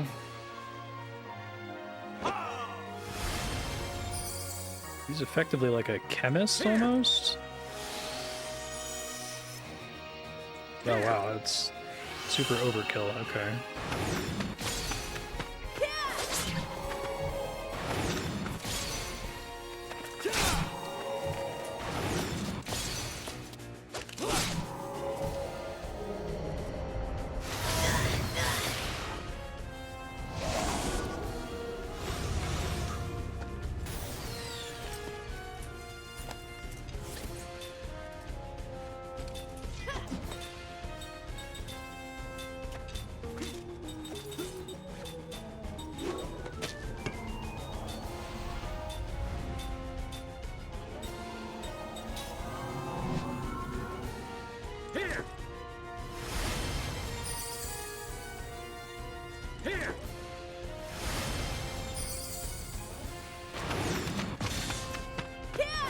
pretty effective healing if I have enough of those healing tanks.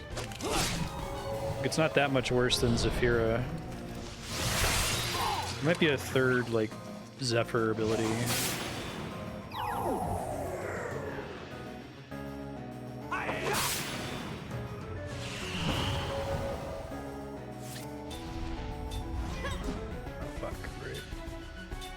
It already canceled it? Oh my god, just because I accidentally hit back to switch. Oh, that's painful. He just lost a turn there. Oh, that sucks.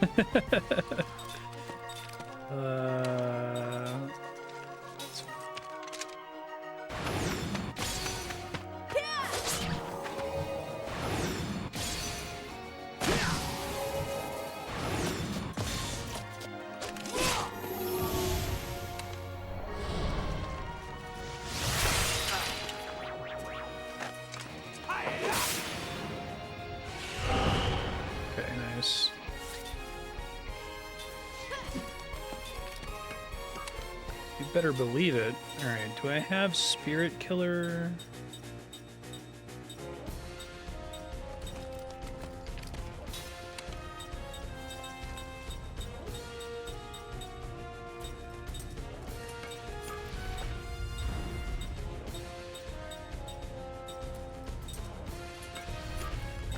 Doesn't look like it.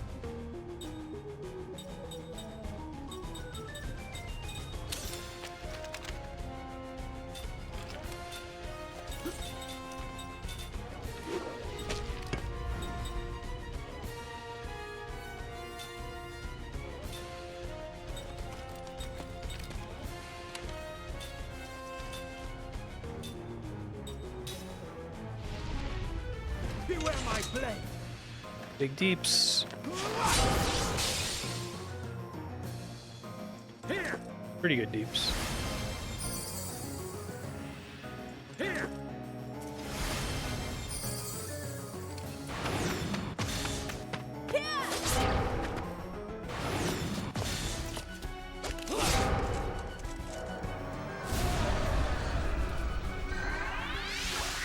Okay, so I can reset that now. I don't know if I have a party member with access to the spell I would need to do it.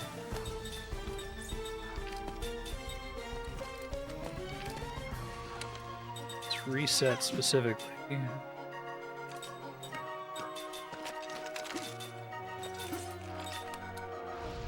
What if I had Cook still, I think?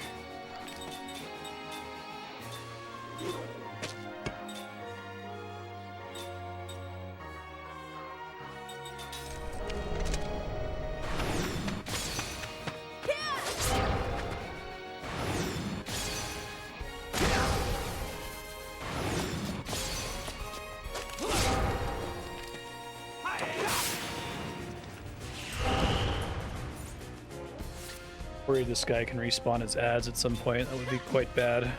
Oh, I need to stop doing break hit. He's been like really slowed, it seems like.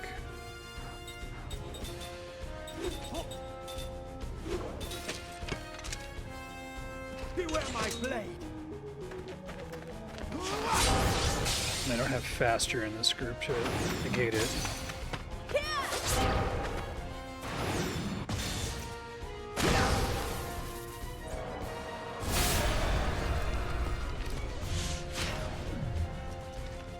Terrify.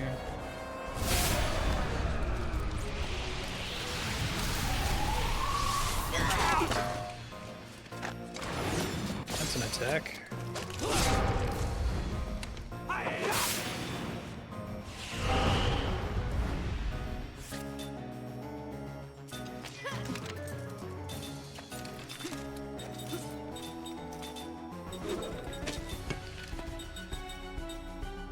Terror removal here.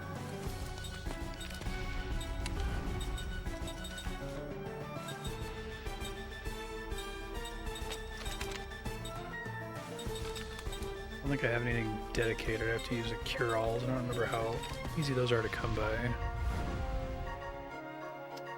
Formation paralysis.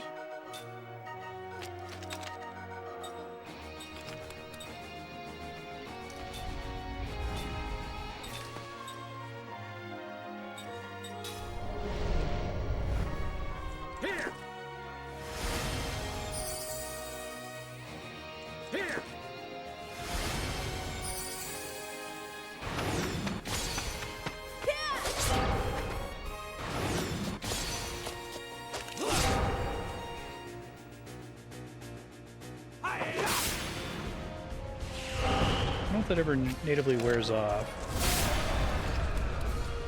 Boy. You just do this every turn now? Uh-oh.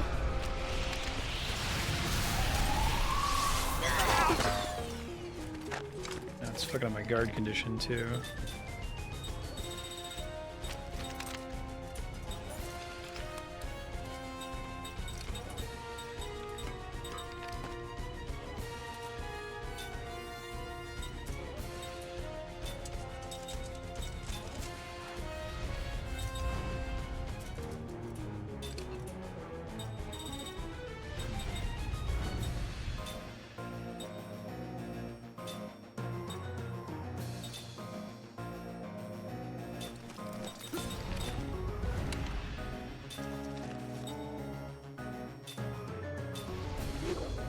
He should keep doing damage. He hits pretty hard.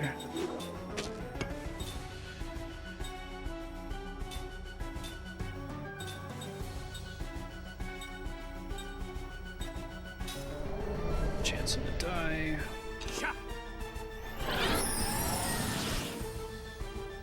Here!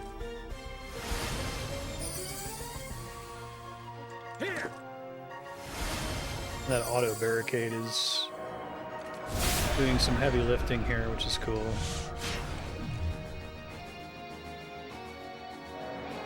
I think he's just doing that every turn from now on. It's kind of like a DPS race.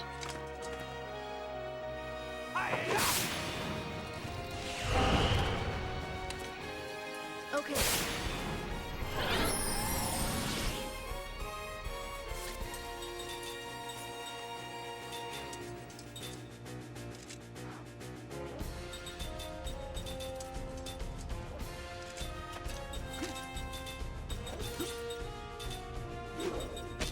Let's keep double item healing tanking here.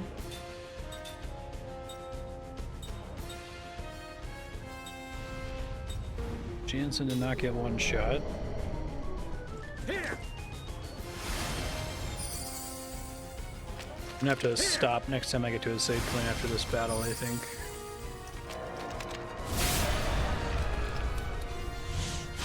If I had terror immunity, it would make this fight a lot easier.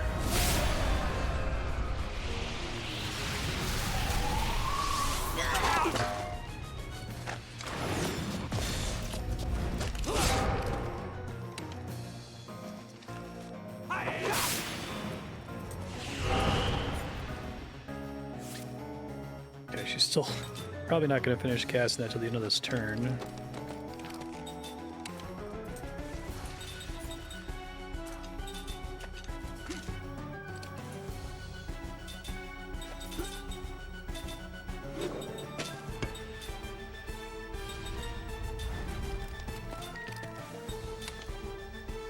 I don't think Seth's going to get to activate it until it's too late for a lot of these characters here.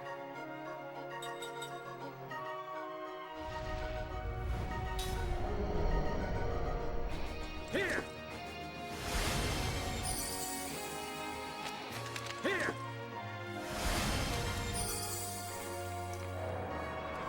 Tolton's gonna die for sure.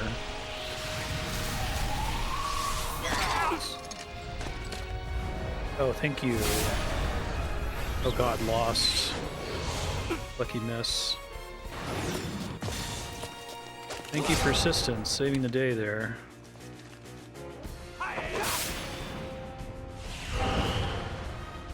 And Saphira's gonna get off, so that's nice. Squeezing people out of range of death's door. Oh, let's just go for the kill. Close here.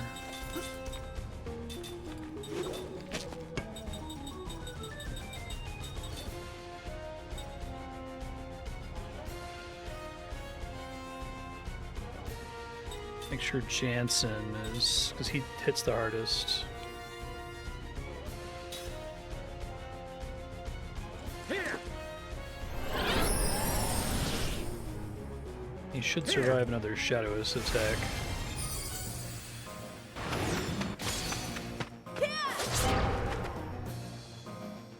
It's fine.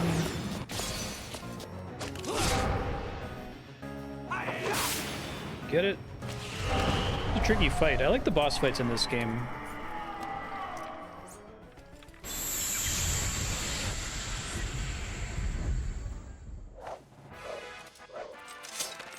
That wasn't very fun. Angel ring and angel feather.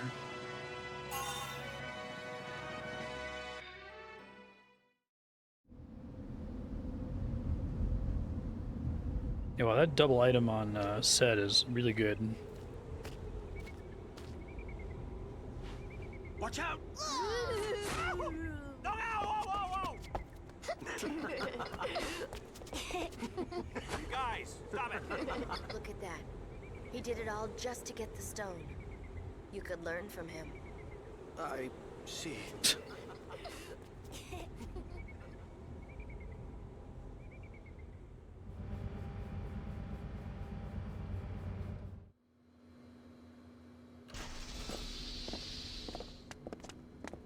So now we can boat through currents. Can I hold it?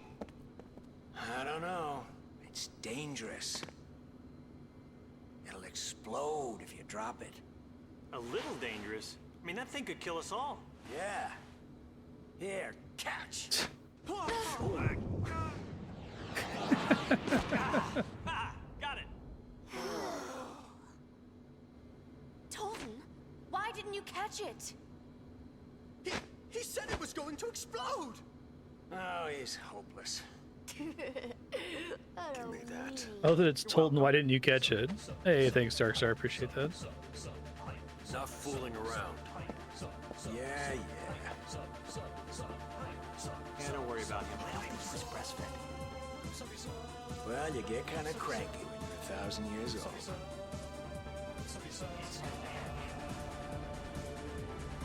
You're super awesome. Thanks. Appreciate that.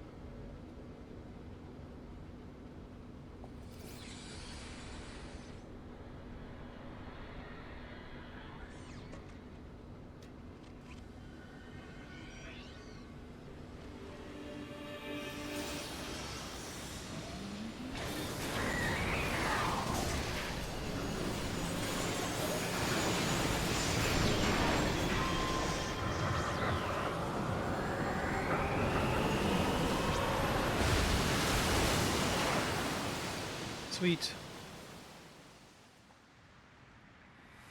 Alright, future Marstead, you now can swim through the heavy current, so do that and explore. Perfect timing.